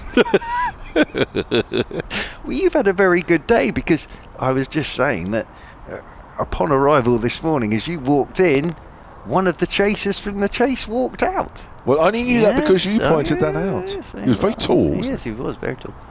As in over the wicket comes Holland once more, and Overton. Oh, has he bowled him? He must have bowled him. He has bowled him, because, well, Jamie Overton has gone for a big booming drive over the top and has driven straight over the top of it. I wonder if it's hit his pad and rolled back onto his stumps. I think he got the shock of his life. I think for a second there he thought it may have hit Brown and come back onto the stumps, but that has bowled Jamie Overton without scoring. Surrey are 8 down and are looking like not getting 1 batting point, let alone 2 batting points. So, the twists and turns, but Holland doing exactly what his job is, bowling stump to stump. And Jamie Overton looking to go straight over the top there, and just, I think, possibly hit his boot and roll back onto the stumps. And he thought for a second it had hit Brown's gloves and gone back onto the stumps. But Overton goes without scoring. It'll mean that Dan Worrell will march out there, or is it going to be Kemar Roach? We'll see in a moment. If it's Worrell, he won't take a guard because he never does. And it's Kemar Roach. So Kemar Roach is coming out at number 10 to join Jordan Clark. But Surrey 8 down now. 8 down for 160. Still trailing by the 59 runs. And as I say, even one batting point looks a long way off. Do you think they're quite nervous here? Having led the table from very early on and looked certain winners of the championship, and I think a few people are surprised it's dragged on this long. Do you think now at the very, very final hurdle there's some nerves there? Yeah, I'm sure there are. And I think their problem has been that they got knocked over quite quickly against Northants in their first innings last week, and it looks as if it could be the same here. So this is becoming harder work than Surrey would want it to, but they've still got a lot of work to do. And at the moment, if we continue like this, they're not going to get a batting point, and they're going to be trailing Hampshire going into that second innings. And the situation will drag into a third day. It would indeed. Liam Dawson to continue, and he will be bowling his 25th over here now. Jordan Clark on the back foot cuts it away. There is a fielder out deep, and that'll take the Surrey total to 161 for 8. Well, Ben Brown last night, I know I've referenced his interview a couple of times that I spoke to him. He said, and we said, I did say to him that very question, does it feel like that we're just waiting for Surrey to win the championship? He said, it's a tricky situation. He said it might only be a few points. He said, but they might not find it as easy as maybe they think, and so it's proved today. So good words, always an edge, falls short of James Vince at first slip. It's always the last bits of anything that are the hardest. They are, aren't they? Kevin James. If you're on an expedition or a marathon, it's always the last few miles, isn't it? Kemar Roach plays forward and plays down the wrong line there, although I think that may just have turned on him to give him the benefit of the doubt. Well, I've never done a marathon, but you have. When you got into the 90s with the bat, Kevin James, it was always those last few runs to get to the 100 that were always the hardest. Yeah, believe me, it was tough getting there. Anyway, he's playing a missing again there. There's just a bit of turn there for Liam Dawson. When you take 4 in 4 balls, Kevin James, it's always the 4th in 4 balls that's the hardest. I didn't care by then, and that's no lie. I just ran in and bowled it. Just didn't think. The job was done by then. The hat trick. Here comes Dawson. Oh, Kemar Roach does get a bat on this one. He plays out on the offside. No, listen, hats off to Surrey for dragging this out as long as they have. I think that's actually, to be honest, I think that's been the harder part of the job. Well, I think as well you have to give credit to Hampshire's bowlers today. They've been spot on, haven't they? It's amazing how long you can drag 4 points out for, as that's pushed out on the offside. Important. They're an important 4 points. I mean, how easy has it been for Surrey this year to take 4 points? You've been at the top of the table since the word go. 4 points has been like, well, it's been like having some loose change in your pocket, isn't it? I mean, it's just been easy to come by, and yet somehow you've managed to drag these 4 points out into the last session of day 2. But they're the hardest 4 points. Well, it's 2 from here, isn't it? It's 2 from here, but they're the hardest 2 points to get to. Kevin James, as Holland will continue from the hotel end of the ground. 161 for 8, Surrey. And Jordan Clark, the man on strike, on 19 as Holland is into him, and Clark is forward and playing this one straight back up the pitch to Holland. They're giving him a single should he want to take it here, Jordan Clark, in the fact that mid-off and mid-on are set a long way back towards the boundary rope. So there is a single there if he should want it, Jordan Clark. And Holland gets the ball back in his hands once again. Over the wicket goes Holland to Clark, and Clark's forward playing this one down into the leg side, and there's no run. So the deficit at the moment is 58 for Surrey. 58. I think with the way that both sides have played on this pitch, you don't want to be chasing too much in the last innings, do you? So No. they need to get as close as they can to that 219. As Holland is over the wicket to Jordan Clark, who smashes this one off the front foot out into the offside. It'll just be the single though, because Fuller gets round quickly to do the fielding. And Surrey move on to 162 for 8. Second day here on 5 Sports Extra. Final session, and we're still none the wiser. We are still none the wiser. As back onto strike comes Kemar Roach. Settles himself down over his bat. The field moves up to Kemar Roach. This is the batter they want on strike, the right-handed Roach. As Holland is into him, and Roach, shot Kemar Roach. It was uppish, driving into the offside. I'm not sure whether Gubbins got a hand to that or not. It certainly took a bit of pace off it. Lovely looking shot from Kemar Roach. It was uppish, but he's timed that quite nicely. He moves on to 2. Surrey move on to 164 for 8. Were you surprised that Roach came out before Worrell? I couldn't Yes, quite work it I out, was a touch. Because we saw Dan Worrell walk back with a guitar. Yes. Yeah. Well, I'm not sure he's going to come out with that bat. No. As forward goes Kemar Roach, plays that one straight back up the pitch, and there is no run. Kemar Roach in a long sleeve sweater, batting with the long sleeves rolled up over his elbows. Kemar Roach. We're in the 73rd over as well for Surrey, as Holland is over the wicket to Roach, and Roach is forward, and has he got something on that? I think he has, and Brown didn't take it cleanly, and the ball's ended up on the floor just from the reaction at slip of James Vince. Very difficult standing up, of course, but again, well bowled by Holland. It's the end of the over. 164 for 8. Sorry, they trail by 55. Now, I don't know if you remember earlier today, Mark Danvers. Hello, Mark. Emailed, yes. With a K. That's right, although you said you thought it was Mark with a C, and you knew him well. Thanks for that. But you obviously didn't know how to spell his name. Thanks for that. So, you may remember, I remember that bit. Do you remember the bit that he emailed where he said that he was a little worried about the situation, and if Surrey got no batting points and lose, then Essex would need to score 400 and 110 and win.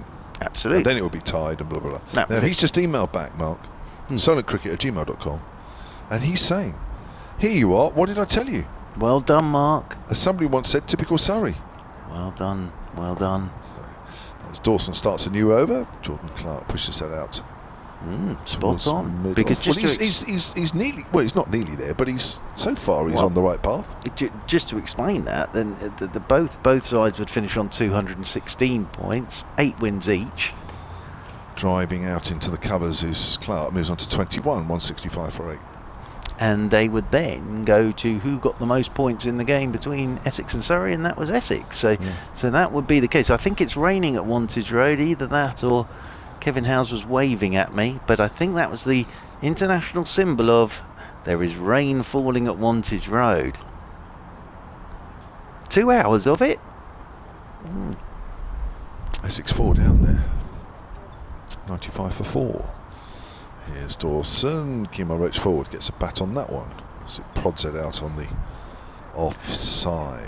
If you were in charge of the pyrotechnics at either Wantage Road or here, for the moment that the championship is secured,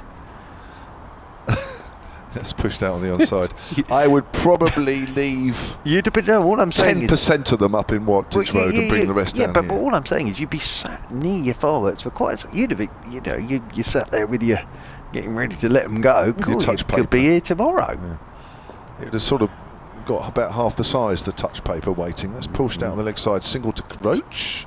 He moves on to 3, 166 for 8. So he trailed by 53. Well, you can't totally put all your pyrotechnics in one basket at the moment. You can't. That's a very good point from you. It's probably not very wise either. No. It's probably not very wise, that. No. Yes. Wilson from that pavilion end, bowling to Clark this time. Clark goes for the big drive past extra cover. Got a bit of bat on that, and that is going all the way for 4 runs. He gave an absolute heave at that one, and he picks up 4 runs all along the ground past the diving. I think that would have been Gubbins out there at extra cover. He's usually there. 170 for 8 Surrey. Trail by 49. I did enjoy that for Jordan Clark. There was enough of this. Quite rightly, Liam Dawson gave that one a little bit of air, and he's just stood there and thumped it for 4. So he's on to 25. Surrey move on to 170 for 8. Trail by 49 now, Surrey. Still quite gloomy out there, even with the lights on. And we're hearing it's raining at Wantage Road. Maybe they've got a bit of Storm Agnes, which is the storm that's doing the rounds at the moment. I thought that was mainly West Country Storm Agnes. Oh, really? Oh. I don't know. I mean, maybe there's a rogue part of that storm that's just made its way further over. It may have done.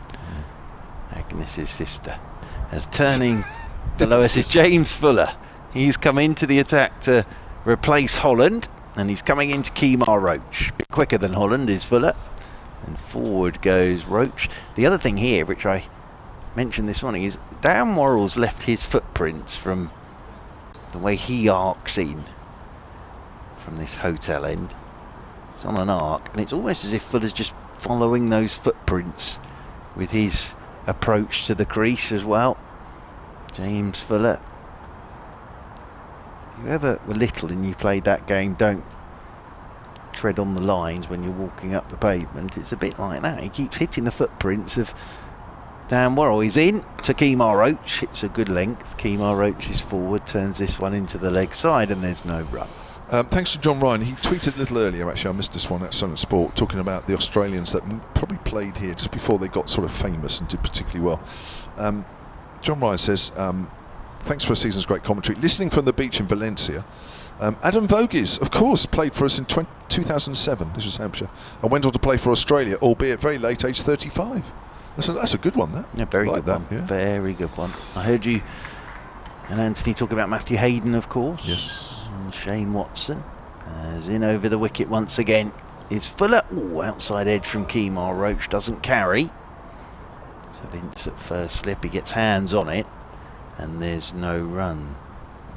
I remember Shane Watson getting a big 100 against Surrey in the Benson and Hedges back at the Oval at the start of the season, and then John Batty got an even bigger 100 and Surrey won that one. But I remember him batting really well, Shane Watson. I remember watching the combined universities against Hampshire on CFAX when I was at university, and Matthew Hayden got 100 in that one as well on CFAX. As forward goes Kemar Roach, plays this one straight back up the pitch, and there's no run. I don't know if would you have been playing in that, perhaps? I played with Matthew yes, Hayden. Did I play in that one? I can't remember. This would have been about 1996. All I remember is watching the entire game. I mentioned this last week. I watched the entire game on CFAX at university for the combined universities against Hampshire. Tim Hodgson got 100 for the combined universities, and then Matthew Hayden walked it for Hampshire. As in comes Fuller, to Kemar Roach. That's the one that swings back. Thick inside edge from Kemar Roach. That rolls away in there to mid-wicket. And there is no run. The wind has really picked up now since tea, and there is a feel of the possibility of maybe a bit of rain at the moment here at the Ageas Bowl. But that wind really has picked up.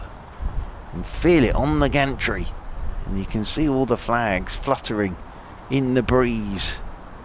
As over the wicket again goes Fuller, right arm over to Roach, right up on his toes again is Kemar Roach, and Roach pushing that one down the ground. It's a good over from Fuller, a maiden over. We've had a few of those today, maiden overs. Jordan Clark and Kemar Roach get together for a bit of a natter about how they're going to go about this. I think Kemar Roach will just keep doing what Kemar Roach does, which he has a pretty good technique, and he can block the ball, and he'll let Jordan Clark do the run scoring. 170 for 8. So I'm just looking up that year. It was British Universities that year. Oh, right, there you go. So they played Kent in April. Where else are we? I'm flicking through it probably too quickly, actually. It might have they been. played Glamorgan at Cambridge. Is that 1996? Yeah. Try 1997 then. Okay. Could have been 1997. I couldn't see Hampshire when I quickly flicked down the fixtures. Dawson again from the pavilion end, bowling to Jordan Clark. Guides that to backward a point, fielded by Fuller. No run there. It may have been the year that the British and Irish Lions won in South Africa, which was 1997, I think it might have been. Right, let's have another look. Dawson in again. Bowls Jordan Clark. It's head out to one of only two fielders on the offside at the saving one, and that's the other one at extra cover. It was the Benson Hedges that I think year, it was. It was the sort of the one that the Benson Hedges, the British universities were involved in. Right, so minor counties were playing in it. As he's forward there, and Ben Brown takes the bails off. British universities against Sussex.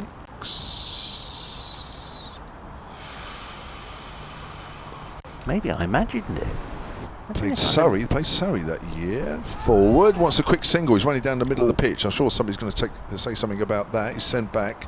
That was the day after the general election. Okay. Because Kent, John Major came to watch that game. British universities against Hampshire at Oxford. There you go. Have a look at that. Matthew Hayden did play. There you are. He's cut away. Oh, it's almost carried to James Fuller. Not quite a backward a point. They'll come through for a single. That's to hurry. Out ball. The ball hits the stumps, but Jordan Clark is home. Right, British universities. T.P. Hodgson opening with A.J. Strauss. Yeah. T.P. Hodgson makes 113. Yeah. There you go. M. Chilton playing in that. But then 280. I watched this whole game on CFAX. Were you playing? Yeah, three overs, none for 18. Yeah, got away with it a little bit. I went and got a cup of tea when you came on I didn't bat either, so I didn't do much. That's why I can't remember it. Matthew Hayden, 120. There you go. Good memory, yeah. I tell you what, that's top. I can hardly remember the game, but then I didn't do much, so that's why. Here comes Dawson, and forward is Roach, out to short mid-off, where Fletcher Middleton fields. End of the over, 171 for 8. Surrey trail by 48. Clark has 26. And Roach has 3.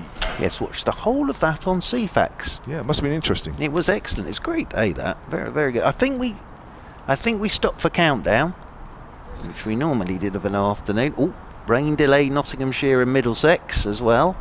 And raining at Wantage Road, and the umpires are getting together here for a light meter reading. I said it's got a bit gloomy. There is a feel of a bit of rain possibly on its way. But the old British weather's playing its part today as well. So are we staying on or are we going off? Because Fuller, they're probably saying Fuller can't bowl in this light, because he's quite quick, isn't he, Fuller? So I think probably James Vince wants Fuller bowling. So what are they going to do? They're going to bring a spinner on, I think, to keep us out there.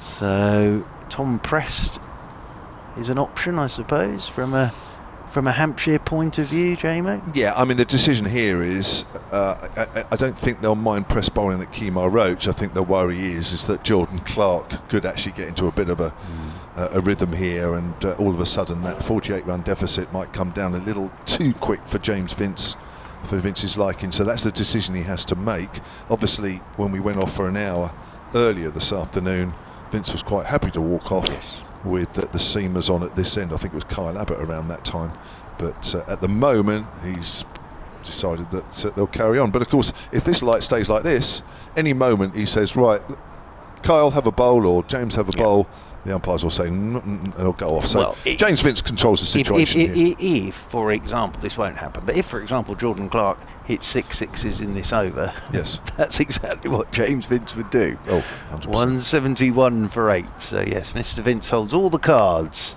at the moment. 171 for 8.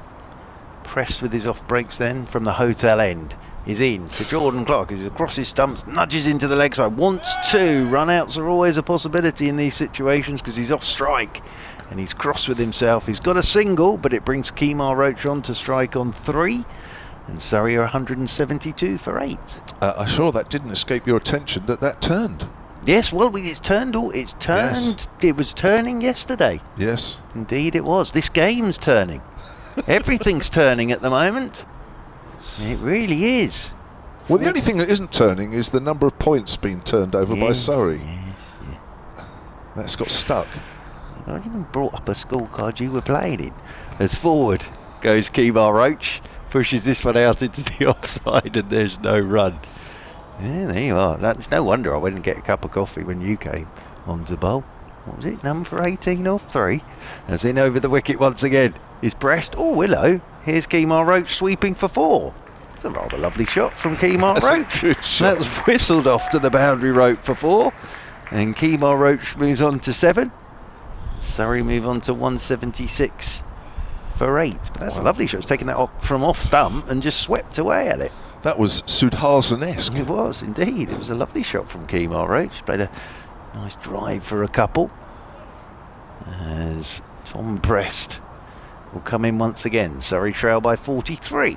As Kemar Roach will nudge this one straight into Fletcher Middleton's mid-drift. In there at short leg, and there's no run. But I do remember, actually genuinely, Kevin James, watching games of cricket on the CFAX scorecard. As this one's tossed up, that's better from Prest, and forward goes Kemar Roach, pushes this one away into the offside. But yes, that was also the year that the British universities played Surrey the day after the general election in 1997, because there were lots of photos of Sir John Major, having lost the election, coming to his beloved Surrey, as this is swung horribly into the leg side by Kemar Roach, but he'll get a single out there towards Gubbins at mid-wicket. One more to the total. Surrey move on to 177 for 8. Well, I've got my own CFAX story. Oh, lovely. Yes, I remember one year, and I can't remember the year, you'll probably tell me, where we played Surrey in a championship game. The week before, there was a one-day game at Woodbridge Road in Guildford. The day, that one-day game when Ali Brown got double hundred, was it? Or somewhere around double there. 100. And I fortunately got dropped after the championship game, having done nothing. I was then told to go home, whilst another 11, well, obviously another side was picked. Most of the side, probably I think 1 or 2 of us got dropped. And then I remember sitting at home, it was a very hot day, Sunday afternoon I think it was, and I thought I'd turn on CFAX. Here comes Dawson, forward is Roach, it's gone out square left side. And the page couldn't update quick enough with Ali Brown. I couldn't keep up with it, and I thought, thank heavens I got dropped. And it was probably the only time I thought I was glad I got dropped. We were talking about that when we were at Woodbridge Road for the one-day game this year. I still thank the Lord, as that's pushed back to the bowler, that I didn't actually play in that particular game. But you thank Ali Brown. Yes. That's very good of you. But he was the Lord, wasn't yes, he? He was. Lord. He was the Lord.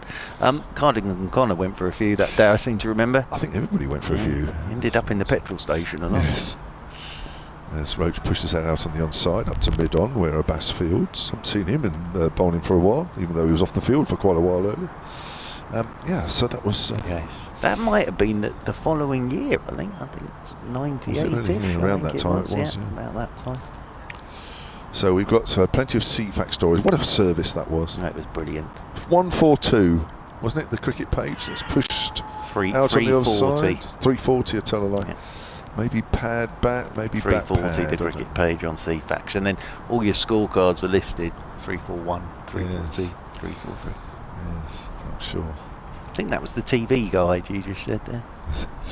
Oh, was it really? He goes for a swing, and it's over mid-on. Oh, high over Abbas's head. And that may actually be caught up, and it is. Abbas looked like he was jogging after it, and then I think he realised that actually there was more elevation than distance on that shot, so he actually had to increase his speed, and he got there in time. 180 for 8. Nothing wrong with that from Kemar Roach, is there? You know, the field's up, so if he thinks it's there, as long as he gets enough of it, there's a lot of acreage for him. Yes. Field spreads now for Jordan Clark. It's cut away.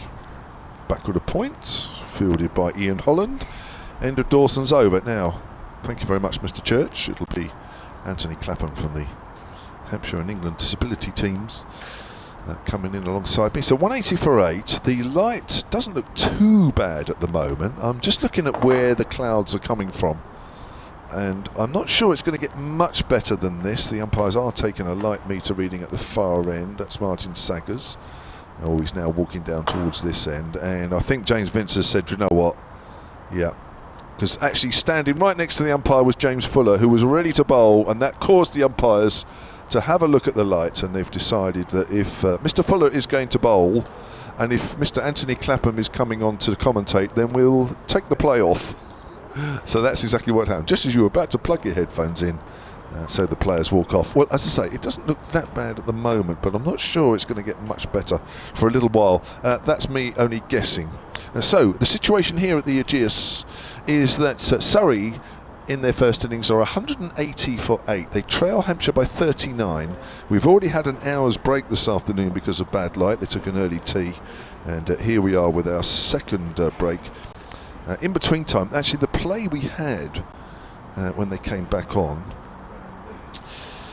was about 30 minutes, somewhere around there. Cameron Steele for 7, Jamie Overton for no, for no score. The 2 wickets that fell, 1 for Liam Dawson, 1 for Ian Holland. The umpires are staying out there for the moment. Surrey trail by 39, and once more, as soon as there's any play, because there is still a fair chunk that could be had today. We still have another 36 overs. If that can be bowled, then if we are back out, of course, we'll be back with you.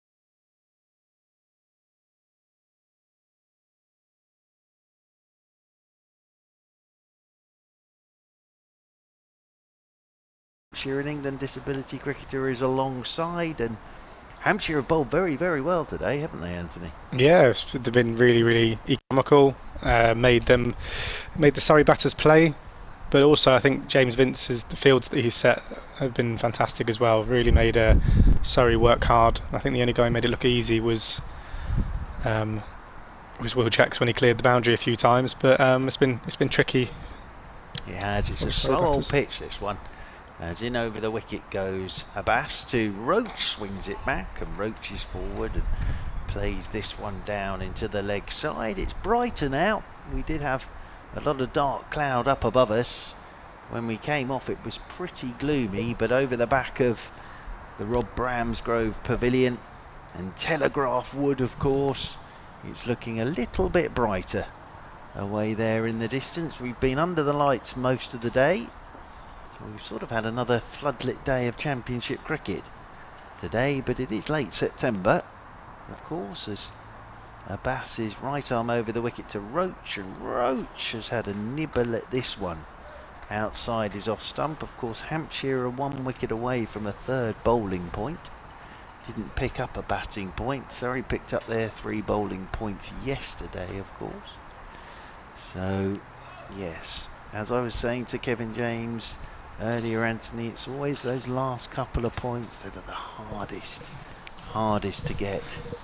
Yeah, and I think you're right. I think Surrey are just concentrating on trying to just creep ahead of Hampshire, and if they win this game, that's all that matters. They don't have to worry about any bonus points, malarkey. They can just get the win and get it and win and finish on a high, and I'm sure that's what they're looking to do.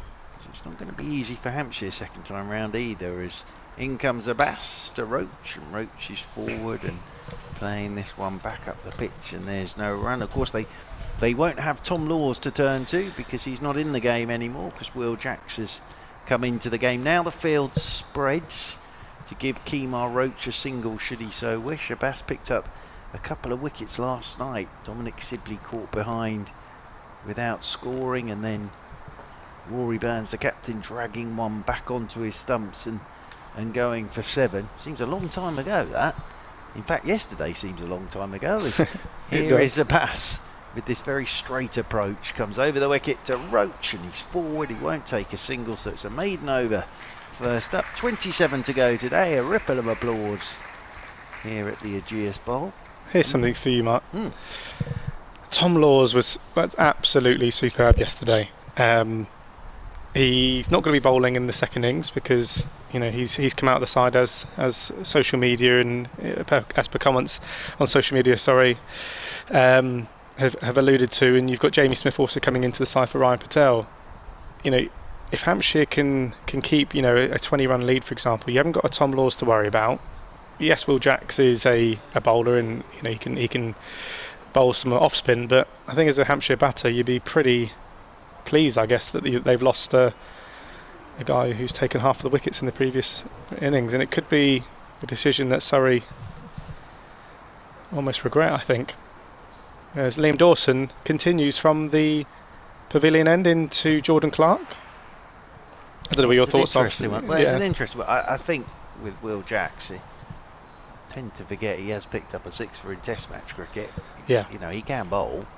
And we've seen with Dawson today, he's got height on his side as well, Will Jacks. Liam Dawson again into Jordan Clark. So Liam Dawson's been very economical today. He's targeted the stumps most of the day. However, the field is slightly spread now for Jordan Clark. He's obviously the main threat now for Hampshire. If anybody's going to be getting the runs in quick time, it would be Jordan Clark. So there's a long on, long off, deep cover, deep backward point. Nobody leg sides against the spin as Liam Dawson comes around the wicket left-handed, and he just drops it into the offside, thinks about the single, wisely says no. The other thing I would point towards is that 7 of Surrey's 8 wins this season have been batting last. They've been in this sort of situation a few times and then knock sides over cheaply in the second innings.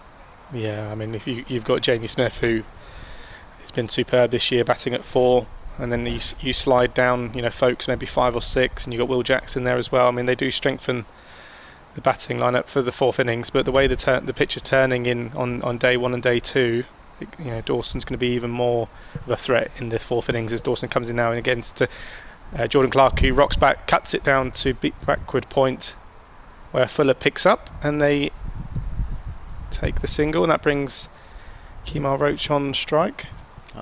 I'm almost stood here at the moment taking the 250 or 300 out the equation for Surrey. This is more about Surrey getting as close as they can at the moment to that Hampshire 219.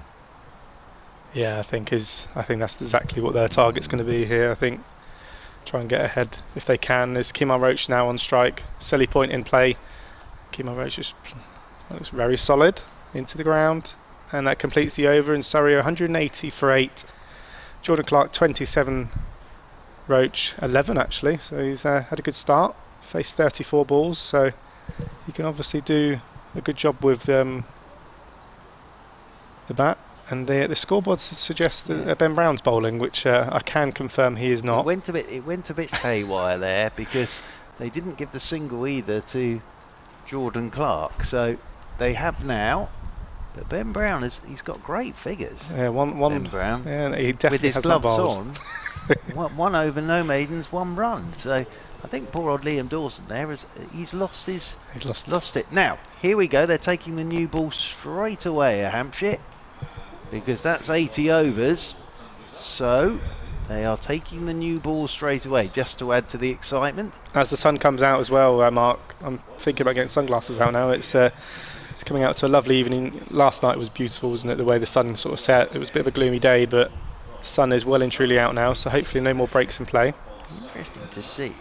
As in over the wicket comes Abbas, and this is turned by Jordan Clark. He's going to take a single straight away. Trusts Roach, doesn't it? Yep, absolutely. And that'll be 1 more to Jordan Clark. He moves on to 29. Would you keep going with Dawson with the new ball? Because it's a slow old pitch, isn't it? He's bowled beautifully today. Some spinners quite like to do it. Dawson's so experienced. It would point towards that Dawson might be coming out the attack, and one of the quicks, Carl Abbott, or we saw Fuller and Holland. I just wonder whether, if you're James Finch, you're tempted to give that new ball to Dawson. As in over the wicket goes Abbas to Roach, who's across his stumps. Half a shout for LBW, hits him up on the thigh guard. Rolls away into the leg side, and there's no run. Do you know what? I think with this two right-handers in, I think you would maybe, the way Liam Dawson's bowled today, he's obviously on 4 wickets, so he's keen to get to the magic 5. I think it brings 2 modes of dismissal in. If it obviously slides on and it brings LBW into play and bowled, or if it does turn, and it has been turning today, you bring the fielders, silly point slip. So I think you're right. Kyle Abbott will be chomping at the bit to get his hand on the ball, as will Ian Holland, James Fuller. But I think the way Liam Dawson's bowled from that top end all day, I can imagine that he will continue. There's a bit of a shout there. Somebody's let out a guttural roar down below us. They've fallen down the stairs. I'm not sure what that was, to be fair. As Ahmed Abbas comes in once again over the wicket to Kemar Roach. Ooh, that hopped at Kemar Roach. Has he got a bit of glove on that? It's flown away. No, it's buys. But that did. Now that has really leapt at Kemar Roach. Abbas, Roach and Clark are looking at that spot together. Now doing some forensic work, because that really did take off at Kemar Roach.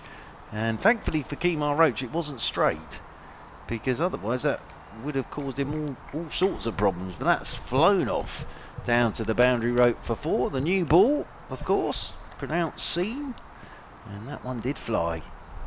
Interesting. As I say, I don't think it's going to be particularly straightforward second time round for Hampshire either, as Abbas is over the wicket to Roach, and Roach is turning this one into the leg side. Doesn't take a single because fielders lurking on that leg side. But yes, as I say, you always know it's done something when the bowler and the 2 batters are all stood together looking at a patch of the pitch where that ball really did take off at Kemar Roach. Yeah, it's and the fact that Hampshire's obviously got a bat on this again, and as Surrey, that's not the best sign. But from here, the pitch looks fantastic. It looks pretty good. I mean, it's broken up in some areas, but in over the wicket again goes Abbas, and Roach covers up. Very solid looking defensive shot from Kemar Roach. Plays it up towards Carl Abbott. Stood up there at mid-on. Nobody's gone home. There's been a good crowd in all day.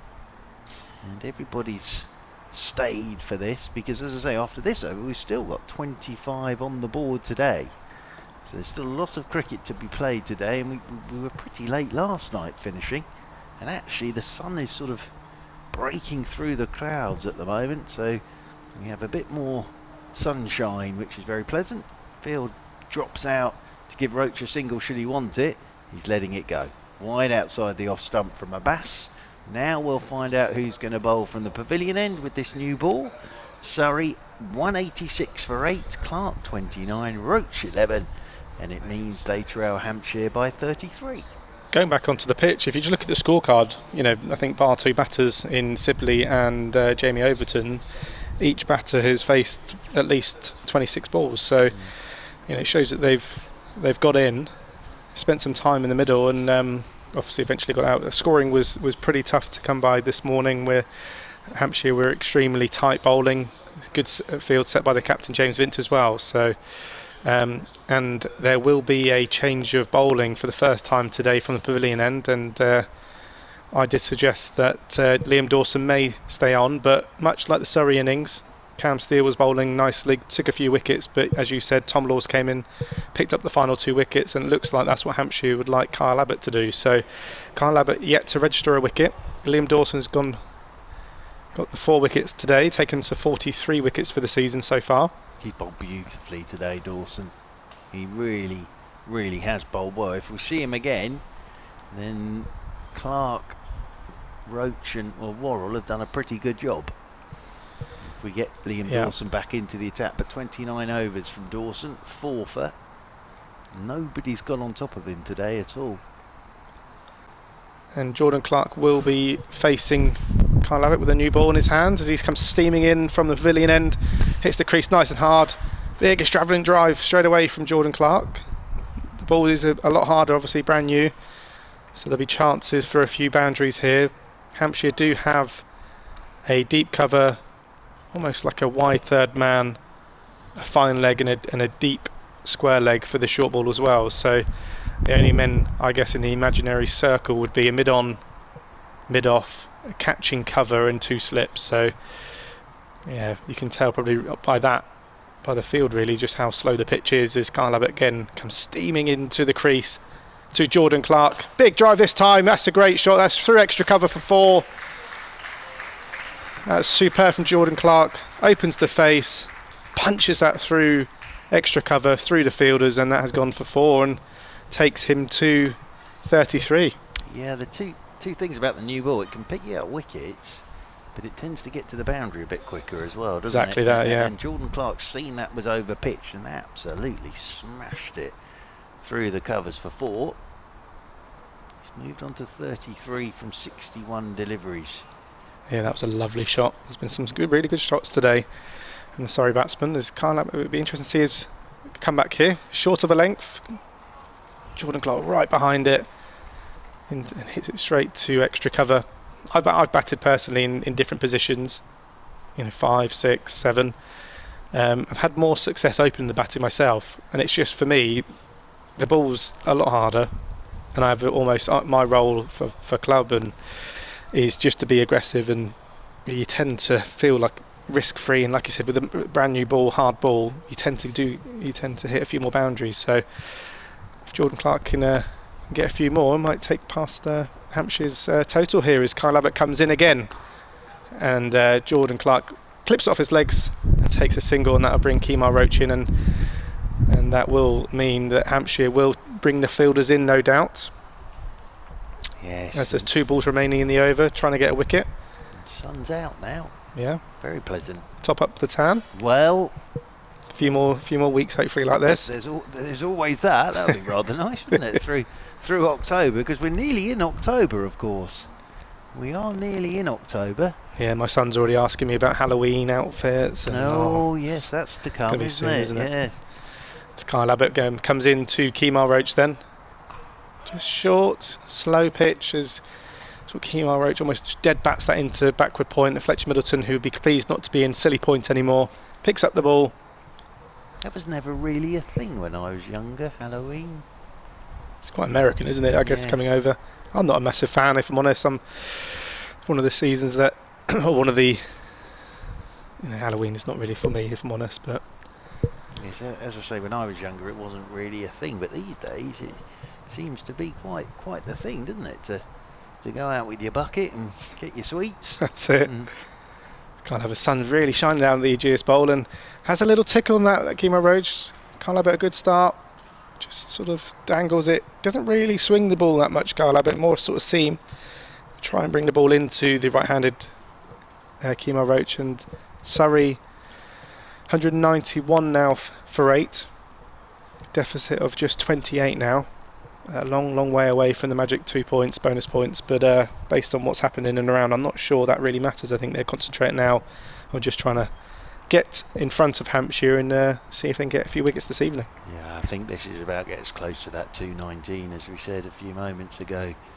Could have a one innings game here at the Ageas Bowl, as Mohammed Abbas to continue down below us from the hotel end, and they're back out at Wantage Road as forward goes Jordan Clark. He's going to take a single, one more to the total, so Essex 101 for 4. They were off for rain, then a bit of bad light, but they're back out there now. So Walters on 19, Tall Paul as he's known, and Tom Wesley the captain. He had a fantastic season.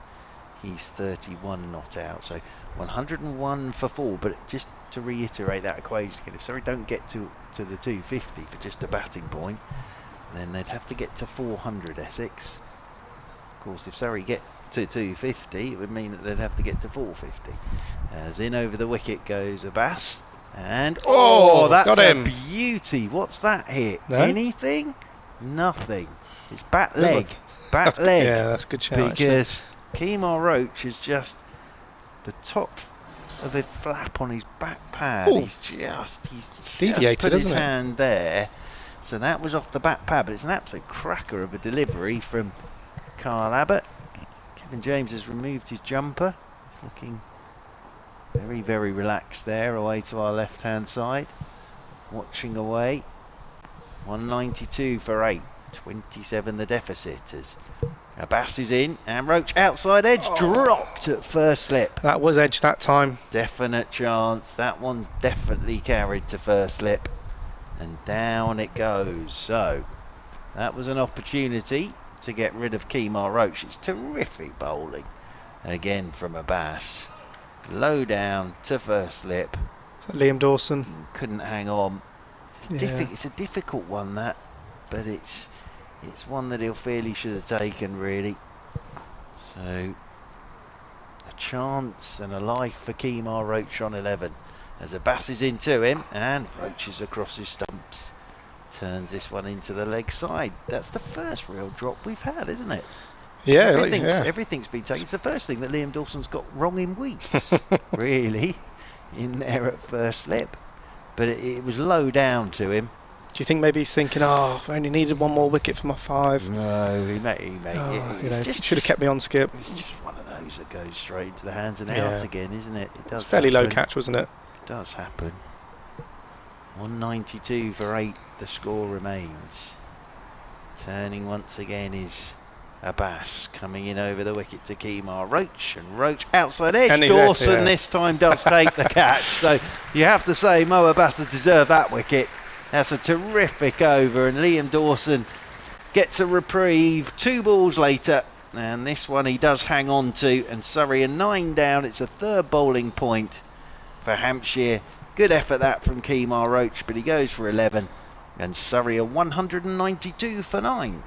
Yeah, that was a more comfortable height there for Liam Dawson. The first one was slightly low. Obviously would expect to catch it still. It's a bit of a slow pitch, but that one was around thigh height. So, yeah, comfortable catch there from Liam Dawson. He'd be pleased that it didn't cost his side any runs. I guess if you're going to be really critical of Jordan Clark there, his first ball of the over, he's taken the single, and he's got his partner on strike there, and Jordan Clark is a senior batter on 35 not out. Yes, Chemo Roach did face, I think, 30 odd balls, but Jordan Clark, I think, probably needed it to face the majority of the over there. Bear in mind, Hampshire have just taken the new ball. So the first wicket with the new ball, it's only I think 2.5 overs old. And this is now going to be very interesting. Yeah, because Dan Worrell will come out to the middle. Now, Dan Worrell, he has his own way of going about it. It can be very, very effective as well. He won't take a guard, he never does. Interesting. He's walking out there just whirling his arms at the moment, but Hampshire will be doing some batting tonight unless something extraordinary happens between Worrell and Clark, and they've been very good with the ball today, have Hampshire. So Surrey are looking like not picking up a batting point here, and they still trail by 27. So still trail by 27 at 192 for 9. Dan Worrell is coming up with a game plan here with Jordan Clark, who's played very well. Jordan Clark for his 35. And those two have a natter about everything. So Dan Worrell, I love it. This is, this is so good. Settle himself down over his bat. As I say, never takes a guard, Dan Worrell. He'll just settle himself down over his bat. This is the last ball of the over from Abbas. Abbas is into Worrell, and Worrell solidly forward. Plays it straight back up the pitch to allow Jordan Clark to be on strike, but well bowled Mohammed Abbas. 3 wickets for him, 2 last night, 1 this evening. Sorry, 192 for 9. Trail by 27. There is no mug with the bat. Worrell scored 220 runs this year, but that is an interesting interesting stance there, where he just literally comes in. How many balls to come, sir? Yeah, 1. Okay, no worries. Yep. Stands, near the stumps and hopes that his head's in a good position. Keeps it simple. His strike rate's 90, so he likes to get on with it. He's hit 4 sixes this season, so this will be interesting now. What Jordan Clark does. You've got Kyle Abbott. The sun is as bright as it has been all game, if I'm honest. It's really nice. Yeah, they could play on if it stays like this for a good few hours. 23 overs are still remaining in the day, so Kyle Abbott's going to come out of the shade of the pavilion and into Jordan Clark. The field is spread, just tries to play a dab over slip, and he's done really well. Come back for 2 at least, as Ian Holland picks up the ball and throws. That's an interesting shot, sort of dabbed it into the ground and went over 3rd slip. And Liam Dawson, so wherever they come, that's it. Yeah, it's that late dab straight into the ground, and with the new ball, it's just pinged like a trampoline. Just flew over the slip cordon for a couple of runs. So right, I'm trying to, for the listeners here who are obviously not watching, you've got fine leg, deep square leg, deep mid wicket, long on, long off, deep extra cover, deep cover. Literally the only men in is second slip and Liam Dawson. So I wonder what Jordan Clark's going to do here as Kyle Abbott comes in, short of a length. Great looking shot from Jordan Clark, just flips it through to long on. Well, the other thing that always comes into play in these situations is a run out. Yeah. Always comes into play.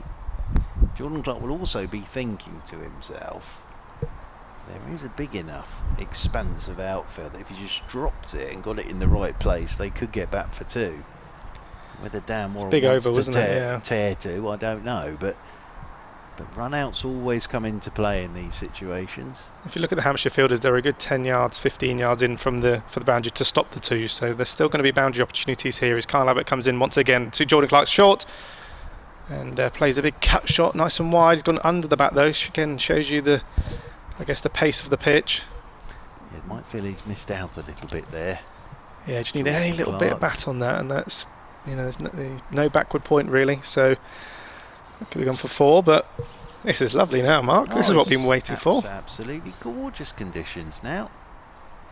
Feels like a batting day now, doesn't it? Surrey 194 for 9, so just 25 runs behind Hampshire, who made 219. Sudarshan batted extremely well this morning. As Kyle Abbott comes in once again to Jordan Clark, plays a back foot shot, cuts it through, and that's 4 runs, exactly what I was saying before. Missed out on the previous one, makes full use of that, and the 2 fielders on the offside behind square did not move at all, and Jordan Clark moves on to 41. Good batting that from Jordan Clark. Missed out on the previous one. He did. Jumped all over that one. Absolutely hammered that for 4. I did message him last night actually to try and get some inside information about who would be coming in, and I did say to him it'd be good to commentate on you tomorrow to If you got a few out of the middle, Jordan, he's obviously doing now, 198 for 9, sorry. Bit fuller this time, and that'll work out perfectly for Surrey as they come through for one leg bye. And that brings only one ball left. Danmore's going to have to play an unnatural game here, I think. He's got his own technique, but it's a very solid technique. But he does tend to put back to ball, but he's only got the one ball of the over to face. Interesting tactics. Usually 4 balls into the over, they'd bring the fielders in, but they didn't, and they obviously take the single. They know about Worrell as well. Do they only takes one ball, does it? And there's a single there if he wants to take the strike back as well. Kyle Abbott now into Worrell. No shot taken there, and wide outside off stump, and that'll conclude the over from Kyle Abbott. So good shot from Jordan Clark earlier on in the innings. Takes him on to 42 off 69. Surrey now 199 for 9. So just 20 runs now behind Hampshire. Just to give you some scores around the grounds. Essex are 103 for 4. Kent are now 267 for 4 versus Lancashire chasing 327, so they've batted really well today. Compton 95, Joe Denley is 64 not out. And looks like there's a rain delay at Trent Bridge. Nottinghamshire are 38 for 2 after Middlesex 366 all out, where Ryan Higgins made 137.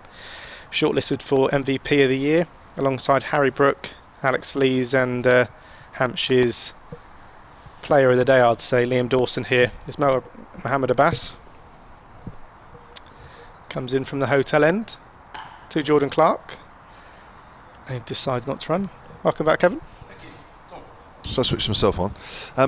This is like a one innings game now, isn't it, really? I mean, unless this partnership put on loads, which I'm sure it might, but it's effectively now a one innings game. You've taken your jumper off. Yes. Sun's out. Is that Guns warm? out. You used to keep your coat on.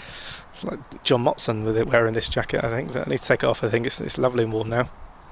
I did bring some sunglasses today because yesterday was difficult when the sun, because obviously it's later in the summer. Yeah. Sun sets quite low, and we're up in the gantry here, and it's a lovely evening now. It's beautiful. 21 overs, and hopefully we don't get any more interruption. Field spread to Jordan Clark as Mohammed Abbas comes in once again. Full, fielded off his own bowling. No real sign of swing. But the new ball was only, I think, 5 overs old now. As Mohammed Abbas chats to James Vince with a field change. He takes second slip out, which is himself. James Vince thinking moving himself to a gully, but no. Captain wins and puts himself back at second slip. So Liam Dawson at first slip is just taking a catch last over after dropping Kemar Roach 2 balls before. And then everybody else is on the boundary. So much like the Ashes earlier in this year, Ben Stokes had to hit over the fielders on the boundary. Jordan Clark's got to do something similar to this. It's wide. He decides not to run. So good shot for none. Amazing field, isn't it? Everybody on the boundary bar the 2 slips. Yeah. Incredible. With a new ball, I'm not sure Mohammed Abbas has fielded to this bowled to this field, many times. They've got to get to Dan Worrell at some point, and one more. Oh, hello. One more coming out. So there's now only one player inside. Obviously, other than the bowler, the keeper, you've got Liam Dawson at first slip. So the ramp is on. If Jordan Clark's got that shot, he can ramp it over the keeper's head for 4. As Mohammed Abbas comes in now to Jordan Clark, who bowls full. Bit of shape away actually there. Jordan Clark just tries to guide that now to third man and misses. There's a little bit of extra kiss on the surface with the new ball, isn't there, really? Yeah. Nice skiddy bowl. I think with Mohammed Abbas as well, that is generally an option. If he does get it a bit too full, you could ramp. You know he's not going to bump you. If he does, I think you've got time to try and get under it, like we saw with Will Jacks with Ian Holland earlier today, just clipping off his legs for a couple of 6s. But Hampshire will be delighted with the fight back. They've bowled really, really well today. Run rate's never really been any more than sort of 2.5 and over as Mohammed Abbas comes in to Jordan Clark. Let's see what he's going to do here. And it's a big swipe, and he hasn't ramped him over the slip, but he has almost hoiked him over slip, and it's top edge and flown down to third man for 4 runs, and that brings up Surrey's 200 in 84 and a half overs. Still no batting point though, another 50 runs yet. As Mark Church is looking around thinking what could be really, but Jordan Clark's had a big swing there, and I think, to be fair, he's batted really well today. Moves on to 46, so just 4 away for his 50. There's only 1 ball left in the over, so Hampshire bring in the fielders. James Vince brings in the fielders. You've got a third man now, fine leg and deep square leg. Everybody else is in the ring, so I wonder what Jordan Clark's thinking here. Dab down to third man, a flick of his legs here if he stands out offside. Try and get off strike, or does he go for the boundary to get up to 50? Let's see. Mohammed Abbas runs in from the Hilton end. Full, smacks down the ground, and that'll be Jordan Clark's 50 with a superb drive down the ground. Muscled it through to the long off boundary. Shakes his hand with his batsman Joe Worrell, and salutes his fellow players in the balcony there. That's a good shot, that. 75 balls, 8 fours for Jordan Clark. I've got an email here about him actually, which might be an apt time to read it out. Actually, Devon Nostrand, sonofcricket@gmail.com. He says, good chance for Jordan Clark to further entrench his position as Surrey's player of the season. He's followed up a 50 average season with the bat last year with a 20 average season with the ball. This year he's got the ability to resuscitate Surrey's innings. A rare, truly genuine all-rounder. What a great signing he's been. Shame he's not a few years younger. We may have seen him in England colours. He does, I must admit, every year I see him, he gets better. I've often mentioned when he was up at Lancashire, he never really showed this sort of promise. Surrey have turned him into a genuine all-rounder. He was a bit hit and miss at Lancashire when I saw him in his early days. His brother did quite well yesterday for Durham, didn't he? So got 100 yesterday. Oh right, okay. So obviously talented family. Yeah. And maybe Jordan would like to emulate his brother and try and get another 50. That'd be something Surrey would be desperately in need. But there's been a bowling change here, Kev. Yeah, Liam Dawson round the wicket from the pavilion end, and Worrell's cutting it away to backward a point, and James Fuller almost overran it. Managed to reset himself. Yes, his second half century for Jordan Clark this season with 100 as well. So it's 207 for 9 and 12 runs away, or 12 run deficit for Surrey at the moment, with 21 overs left in the day's play. So still a fair chunk as Dawson comes in and bowls. Worrell's pushing forward, it goes along the ground, and my word, Fletcher Middleton is in very close there indeed. Can almost shake hands with the batter. He's that close, I'm not sure they will. Worrell's faced 4 balls. Yet to get off the mark as Dawson comes in. And bowled! Oh, there's the end of the innings, and that ball just seemed to come back with the arm. It didn't really turn, it didn't grip, and Worrell played outside the line. It went between bat and pad, and there's Dawson's 5th wicket.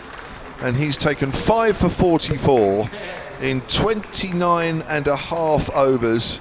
And well, what more can we say about Liam Dawson? I'm not sure there is much left to say about Liam Dawson, only that that's his 4th 5-wicket bag or more of the season.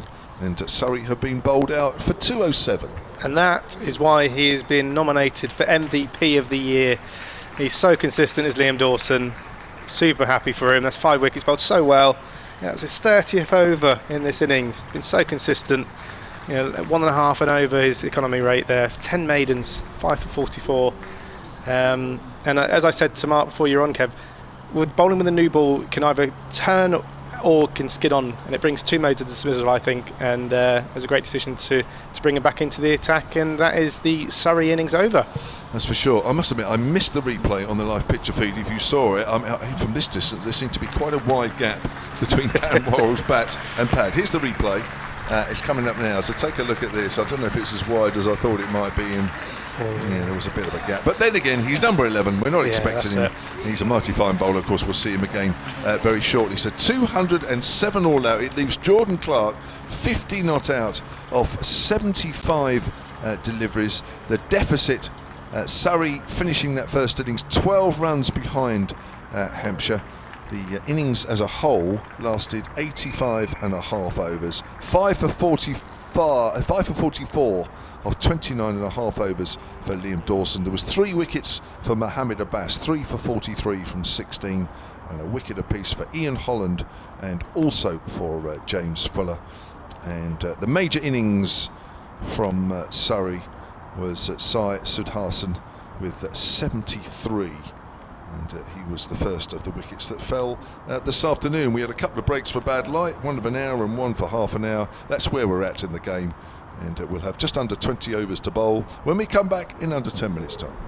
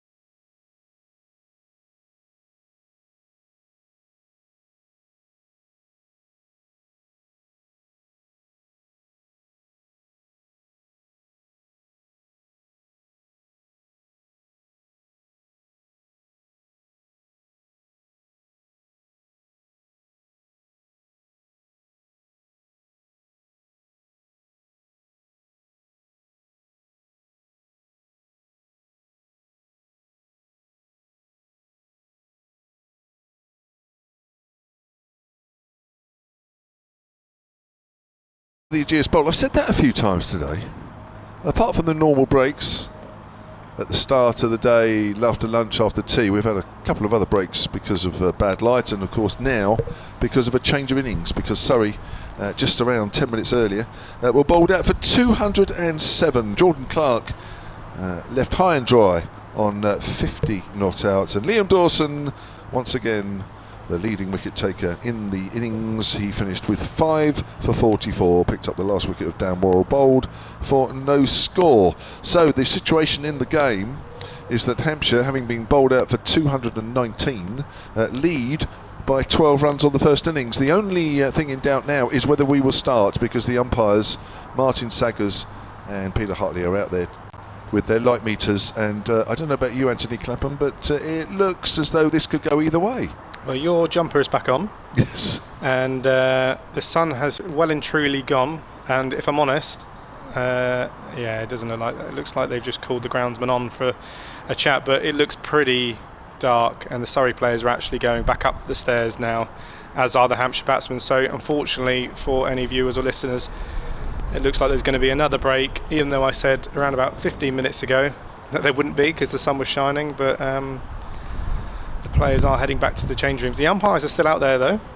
If you're watching on the feed, you probably could see, but you can see the players going back up the steps. Up there, the groundsman, I think it's the head groundsman, is going to chat to the umpires now, but there's no rain. It's quite it's quite windy here, so as you can see from the trees from right there, Kevin, hopefully this sort of blows over. It looks pretty clear to our left, which is where the weather's coming from. And I know you have said to me earlier that the weather is usually pretty bad coming from. Is that from Portsmouth?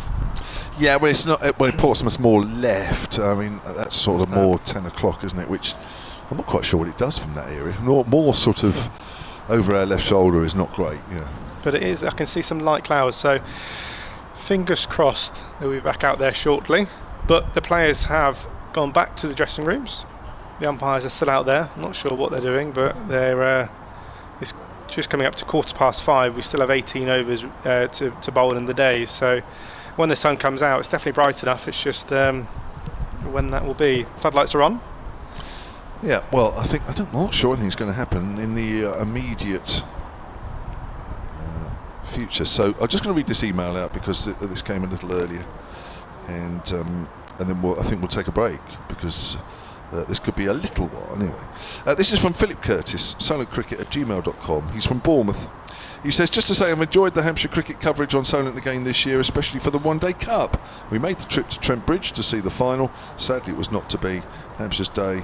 Sadly, it was not to be Hampshire's day, sorry. But it was so close and really could have gone either way. Keep up the good work and have a good off-season. That's Phil Curtis from Bournemouth. Phil, that's very nice of you to say. We've had a few messages today. Thank you for all of those. We've had a ball throughout the season, and it's not quite over yet. But maybe today it might be. As you said, Anthony, there's still 18 overs left in the day. So we could be here for a little while yet, but we'll take a bit of a break.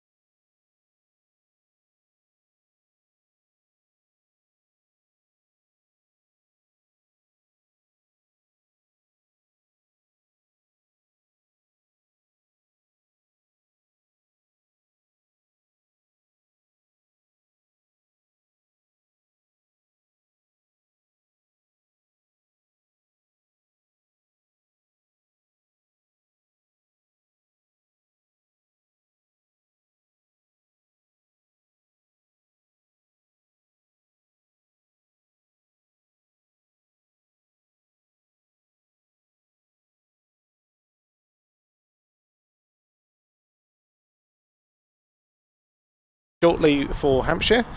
Just to give you some scores around the ground so far, looks like they're all playing again apart from Durham.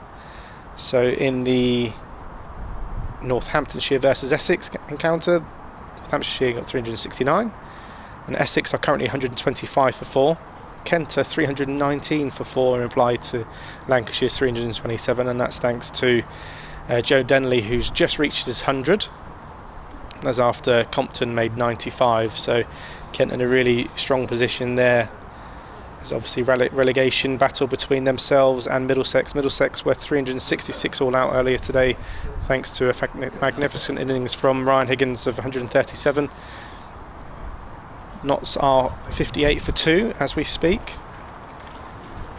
And Bamber has taken both the wickets this morning with Hamid and Mullaney. So, as you probably can hear, ripple of applause from what remains of the Hampshire and Surrey faithful today, as Fletcher Middleton comes down the steps with Toby Albert. And it looks like Kemar Roach is going to be opening the bowling from the hotel end. In the first innings he bowled majority of his overs from the pavilion end, where Worrell was working his magic from the hotel end. So it looks like they're going to switch ends here.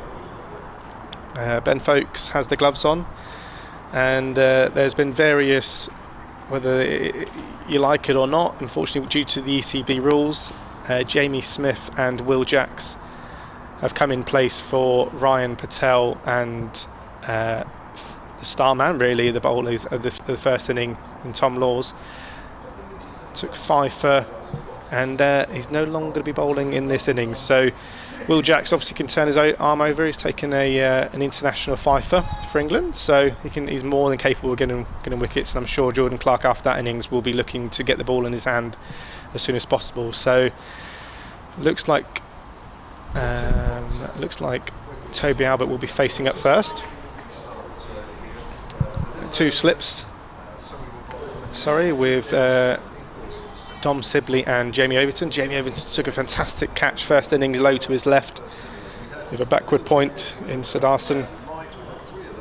Looks like Jamie Smith comes into the covers. Usually obviously would be donning the gloves himself. You've got a catcher on the leg side just short of mid-on. Kemar Roach now begins the Surrey bowling innings, comes into Toby Albert, who shoals and leaves. A bit of a loose one there. There's a breeze coming from left to right as we're looking from the hotel end. And I'm joined by Kev James. Hello again. Do you know what? I just had a quick word with Mark Church to the side of me, and I said, is this the lowest amount of bonus points you've got in a championship game, apart from last week? Because, of course, he didn't go particularly well at Northampton either. And he thinks it might be. Yeah, it's been a bit tough to watch. Oh, good start from Kemar Roach, who's bowling from the hotel end. Bit of in-swing there. I guess it shapes with where the wind is blowing from left to right. Finds the sort of outside edge for Toby Albert as he tries to turn it through to the leg side, but the pitch is a bit slower and drops safely in front of him.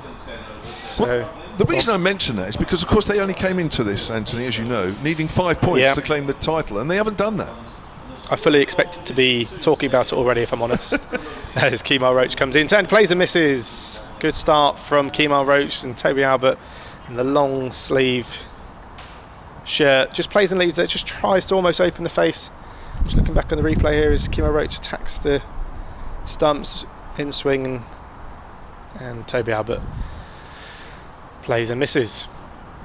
So it's good to see there's 2 youngsters opening the batting for Hampshire, very different to the experienced members for Surrey of Rory Burns and Dom Sibley, as Kemar Roach now attacks wide of the crease, comes back, and that is a fantastic leave. There's good ones and there's bad ones, and I'm going to say that's a good one. What thoughts?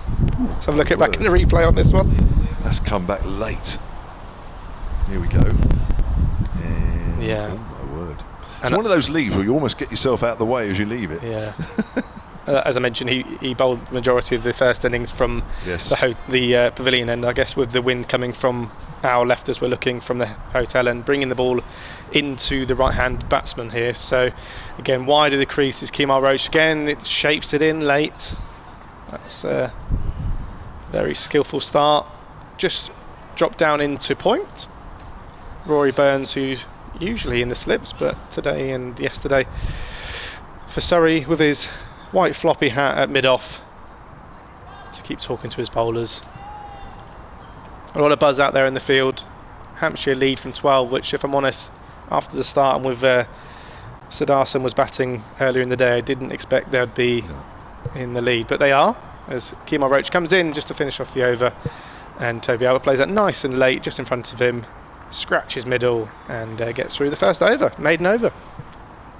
Now, of course, as we go into the second innings of this game, for every player here, as it will be around the country when they get to their second innings, this will be their last innings of the summer. So a chance, well, that maybe rather belatedly, to make a score and finish the season off well. And I'm looking at Toby Albert, who's been given these last 3 games as opening batter to Fletcher Middleton. No secret that Hampshire are looking for an opening batter to partner Fletcher Middleton for next year. Will it be an internal appointment? Might they even find somebody from elsewhere? But Toby Albert, 26 and 31 in the game against Somerset here, 39 and 7 against Essex at Chelmsford, and 11 in the first innings in this game. So, well, it would be nice to finish off with maybe at least a half century that would have the coaching staff and the powers that be thinking, well, is Toby Albert perhaps the one?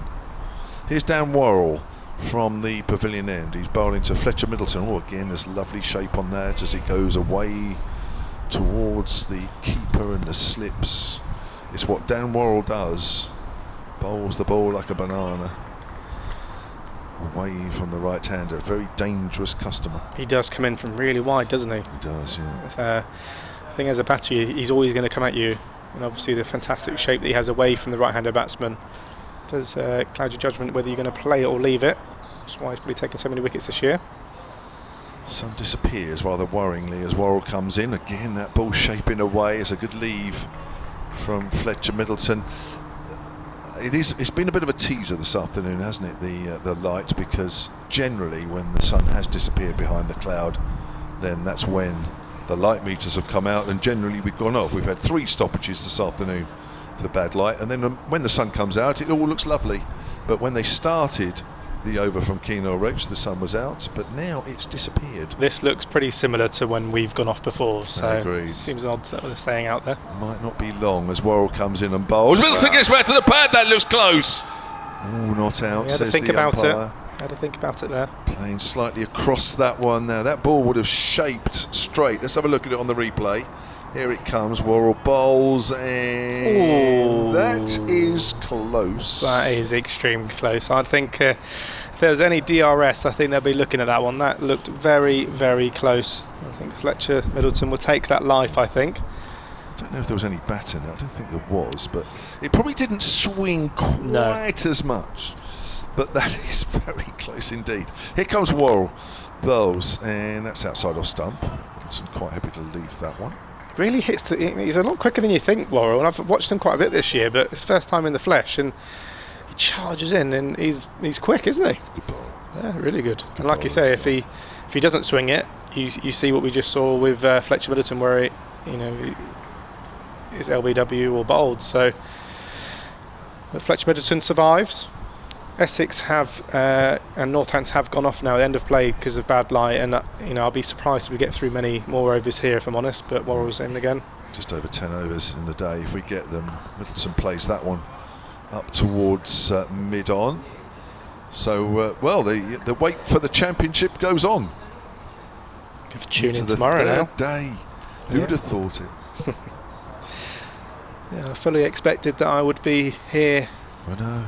Having a cup of tea with Mark, celebrating with him or congratulating him, but that will I might have to give him a message on Twitter or something tomorrow to congratulate him if it gets that far. But Hampshire are doing really, really well so far, so Essex fans will be hoping.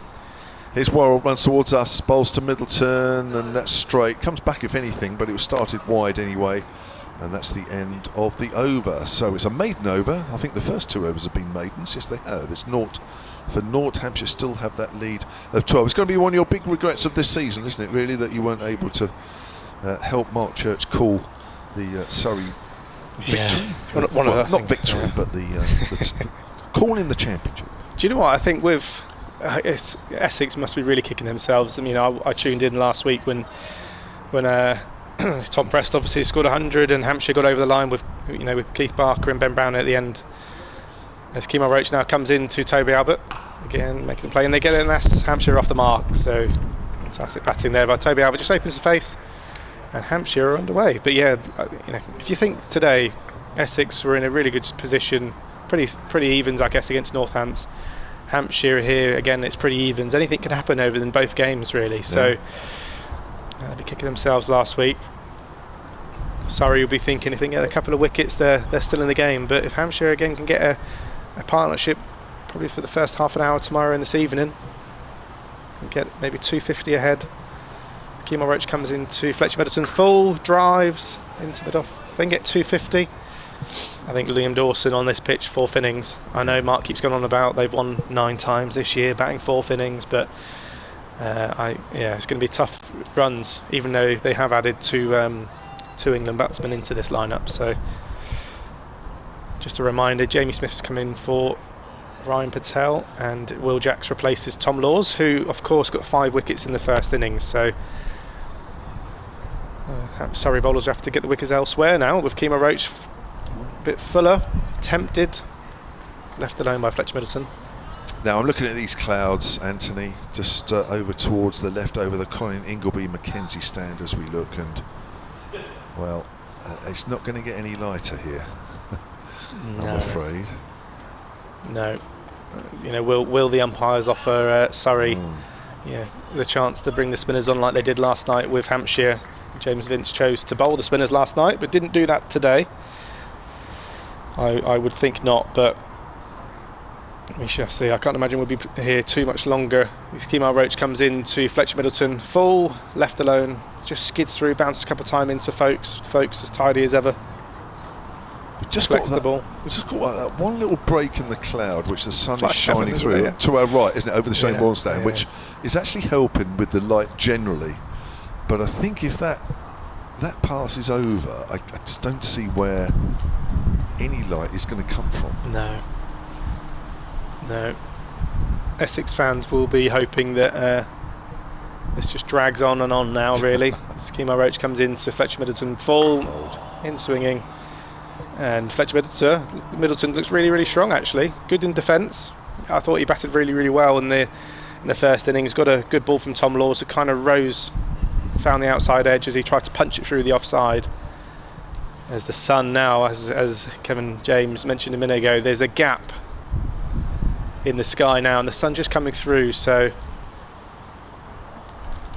hopefully there'll be a bit more play here. There's still 9 overs remaining. Whether we get anywhere near that is another thing. As Kemar Roach comes in full, clipped off his legs, and there is a fielder there with no run. Will Jacks is there at short mid-wicket, and that concludes the over. So a watchful start by Hampshire, 3 overs. Toby Albert's off the mark with 1. Middleton, who's faced 11 balls, still yet to get off the market, and Hampshire are 13 in the lead, so effectively 13 without loss. Yeah, some late in-swing there for Kemar Roach, which will need some careful negotiation. Yeah, I struggle against in-swing. Head falls over, just end up kicking it. Still difficult, isn't it? And then, of course, the ones that he's just pushed out wide in that over, you want to drive, but you think, I'm never going to be sure if it's going to come in or stay out there. So, good leaves. Some good leaves. So 3 overs of the 12 we've had. Hampshire won without loss in their second innings. It's Albert to face Worrell. Off the back foot there, hits the deck, does down Worrell, hits the bat equally as hard. Pushed up towards mid-off, and there's no run. Then at Canterbury, Kent are now in the lead by 1 run. So Denley's in, 104 not out. Finch 19 not out, so Div 1, I think that's the only other game that's live at the moment other than ourselves. So Kent at the moment in the live table are just 1 point ahead of Middlesex. Middlesex second from bottom, Kent third from bottom, outside the off stump, and that's left alone. Northants, we know, are already gone, and it's between Kent and Middlesex who go down. 1 point in it. Sorry if you're listening, there's a massive gust of wind there coming through. And he's blowing all of Kev James's notes from the whole season there. So here we go. yeah, I think this is getting pretty dark now. I certainly wouldn't fancy facing Worrell in this, and this is darker than it has before. So this is it. I think They'll go off. There's no way they'll Yeah. stay. And that light meter won't say that it's okay. no. I think this could be it, everybody. That's it. Yeah. So, one without loss, Hampshire. We've had 3.2 overs of a possible 12 in this innings as the players make their way back to the pavilion, and it is dark because that little light that the sun was shining through in the break of the clouds has gone, and it was just a matter of time until we got to this position. Toby Abbott is 1 not out, Fletcher Middleton 0 not out, and the Hampshire lead is at 13. I think the umpire's Anthony going to stay out there for a little while, but I don't see too much break in the cloud, do you? But it's been I can't see it. But it's been a fantastic few days being with you and Mark and Kevin Howes there, and I think you've got Emily Windsor in with you tomorrow, who's had a successful season. So I'll be tuning in to listen to you guys. Hopefully we'll see a bit more cricket, but I'm very doubtful, if I'm honest. Yeah, I agree. Thank you, Lewis. It's your first year with us. Yep. Only your 4th day, I think. Oh, look, there you are. A round of applause from Kevin Howes and Mark Church. And it's lovely. I know we're very lucky down here. We've got a sort of nice group of commentators, and I know you're sort of very much part of that now. So, I mean, hopefully you're around next year and we'll hear a bit more of you. Yeah, I would do. Thanks so much. Brilliant. Well done, Nancy. Thank you. Well, we're talking as though that's it, and I have to say it does feel as though that's it at the moment. But rest assured, if there is any more play, at least I'll still be here, and so will Mr. Church and Kevin Howes as well. I know Angie will hang around, but as I say, it looks as though that will be it. If it is, thanks for listening and watching, and we'll be back tomorrow morning bright and early at 10:30.